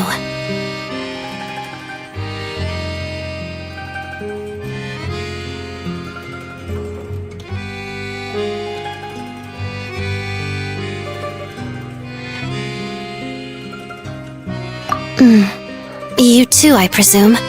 I suppose that's why you're here. I didn't feel comfortable expressing my true opinions in front of the Harbingers. Not least because ordinary Fatui like me don't even know what Project Stuzha is all about. Without knowing the full picture, I can't make sense of it. And at some point, if things aren't making sense to me, I can't just keep going along with it. So many people feel the same way. They wish they could do something, but all kinds of reservations hold them back. Explains why groups like the Roadcott are springing up to fill the gap. Yes. Well, that's one option. But there are risks to consider with organizations like that. The Fatui does not encourage their activities. Right, because things can get out of hand, and it's hard to hold the right people accountable when they do. I've heard about a few cases like that. Sandrone said Odette was on track to inherit the title of the Fair Lady. If so, she'll be able to find out what Project Stuzha is really about. Still, it's probably a little soon to ask her about that. There may be more to the story. What's on your mind? I think we can both agree that no matter which side you're on, it can't stop you from doing the right thing. Where there's a will, there's a way. I know what Rosaline did while she was abroad. You made the right decision, so no hard feelings. So, what's your plan? Oh, we were gonna buy some Crystal. I heard there's some on the market right now. Funny, I had the same idea. In that case, let me pay. I can claim it back as mission expenses. The real issue here is that government relief is behind schedule. Surely it makes more sense for the state to cover these costs than for us to pay out of our own pockets. True. It's a huge expense after all.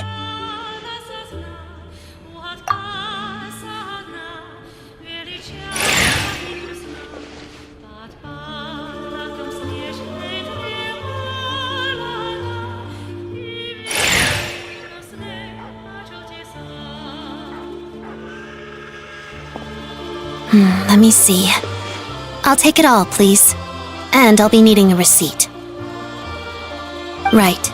Choose mission budget under the expense category, but be sure to specify emergency rescue operation in the description. Otherwise, the normal reimbursement limit will apply. Let's book this train. Regulations say that if we need to transport Kresnik Crystal during Project Stuzha, extra carriages can be added 1 hour before departure.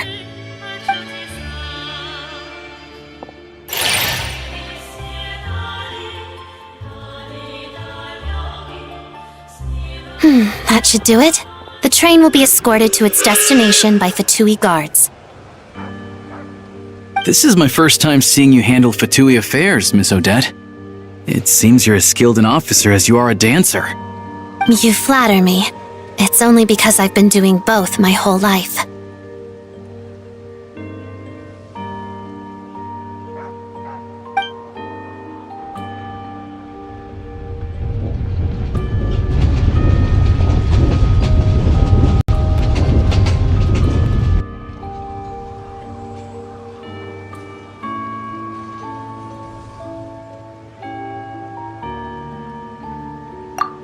Anyway, I bet you've been non-stop today, am I right? Any idea how Paimon's doing? What's wrong? Who's Paimon? Her travel buddy hasn't been feeling well. She caught a cold right after they got to Snezhnaya. Sounds like she's important to you. I can't believe you've been dealing with this on top of everything you've been doing to help the people of Snezhnaya. I've got nothing going on right now, so I'll join you. I want to see how she's doing. May I come too? I have some candy that someone gave me back in Svietlolaidovka. Plus, I know a little bit about relieving cold symptoms. All right then, let's go.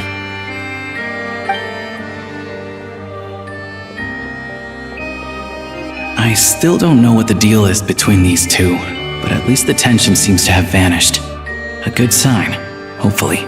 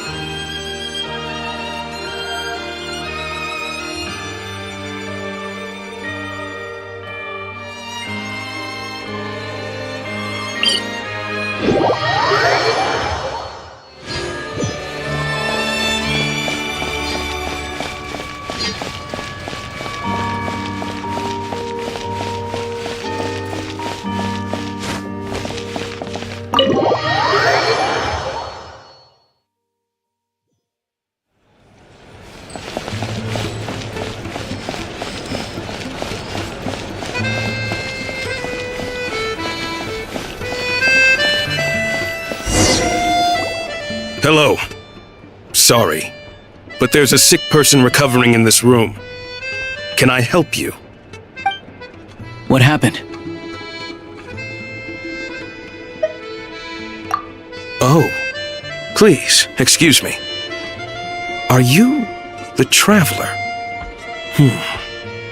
Could I take a quick look at your Adventurer Handbook? Master Child said I should verify your identity.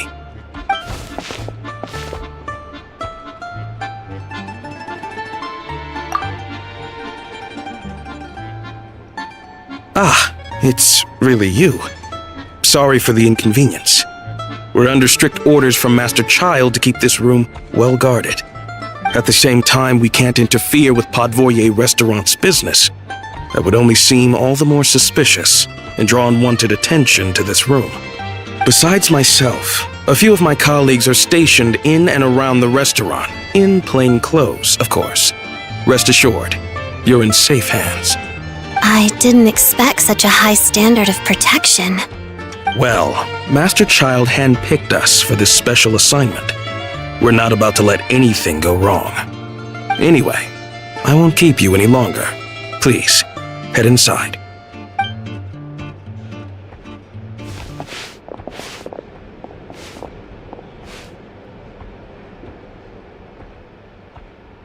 Traveler! Alosha, you're back!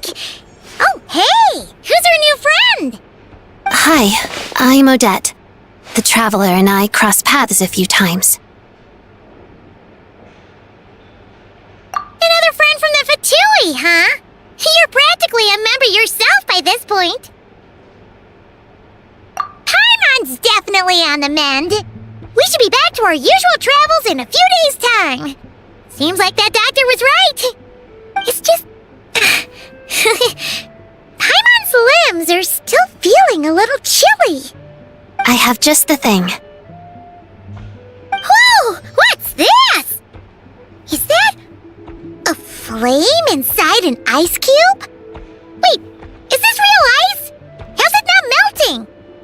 And how does the fire keep on burning? All keen observations. You're right. This is called core ignis. Whenever I've caught a cold in the past, I found I recover much more quickly if I place this by my bed. You're welcome to borrow it. Awesome! Wow! It's so nice and warm! Oh, it's like magic. Your name was Odette, right? you two meet again? Looks like she's in pretty good spirits. That's a relief. Any progress with your investigation yet? No surprises there, I'm sure. They're not likely to let anything slip.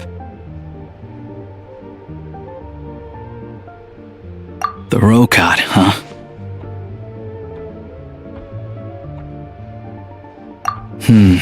Let me think.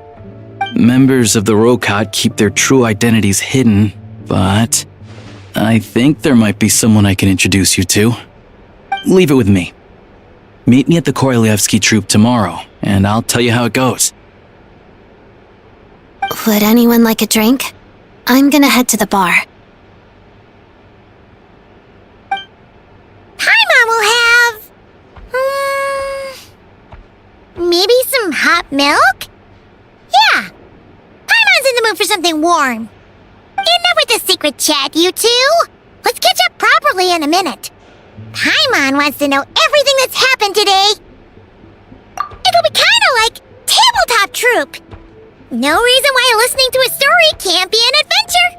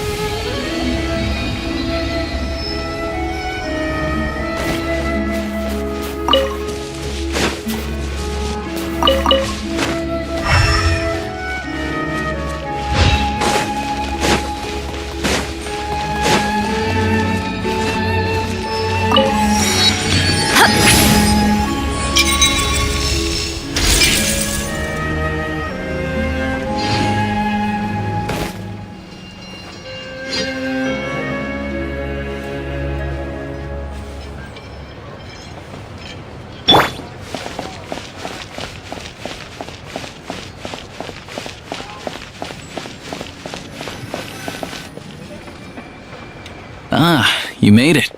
I've got some tickets, and I managed to set something up with the Rokot. It'll have to wait until after the show, though. Happy to stay and watch? I doubt you've seen the Korolyevsky troupe on stage before. Pleasure. Here, this is the way in.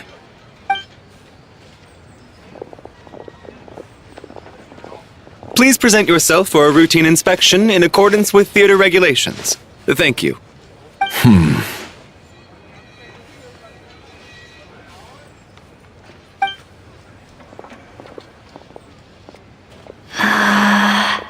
Is that guy with the fatui? Looks like he's waiting for something. Okay, all done. Thank you for your cooperation. Please proceed through to the theater.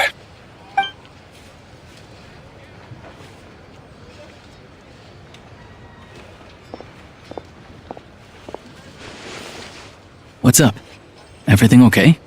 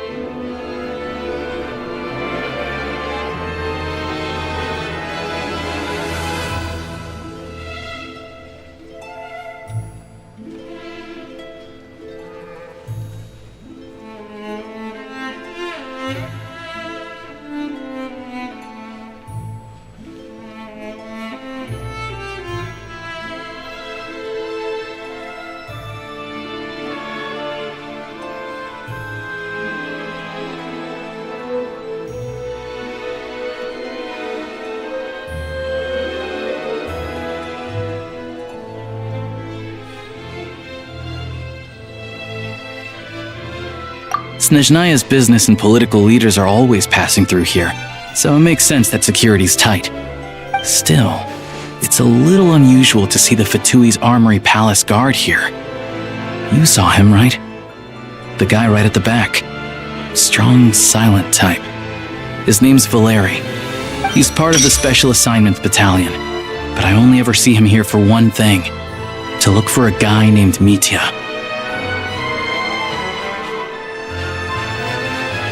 Supposedly a researcher, though he never seems to put much time in at the office. The theater is one of his favorite places to hang out when he's playing hooky from work. But that's not for us to worry about. Let's go. The show's about to start.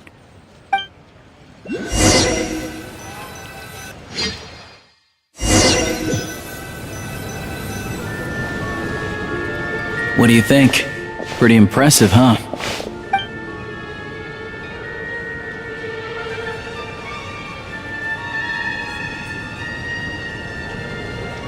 Oh, the one in Fontaine?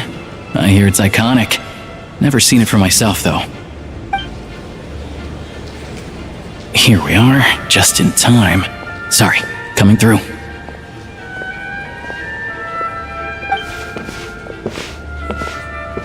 Ugh.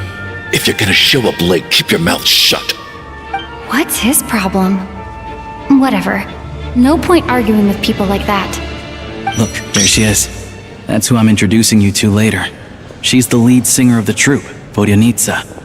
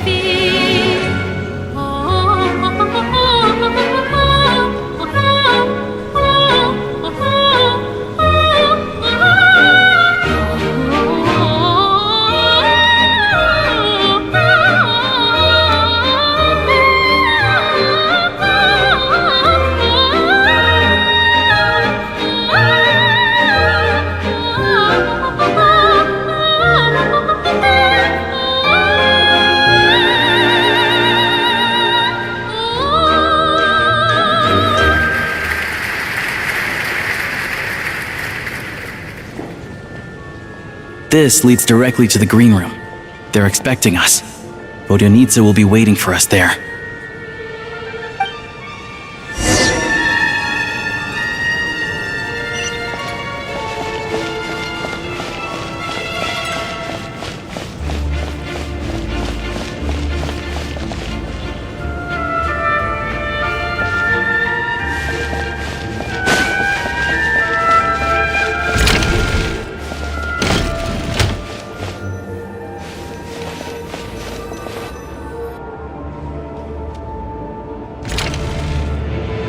Hey there. Excuse me. Ugh! Can you believe it? I'm so mad right now. Come in. Oh, it's you two. Huh? You know each other? Oh, wait. Is this who you were telling me about? The one you met yesterday and couldn't stop thinking about? I never said that. Yes, you did. Why are you denying it? It was right before I went on that rant about the moody factory owner. Oh, I remember it so clearly. Might I ask what brings you two here? Oh, I just brought her here to see the show. And when it finished, she was full of praise for Vodyanitsa's performance. So I thought I'd try my luck, see if we could get the chance to chat for a bit. Maybe get an autograph? You work here. You of all people ought to know that's against the rules. It's not what the green room is there for. Oh, what's the big deal? Come on, don't be shy. I can give you an autograph. You can take a picture too if you want. Do as you please. I finished all my shows for the day. I'll leave you to chat.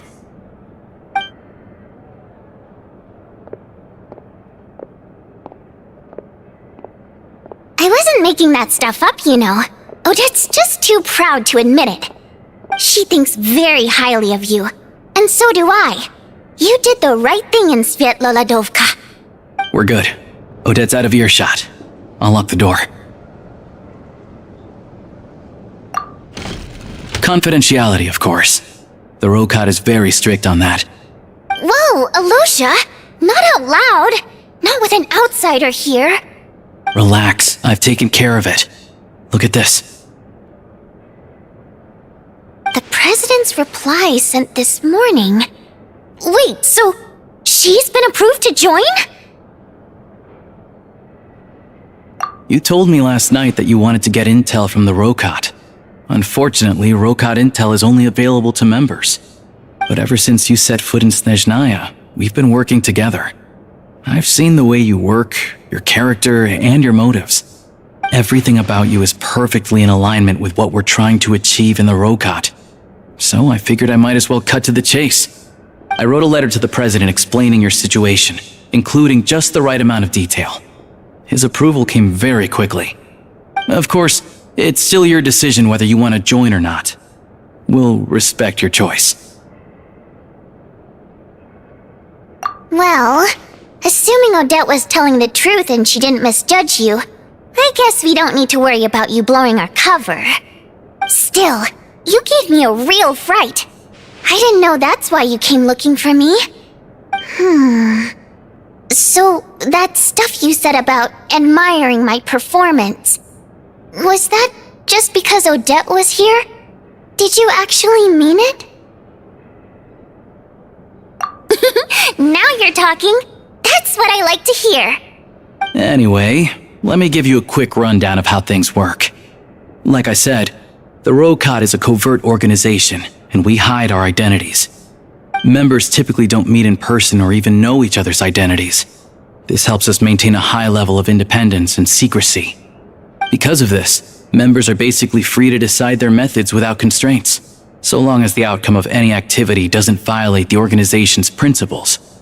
After all, we don't have any ostensible contact with each other. This way, if anything goes wrong, no one else will be implicated. Beyond the freedom to choose how you operate, it's also your choice whether to act at all. We have plenty of members who have yet to take any action. In short, joining the Rokat in and of itself won't place any restrictions on your activity in Snezhnaya. There's a code of conduct you can read if it interests you. But basically, as long as you don't plan on using your anonymity to go around doing evil, you'll be fine. I tried reading it 5 or 6 times. Never made it all the way through.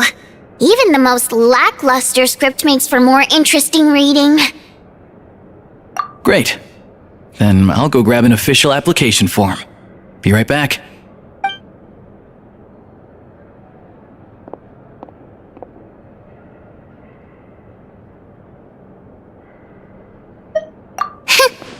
Well, Alosha has this pet dog, you see. His name's Tagarin, and this one time, Alosha brought him backstage. Tagarin took quite a liking to me, so I played with him for a little bit and fed him some treats. Then, the Rokot was out on a mission one day, and even though we were all in disguise, Tagarin recognized me right away. Just a coincidence, really. We didn't report it to the higher-ups, though, to avoid dealing with the fallout.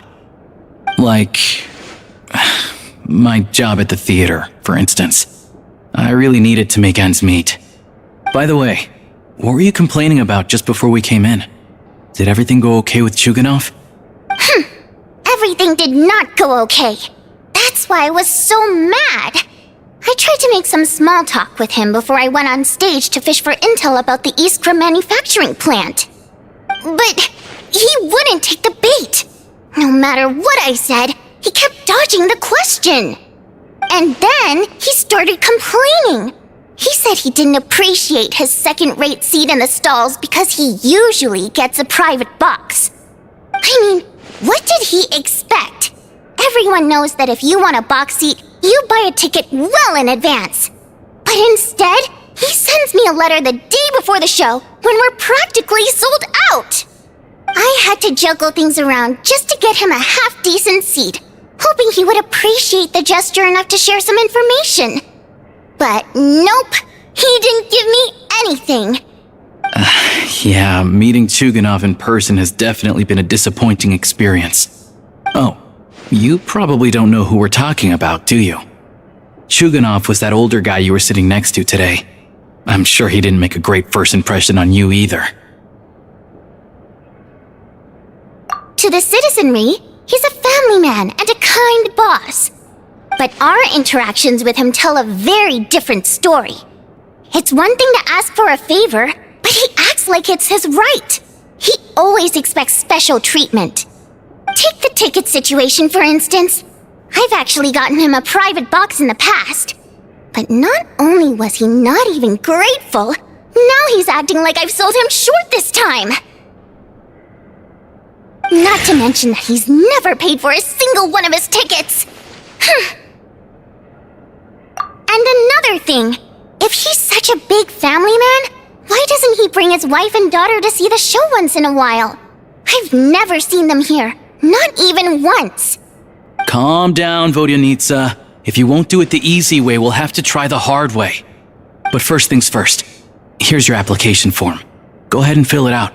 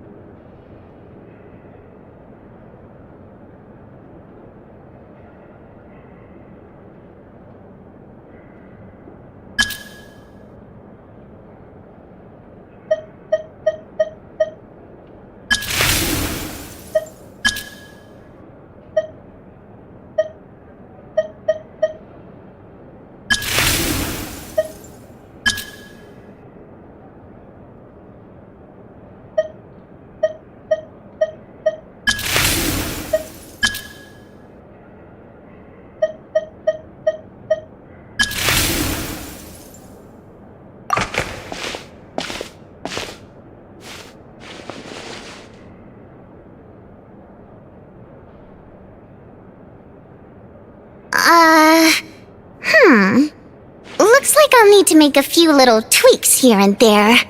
But other than that, you're good to go. We'll hold on to this for you. Alright, now that we're officially Rokot comrades, I can tell you. Chuganov is the target of our current operation. Recently, we've done some recon work at the Iskra manufacturing plant, which pretty much confirmed that their energy consumption is way beyond the legal limit. All we need now is some direct evidence to present to the Vetcha, so we can demand that they shut the plant down. That way, the Kresnik Crystal can be allocated to where it's needed most. I was hoping he might let slip during one of our chats, but he's too tight-lipped. We'll have to find another way. I'm meeting another regular theater goer tonight, Mitya. But Valeri's here too, and he's probably looking for Mitya, so he may end up being a no-show. Don't you worry. He must know how to dodge Valeri, or he wouldn't be showing up on time for every performance. Mitya is a renowned energy expert. Although we can't get any direct evidence of the excessive energy consumption at the plant, we can accidentally let the information slip to him. The authorities should take someone like him seriously. So if he starts raising questions about energy use at the Iskra manufacturing plant, there will be a proper investigation. Also, we're not allowed on site, but he has clearance. So all we need is his cooperation.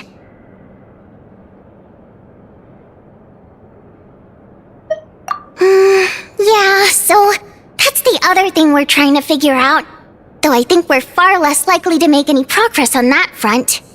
Still, I hear that Mitya is a bit of a chatterbox. So, who knows? Maybe if we catch him in the right mood, he'll let something slip. What do you think? Sound like something worth your time? Okay, in that case, you guys find a seat somewhere nearby. Pretend you're a couple of buddies there to eat, and keep your ears peeled for useful information. He's a huge fan, so I doubt he'll have his guard up around me. But you two need to be convincing. If he suspects anything at all, he might stop talking. Sure. Don't worry. We'll make a believable pair of buddies. Perfect! You've sold me already.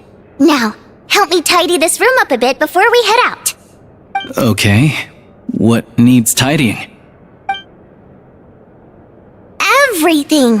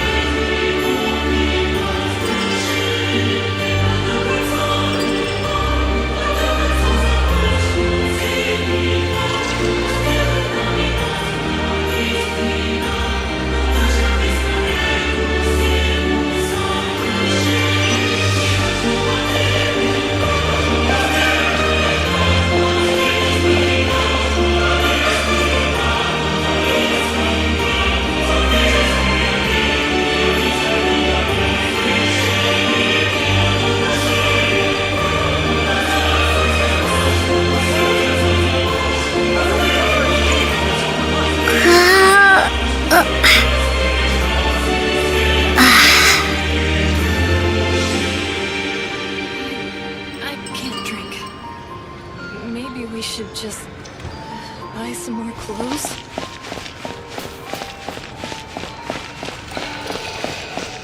In the days when the Beatles stars.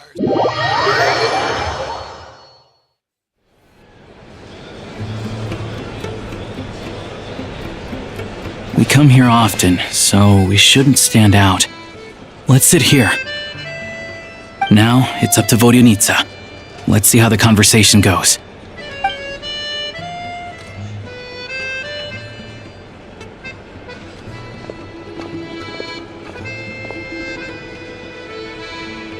Mr. Mitya! Over here! Over here! Ah, sorry. I got a little held up on my way here. Now we have even less time than we planned.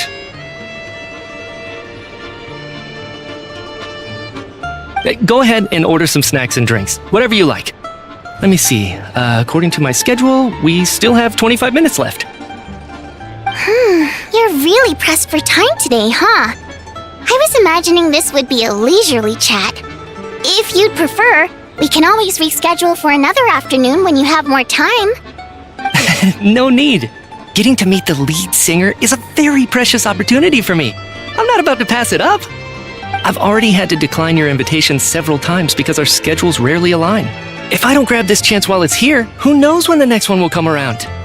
Well, it's very kind of you to make time just for me. I'm not too sure, to be honest. But Snezhnaya is full of weird and wonderful things like that, so people tend not to bat an eye. I'm sure the same will go for the Eye of Grey and Paimon. The reason I invited you out for tea and a chat today was to get some feedback from a true fan of the theater. Well, I genuinely have nothing bad to say. No matter how many times I hear you sing, it never gets old. It always seems fresh and new somehow. Maybe it's because the more times I listen, the more details I notice. Or maybe you simply improve with every performance, delivering it better each time. Thank you! I'm delighted to hear that! Could you give me any specific examples? Oh, yeah. The piece you sang today, for example. Beneath the Frozen River? Hey, what's with you? I'm just praising a good performance. I always used to find that such a bleak and lonely song. But the more you listen, the more you realize that it's not as cold and nihilistic as it appears. When you really dig down into it, there's a certain level where you're surprised by the emergence of hope. Wow, I'm impressed. I didn't expect you to pick up on that. Actually, I only tried out that angle after talking with a composer. Still, Beneath the Frozen River wasn't on today's program. Oh, really? But it's a classic. You sing it every time. Almost every time. Oh, well then, let me say a few words about that other all-time classic, Flying in the Wind from the Mountain Sparrow. I didn't sing that one today either. My voice wasn't quite up to it, so I switched it out at the last minute. Oh, but, Sorry, Mr. Mitya, but you were at the theater today, yes? Of course I was. Remember? I said hello to all the troupe members before the show started. You, Odette, and the others. So, what did Odette sing today? Elegy of the Snow-Winged Goose, of course. Correct. I see. You find my singing boring, don't you? That's why you don't remember a single song. Looks like I'll need to cut a few from the program next time. No, that's not it. I swear. All right. I'll be straight with you. I'm sorry. My mind was wandering as you took the stage today. I enjoy watching your shows because the exquisite performances stimulate the mind. It always sparks some inspiration for my research. So, whenever I get stuck at work, I come to the theater for a change of pace. Odette's dance during the Elegy of the Snow-Winged Goose today was simply incredible. It got me wondering what she's been going through recently. That look of sheer defiance in the face of utter tragedy? It was so inspiring. I started scribbling in my notebook right away. Not that I made a ton of progress in the grand scheme of things, but I still think it was productive. By the time I snapped out of it, the entire show had finished. So what you're saying is, you didn't listen to my singing at all? Unfortunately not. I'm sorry, I don't know which is more disrespectful. The fact that I don't always come for the show itself, or the fact that I missed your performance. Seems like things are getting a little awkward. Mitya just stepped into a conversational minefield. If there's one thing Vodyanitsa doesn't like, it's people who show disrespect for her performance. This meeting was so hard to set up. Don't tell me it's already falling apart. It's fine. I suppose this is affirming in its own way. At least, it shows that our performance really touches people's hearts, right? Don't let it bother you. It certainly doesn't bother me. She's showing a lot of restraint. Well, I'll be sure to let Odette know how much you adored her performance. Please don't say that. I always love your performances too. It's just that inspiration struck at the wrong time today. I'm usually all ears. I know, I can tell. That's why I value your opinion. I'm sure some people can't stand it when others praise their coworkers right to their face, but not me. No, sir. Fair enough. I still feel kinda bad, though. But you know what I really can't stand? People who only show up to the theater to pretend that they're cultured. Makes me sick to my stomach. Oh, yeah, 100%. There are too many of those people around. By the time they're walking out the door, they've forgotten all about the show. What's wrong? You look furious. I don't know if you've heard about the boss of the Iskra manufacturing plant. He isn't even a theater investor, but he always demands the same privileges as actual investors. Box tickets only, premium drinks, even the right to request specific songs. Well played, Vodyanitsa. Seems like she's harnessing her rage to steer the conversation back on track. Now that you mention it, I've interacted with that guy before. I gotta say, everyone holds him up as an example of a benevolent businessman, but I don't know. I don't see it. Yeah, he couldn't care less about what's happening on stage. He's just there to flaunt his social status. I hate that I have to prepare programs for guys like that. What's the big deal with that factory he runs anyway? I asked around a bit and heard some pretty shocking stories. Sounds like he's just another greedy capitalist. Oh, really? Yep, the things people are saying are pretty damning. Low wages, insanely long working hours, equipment running around the clock. And as if that's not bad enough, he also strictly forbids his employees from giving any kind of interview. Project Stuja has now been extended so many times, we're at the point where crystal rations for the common folk are barely enough to survive on. Yet he even wants to get his greedy hands on them just to boost his own profits. If the rumors are true, he's in serious violation of the law. Interesting. So you've heard about it too? What? So it's really true? Who knows? I've only heard the same rumors you have. But there's no smoke without fire. The Rooster's been coming down on us hard lately, demanding that we track and trace every single batch of Crystal. My coworkers in the Department of Energy have been tearing their hair out over it. The Rooster? I didn't realize he cared that much. Yeah. Even though there are no restrictions on Crystal trading, the poor will wind up freezing to death if we let the rich buy as much as they want. That's clearly unfair. Looks like we'll need to arrange an investigation into the Iskra manufacturing plant as soon as possible. I never knew you kept up with current affairs beyond the theater, Miss Vodyanitsa. You really have a heart for the common person. Most Fae in your position have long been indifferent to the plight of humans. Well, those of us who choose to live in human cities are naturally going to pay attention to any significant upheaval. Isn't the Rooster a Fae himself? I'm just surprised to learn that even someone with as much experience as him is getting so stressed out over Project Stuja. What is the end goal of this project anyway? This is it. We're finally going there. I'm sure Mitya can sense on some level that she's fishing for information. But since their conversation is so relaxed, he might just let something slip. It's stressing me out too.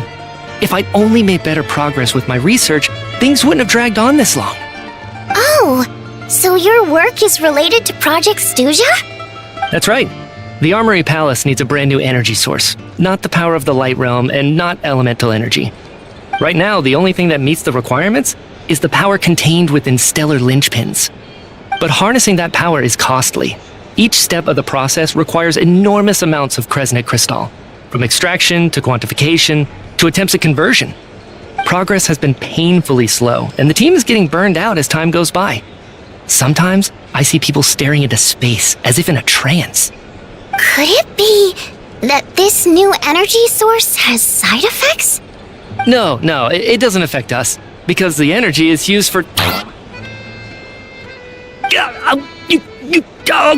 Okay, I got it. Stop choking me. Sorry, I can't talk about that. I think we're all just exhausted. We've been working ourselves to the bone for so long with so little progress to show for it. It's no wonder people are struggling to stay motivated. Seems like I owe you an apology. I shouldn't have gotten so mad at you for not paying attention during the show. Don't worry about it. I count myself lucky, to be honest. I don't envy the people who work closely with the Tsaritsa herself. I'd much rather be in my current position. At least I don't have to shoulder any major responsibilities.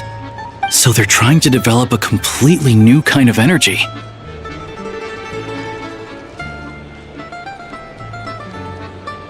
Yeah, censored by a scarf. Who would have thought? Oh dear, it looks like my time is up. I'm afraid I have to leave. I'm so sorry. We ended up barely talking about the theater. That's okay. It was a pleasure chatting with you, really. Let's make up for it next time. Yeah, hopefully once the work pressure eases up a little, I'll be able to focus more on the performance, and then we'll have more to discuss. We touched on some confidential issues today. I'd be grateful if you could keep it between us. That could have gone worse. Nice job. Why was Mitya in such a hurry to leave, though? Sorry, routine inspection.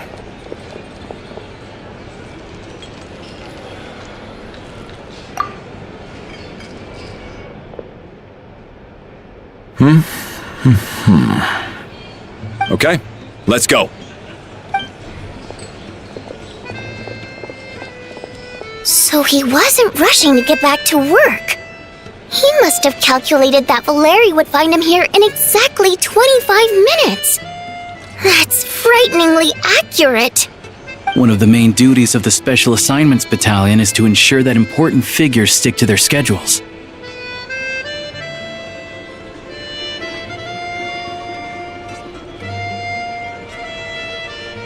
All right, time for us to get going too. Excuse me, check please. We'll settle our check too, then. Oh, hello there. Mr. Mitya paid the check before leaving. He also asked me to pass on a message.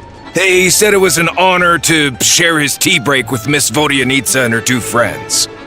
Wait. So he knew we were here all along? This raises a lot of questions.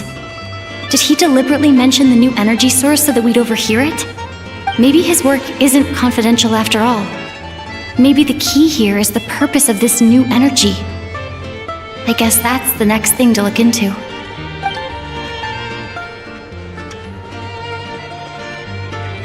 Vodyanitsa and Alosha have both left. Time to head back and call it a day.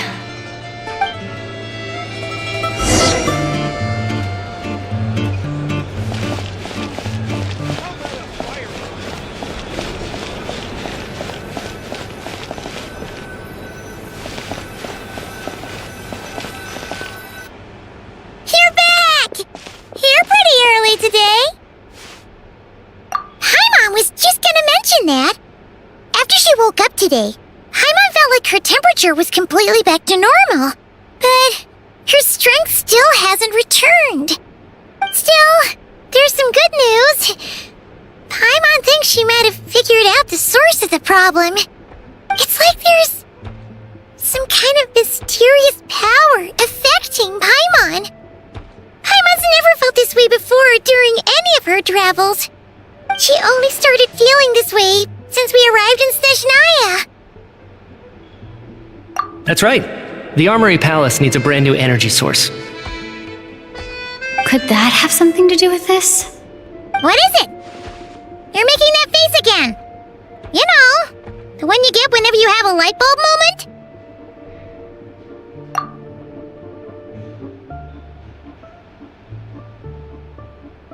So, they're trying to develop a new energy source here? And you think that might be why Paimon's feeling unwell? Well, Miki denied that the energy they're researching has any side effects. Although, he did say that people working on the project have been having issues with their concentration and short-term memory. But even so, those are completely different symptoms from Paimon's. It's pretty faint, so it's kind of hard to tell. But if anything, it seems like it's coming from roughly the same direction as the Armory Palace. Sure, Paimon's with you there. But how, though? The robot only has a limited amount of intel. Oh, great point! They argue about Project Snezhnaya every day. If we could sit in on one of their sessions, we might pick up some new leads.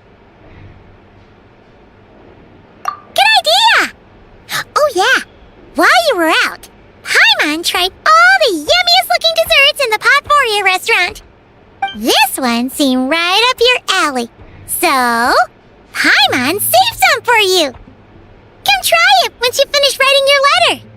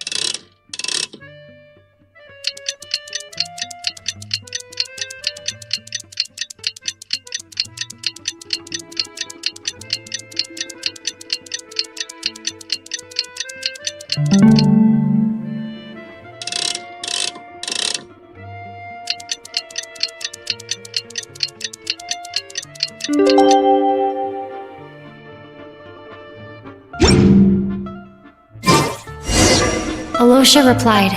He says that we won't be able to speak at the Vetcha, but he can arrange for us to attend as visitors. Time to get ready. Then head to the Snezhnaya Vetcha.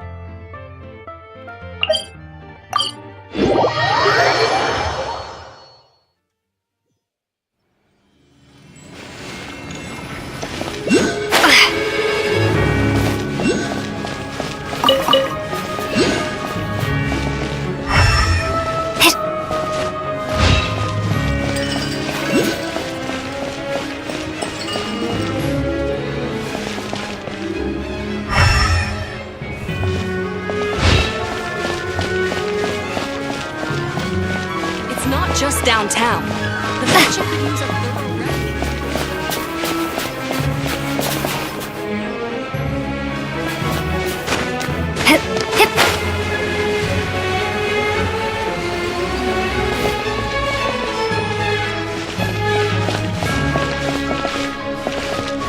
If you'd actually read your books, The strongest warrior?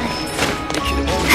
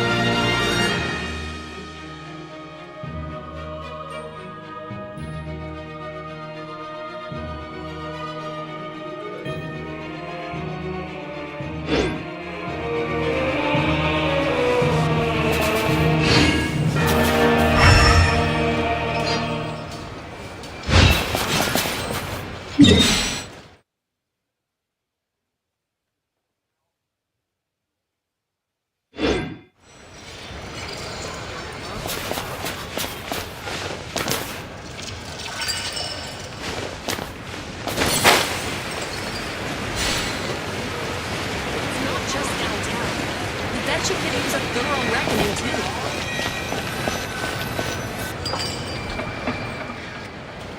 Ah! Miss Vodyanitsa, prima donna of the Korolievsky troupe. What a surprise meeting you here. Will you be sitting in on a session of the Vetcha? Sorry, I'm not taking interviews today. Oh good, you're here. The session's about to begin.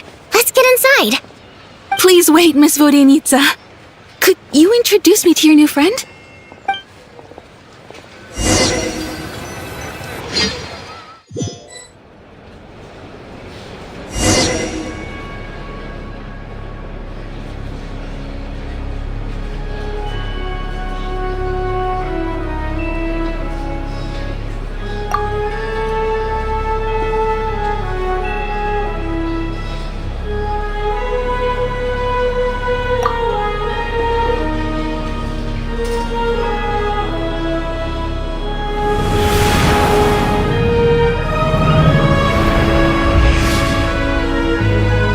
In summary, the energy management commitments made for the outgoing period have been delivered upon. Furthermore, both the production and consumption of Kresnik Crystal show clear signs of stabilizing. The relevant agencies have assessed the present circumstances and determined that the status quo can be sustained until the next period. For detailed statistics, I would refer you to the industry reports that have been distributed to all persons present. It should also be noted that while the recent blizzards have led to a significant increase in people's energy expenses, this is strictly a short-term phenomenon associated with a remotely located monster. Her Majesty the Tsaritsa is giving her full attention to this matter. We should have every confidence that it will be dealt with swiftly and conclusively. A financial report on disaster relief is also present in this report, courtesy of Pantalone.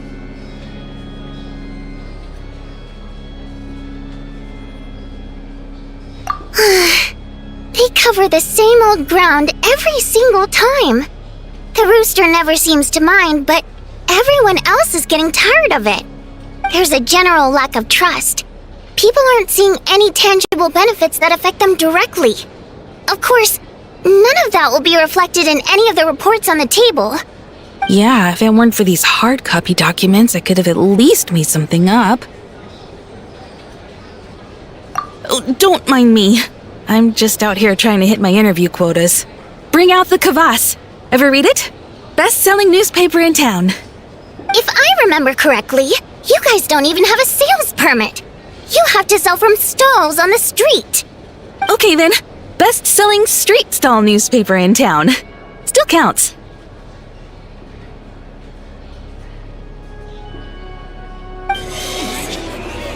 Order! We will now open the floor to the representatives. If there are no further substantive issues to discuss, we will then proceed to a vote on this motion. Snezhnaya has a long tradition of treating members of the Fatui armed forces and their dependents favorably. But recent surveys shows that Fatui families in remote areas have access to 15% less crystal than the average civilian family in Snezhnograd. It's been said many times before, but it bears repeating now. There needs to be a clear and consistent rationale behind how crystal is allocated, or we will soon face immense public backlash. Perhaps you wouldn't need to keep repeating yourself if you would hear me out for once. I say again, true consistency exists only in principle. In the real world, fairness is relative. You appear to treat resource allocation as a simple function of production and population.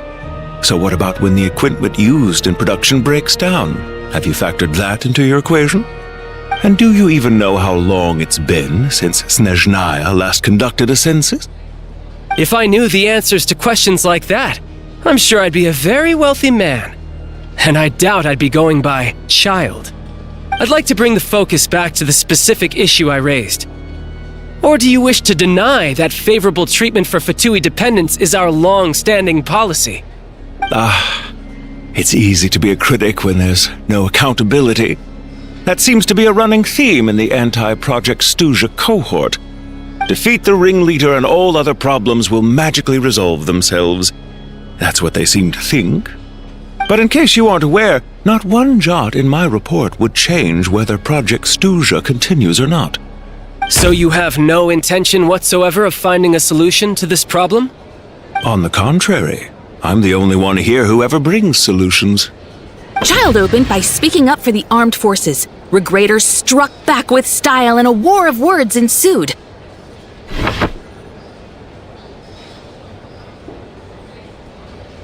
Our reporter was live on the scene to get the audience's reaction as it all unfolded. Who do you support? The people have spoken! Child received raucous applause from the crowd as he pushed Regrator onto his back foot with a relentless barrage of questions. It had to be seen to be believed. Now you see why they don't have a sales permit. However this reporter wants to spin things, I haven't forgotten that Tartaglia was representing the Northland Bank when we first met in Liyue. So, surely their relationship can't always have been this strained. You two are getting off topic. Let's focus on what the data is saying. Mr. Pantalone, may I speak on your behalf?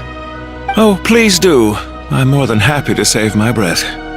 Crystal distribution policy undergoes modifications with each new period. The ultimate goal being to find the most reasonable method of allocation, which I believe is what Mr. Tartaglia also seeks. But I fear many may have been misled on this topic by extremist activists. To clarify, Project Stuja is not the root cause of the problem. It is merely a framework for resource distribution. The most recent reports all point to Snezhnaya's resilience and adaptability during this period of fine-tuning, and give clear indications that a distribution framework is improving with each iteration. To make drastic adjustments without first considering the risks would likely do more harm than good. It would be a waste of the hard-won experience we've gained to date. Renowned scholar of finance, Arapov spoke up to clarify the fiscal logic, clearly alluding to social organizations like the Rokot in his words. With the notorious Lelek still active to this day, should the Rokot be held responsible? No, there is someone else to blame. She's just rephrasing what Mr. Pantalone said. The Rokot are the critics he accuses of taking no responsibility for their actions. As for Lilik, you won't have heard of him yet. He's currently the most famous member of the Rokot. Well, more like infamous. Ending Project Stuja has become an obsession for him. Unlike the more decent ones among us, he believes that votes in the Vetcha are all that matter. So whether it's threats, coercion, or bribery, he'll use whatever means necessary to get people to change their vote. And since we're already on the subject, what do you think of Lelek's methods? Are you for or against? Well, whatever the story is, his actions benefit us all. We stand with Lelek. At least someone here wants to take this discussion seriously. I've been considering that issue myself. What you really need is more precise regional data, right? I think it would be easiest to let the Fatui handle it, since they're already in charge of Crystal shipments anyway. We may as well get them to collect some data while they're at it. Whatever you need, you can ask the Fatui to look into it for you. In terms of supervision, I think the Druzhna would be a good fit. I had hoped to discuss this with Miss Vesna, but sadly, she's not present. I will be happy to take a note of your suggestions and present them to Commander Vesna for a decision upon her return. The Commander has always taken a keen interest in Project Stuja. However, given the Druzhna's demanding workload, I'm afraid it may prove difficult for them to provide any practical support. Let us refrain from jumping to conclusions until a concrete and actionable plan is in place.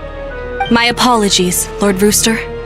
There are numerous issues to address here, including manpower, time sensitivity, and reporting lines. Nevertheless, I support drafting a proposal. Follow the usual procedure, and it can be raised as a new motion for all parties to evaluate at the appropriate time. In that case, I'd like to share one thought before the proposal is drafted.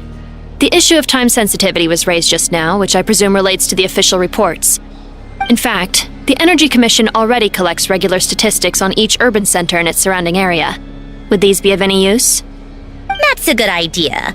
I read every issue of Sviet Lolaidovka's report, and although my focus is mostly on the section about equipment operation, the energy consumption statistics also yield a lot of insights. Be that as it may, does no one see an issue with using local data to determine Crystal quotas? In the long term, it seems like a very risky solution. Not if they are used purely for reference. So long as we have the report from the Northland Bank's headquarters to corroborate it, no one will be able to fool me. Very well then. It appears that this arrangement is acceptable to all parties. Yeah, sounds good to me. The members reached a provisional consensus on the issue of improving treatment for Fatui soldiers.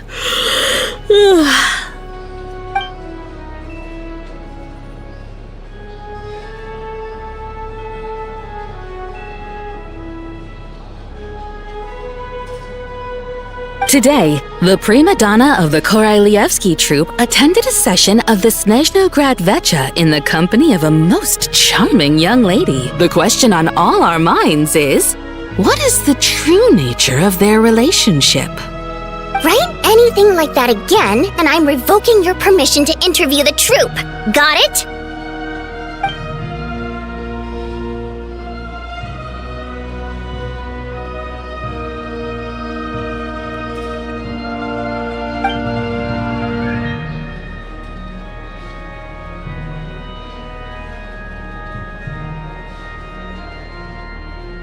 Now then, if there are no further contributions from those present, we shall proceed to the final vote. Hey, check it out!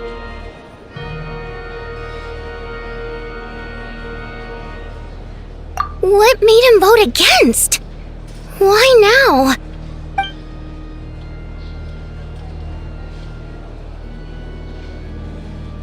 The votes have been tallied. Those in favor of continuing Project Stuzha total 61%, securing a clear majority. That was too close. The margin has shrunk yet again. Chuganov was a huge loss. I'll bet Lelek is behind this. I wonder how Pulcinella will respond this time. Chuganov. I see. Lelek strikes again. Yes, go, Lelek. Once Project Stuzha is defeated, our unwavering support at Bring Out the Kvass will finally pay off when we make our comeback. I can taste our victory already! In accordance with the result of this vote, Project Stuzha will remain in effect until the next Vecha period. Finally, may I remind us all, we debate only for the greater glory and solidarity of our nation. May the aurora shine ever on, and the tundra always stand firm. The session is concluded.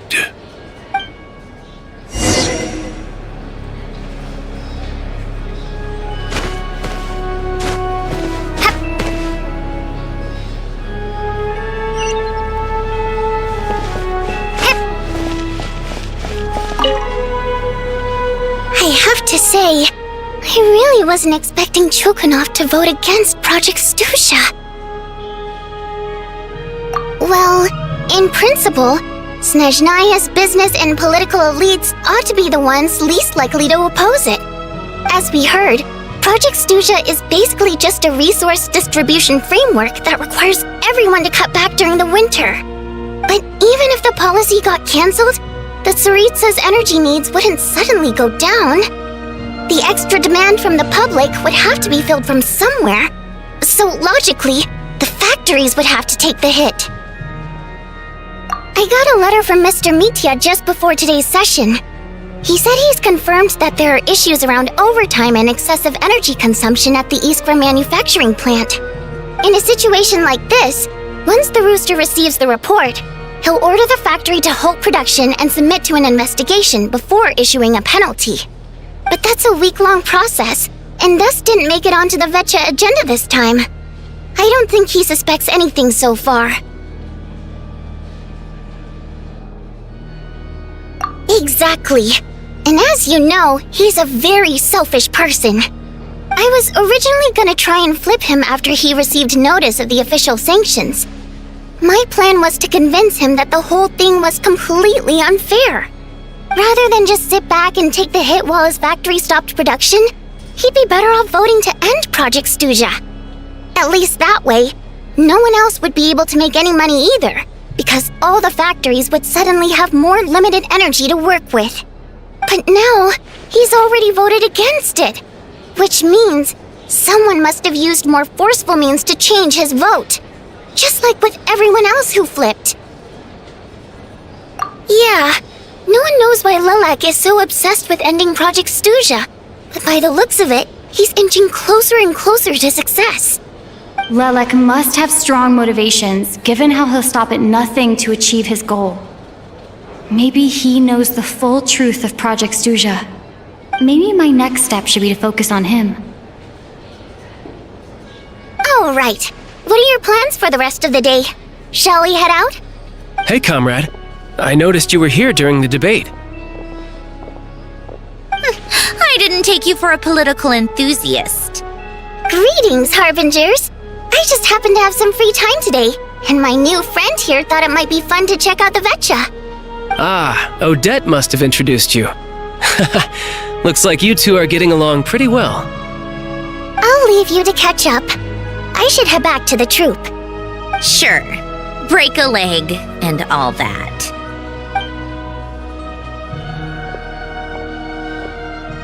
Thought it might be fun to check out the Vetcha, did you? Things are never that simple with you, Traveler. There's no way you're here for kicks and giggles. Tell me I'm wrong. Oh, yeah. To some, he's a captivating enigma. To others, he's the bane of their existence. No one ever thought that some anonymous nobody from the Rokot could cause such a stir. Huh? You want to look into Lelik? Then I'm sure his days of anonymity are numbered. What do you think, Sandrone? Fine by me, I guess. If the Traveler actually manages to expose Lelik, it'll be doing Pulcinella a favor. In return, it seems fair to let her in on what we've learned so far. My thoughts exactly. Sharing is caring, after all. Head back to Glupov and grab the files on Lelik. It's easier to just pull the records than go through the rigmarole of getting the Traveler a visitor's permit. As you command, child, sir. In that case, since we're going to be waiting anyway, I'll have someone brew a pot of black tea.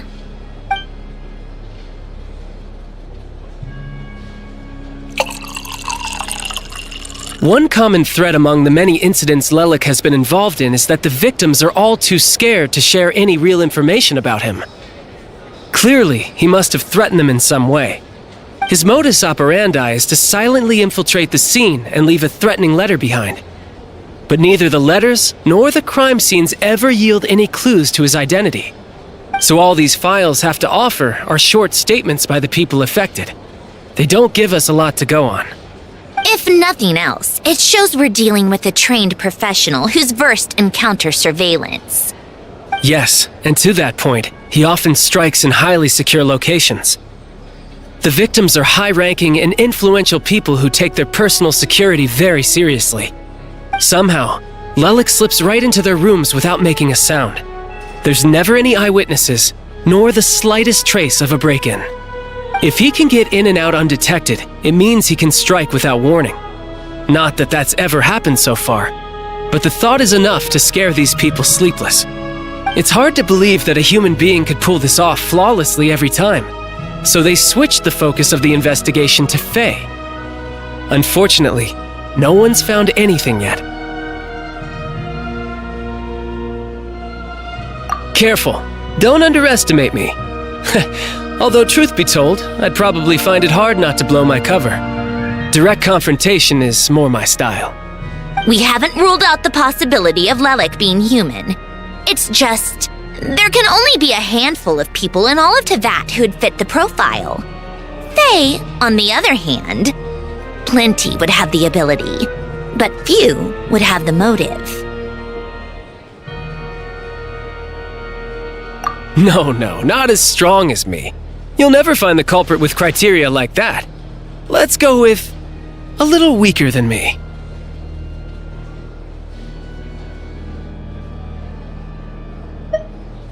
There's no denying that Master is strong, but meticulous. We can only hope. She's just trying to find a reference point. Stop getting fixated on who's stronger than who. But that's the most important thing. In my opinion, anyway.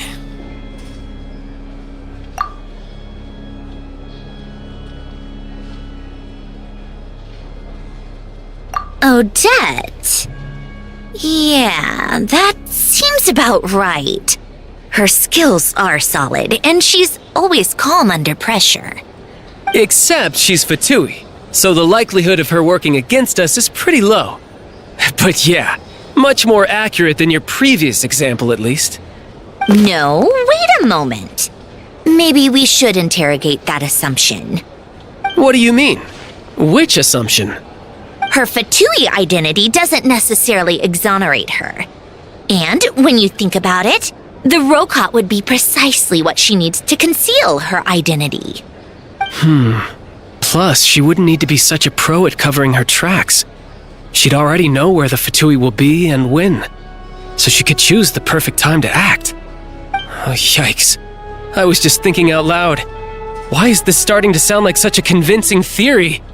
Still, what reason could Odette possibly have for trying to call off Project Snezhnaya?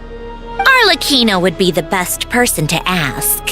She knows Odette best. Unfortunately, she isn't back yet. Rosaline used to open up to her in private about her struggles with Odette. As I'm sure you can imagine, Arlecchino is quite a lot better with children than Rosaline was. She gave her some tips on how to handle the situation, and Rosaline managed to reach a settlement with Odette before leaving. So I suppose there were at least no lifelong regrets left behind. Beyond that, I don't know the details about that side of things.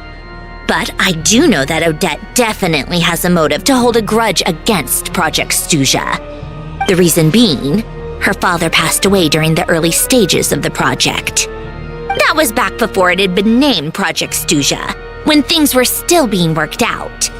But in essence, it's remained the same ever since. Huh, the more you know. Rosaline was always so self-centered. I never understood why she started paying so much attention to Odette.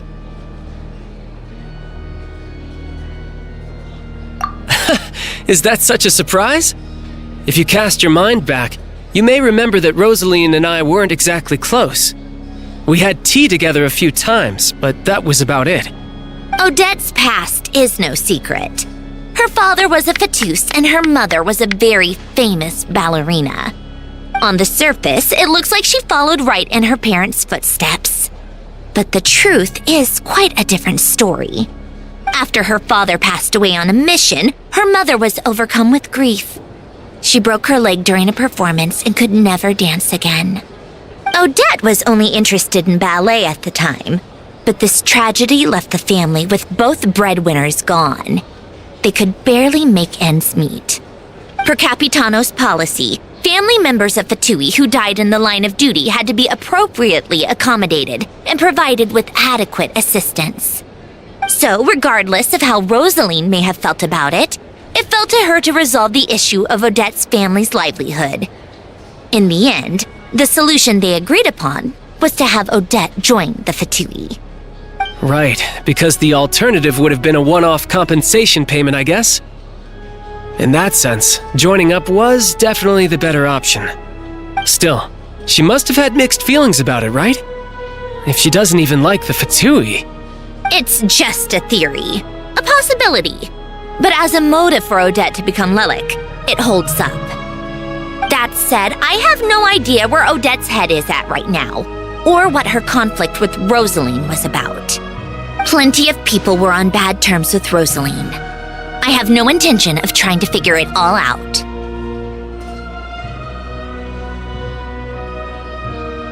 Yes, but there's not much point in discussing that now. Yeah, back to Lelik.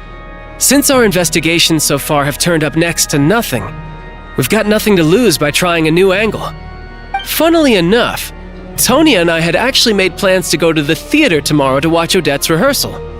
Unfortunately, thanks to this Lelik situation, I'll be stuck working overtime again.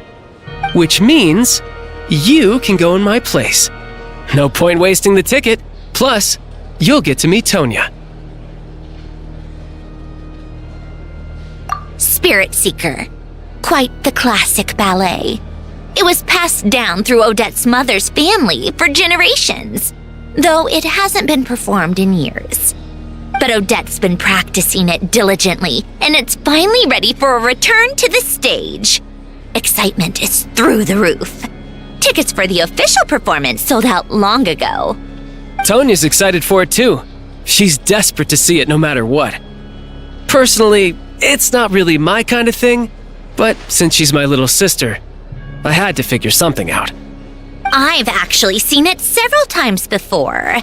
The story's pretty straightforward. The lead character follows a trail of clues left behind by a spirit, gradually recovering her memories along the way. It's a tale of love and regret. So not exactly reinventing the wheel, at least by today's standards.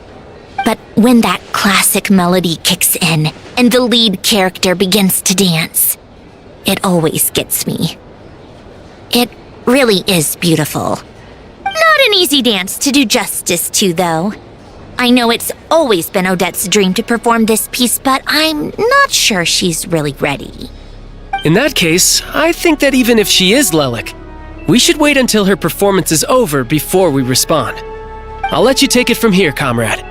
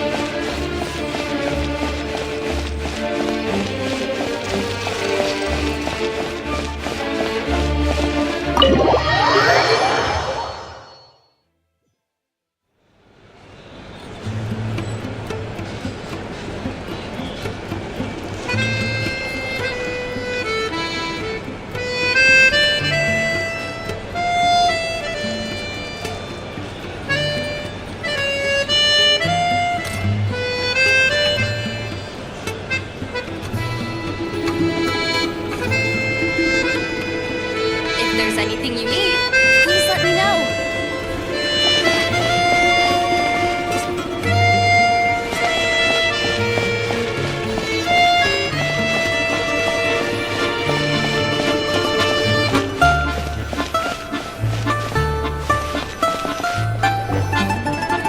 Sounds like you've made a ton of progress today.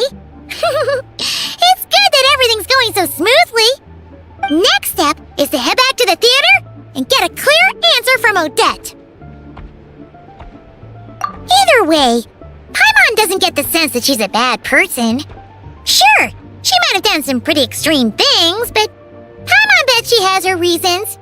Maybe this is going too far, but with everything she's managed to do so far, wouldn't it make more sense in theory to be even more, heavy-handed? Why leave a letter when she could, we know there are plenty of other ways to keep people in line, right? The point is, she could have gone further, but she didn't. So, if it is her, she's got some principles at least. Yeah! Well, all you can do is follow the facts wherever they lead. No change, really. But that thing Paimon told you about yesterday? Paimon feels like she can sense it more clearly now.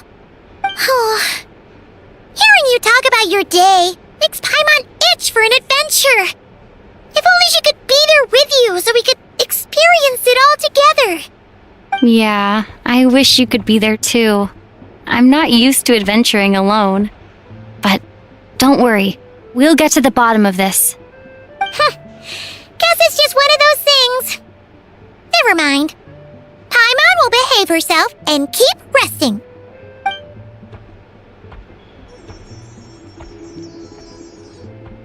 If Odette is Lelek, she may well have inside information on Project Snezhnaya.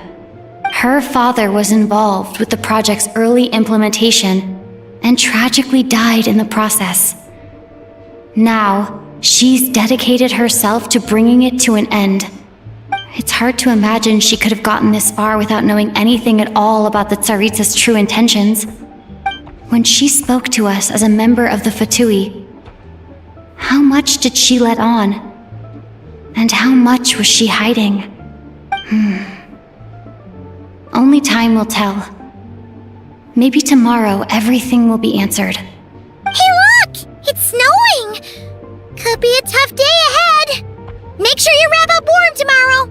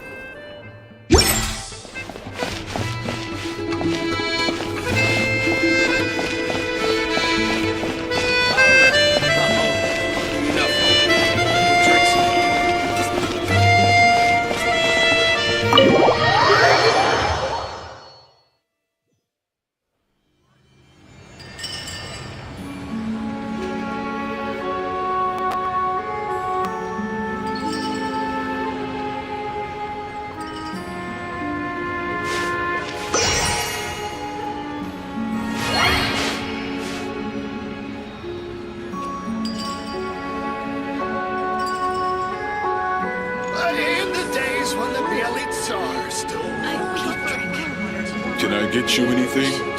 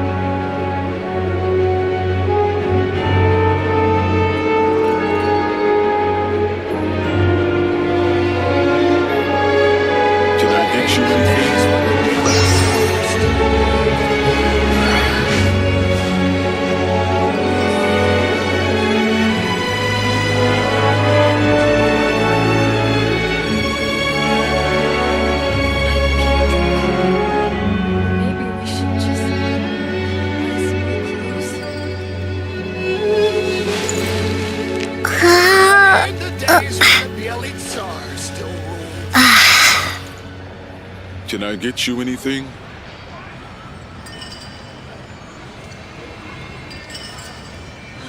So cold. Why don't we go for a fire water to warm up? I can't drink. Maybe we should just buy some more clothes. In the days when the Belly Tsar still ruled. Can I get you anything? So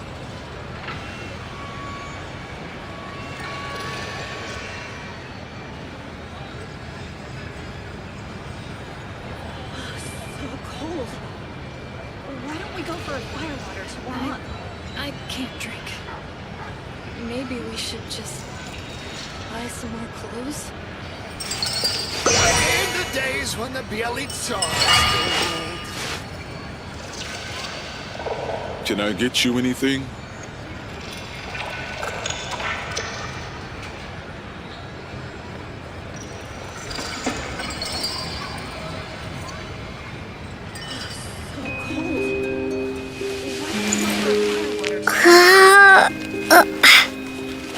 In the days when the Tsar still ruled.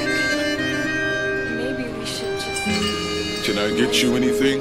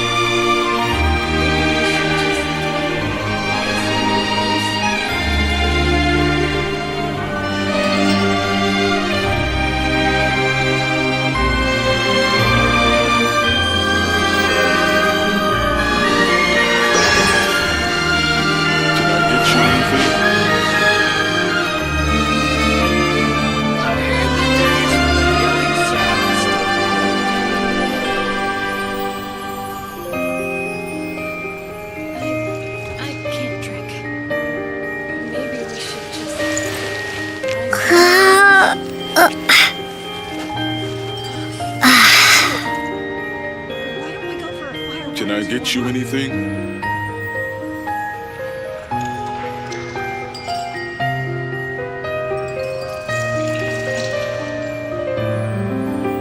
In the days when the Bielid Tsar still ruled.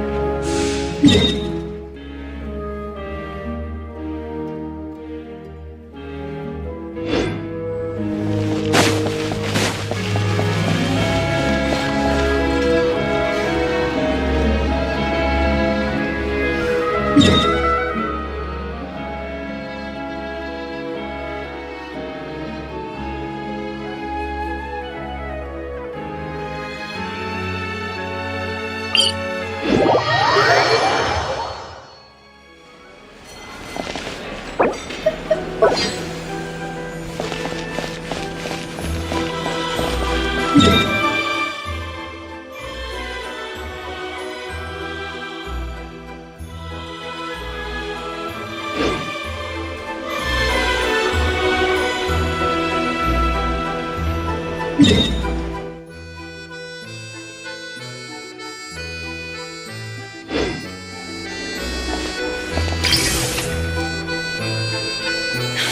if I wanted to help, there's nothing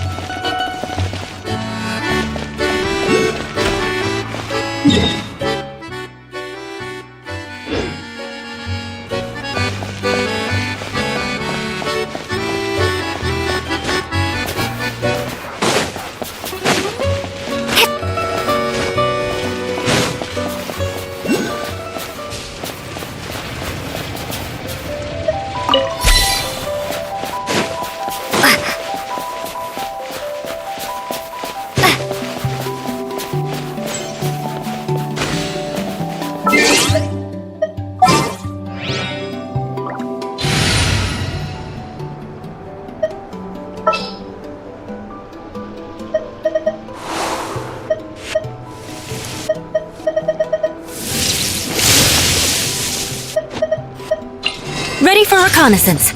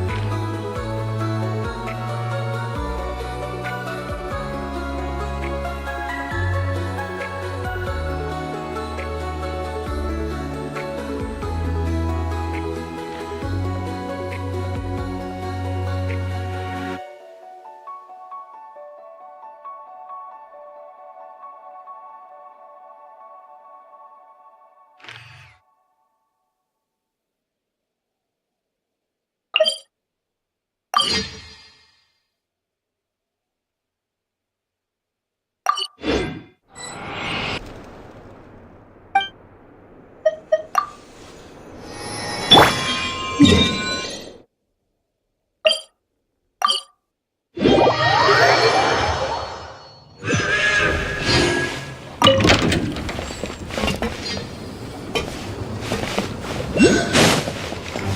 Astra Abyssosk. Welcome to the Adventurers Guild headquarters.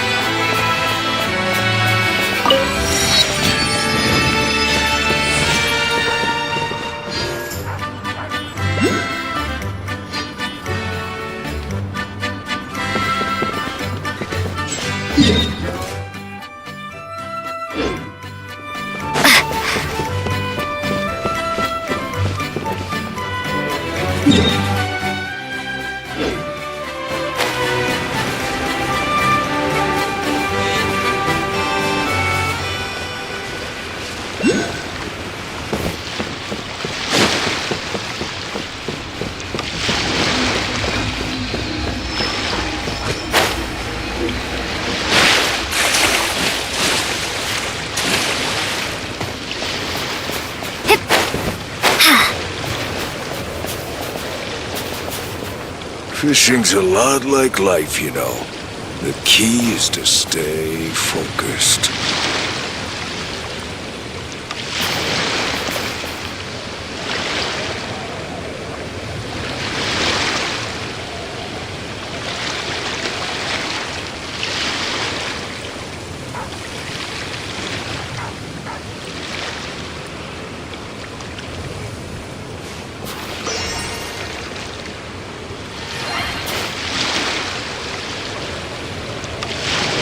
Fishing's a lot like life, you know. The key is to stay focused.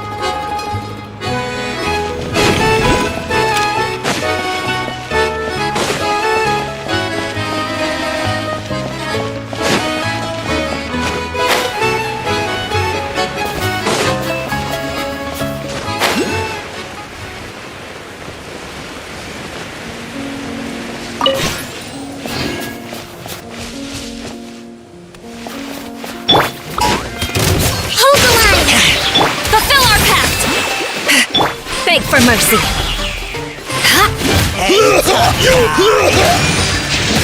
Crush! Windblade!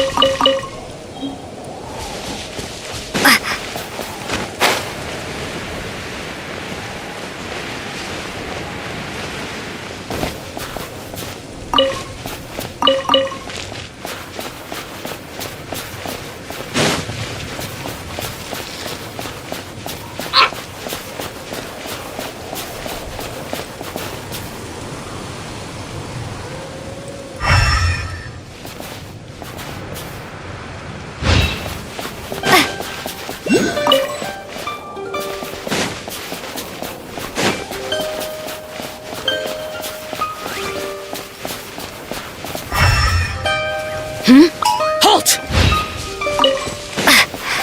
So we're doing this the hard way. Rest and rebuild! Get to work!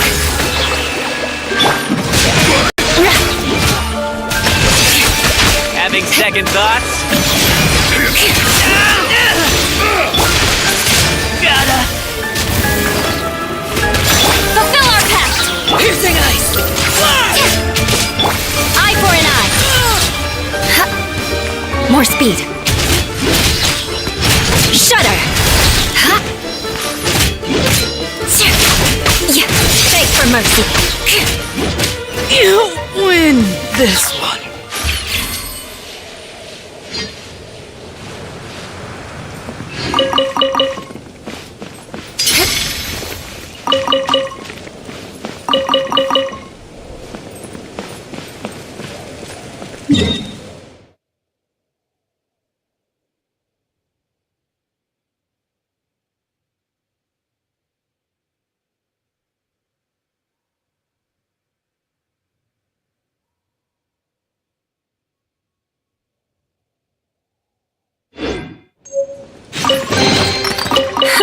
At least good luck doesn't discriminate by clan.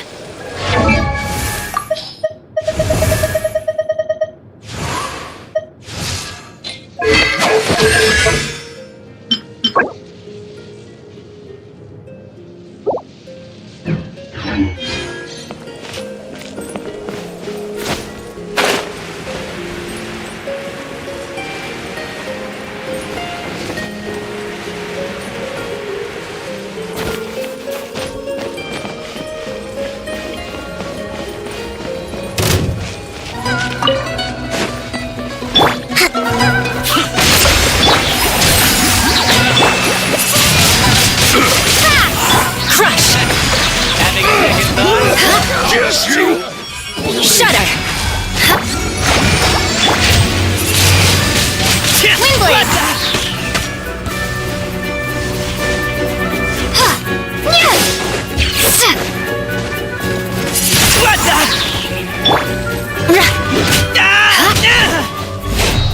Beg for mercy!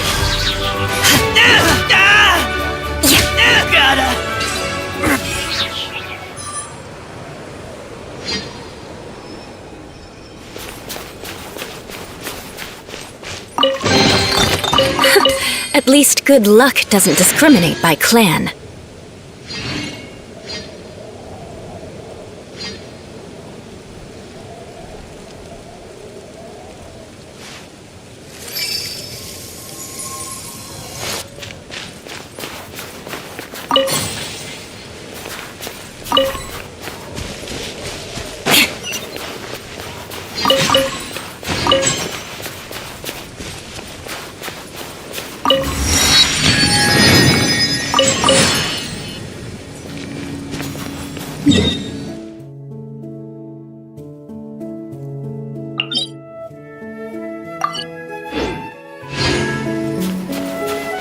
More speed.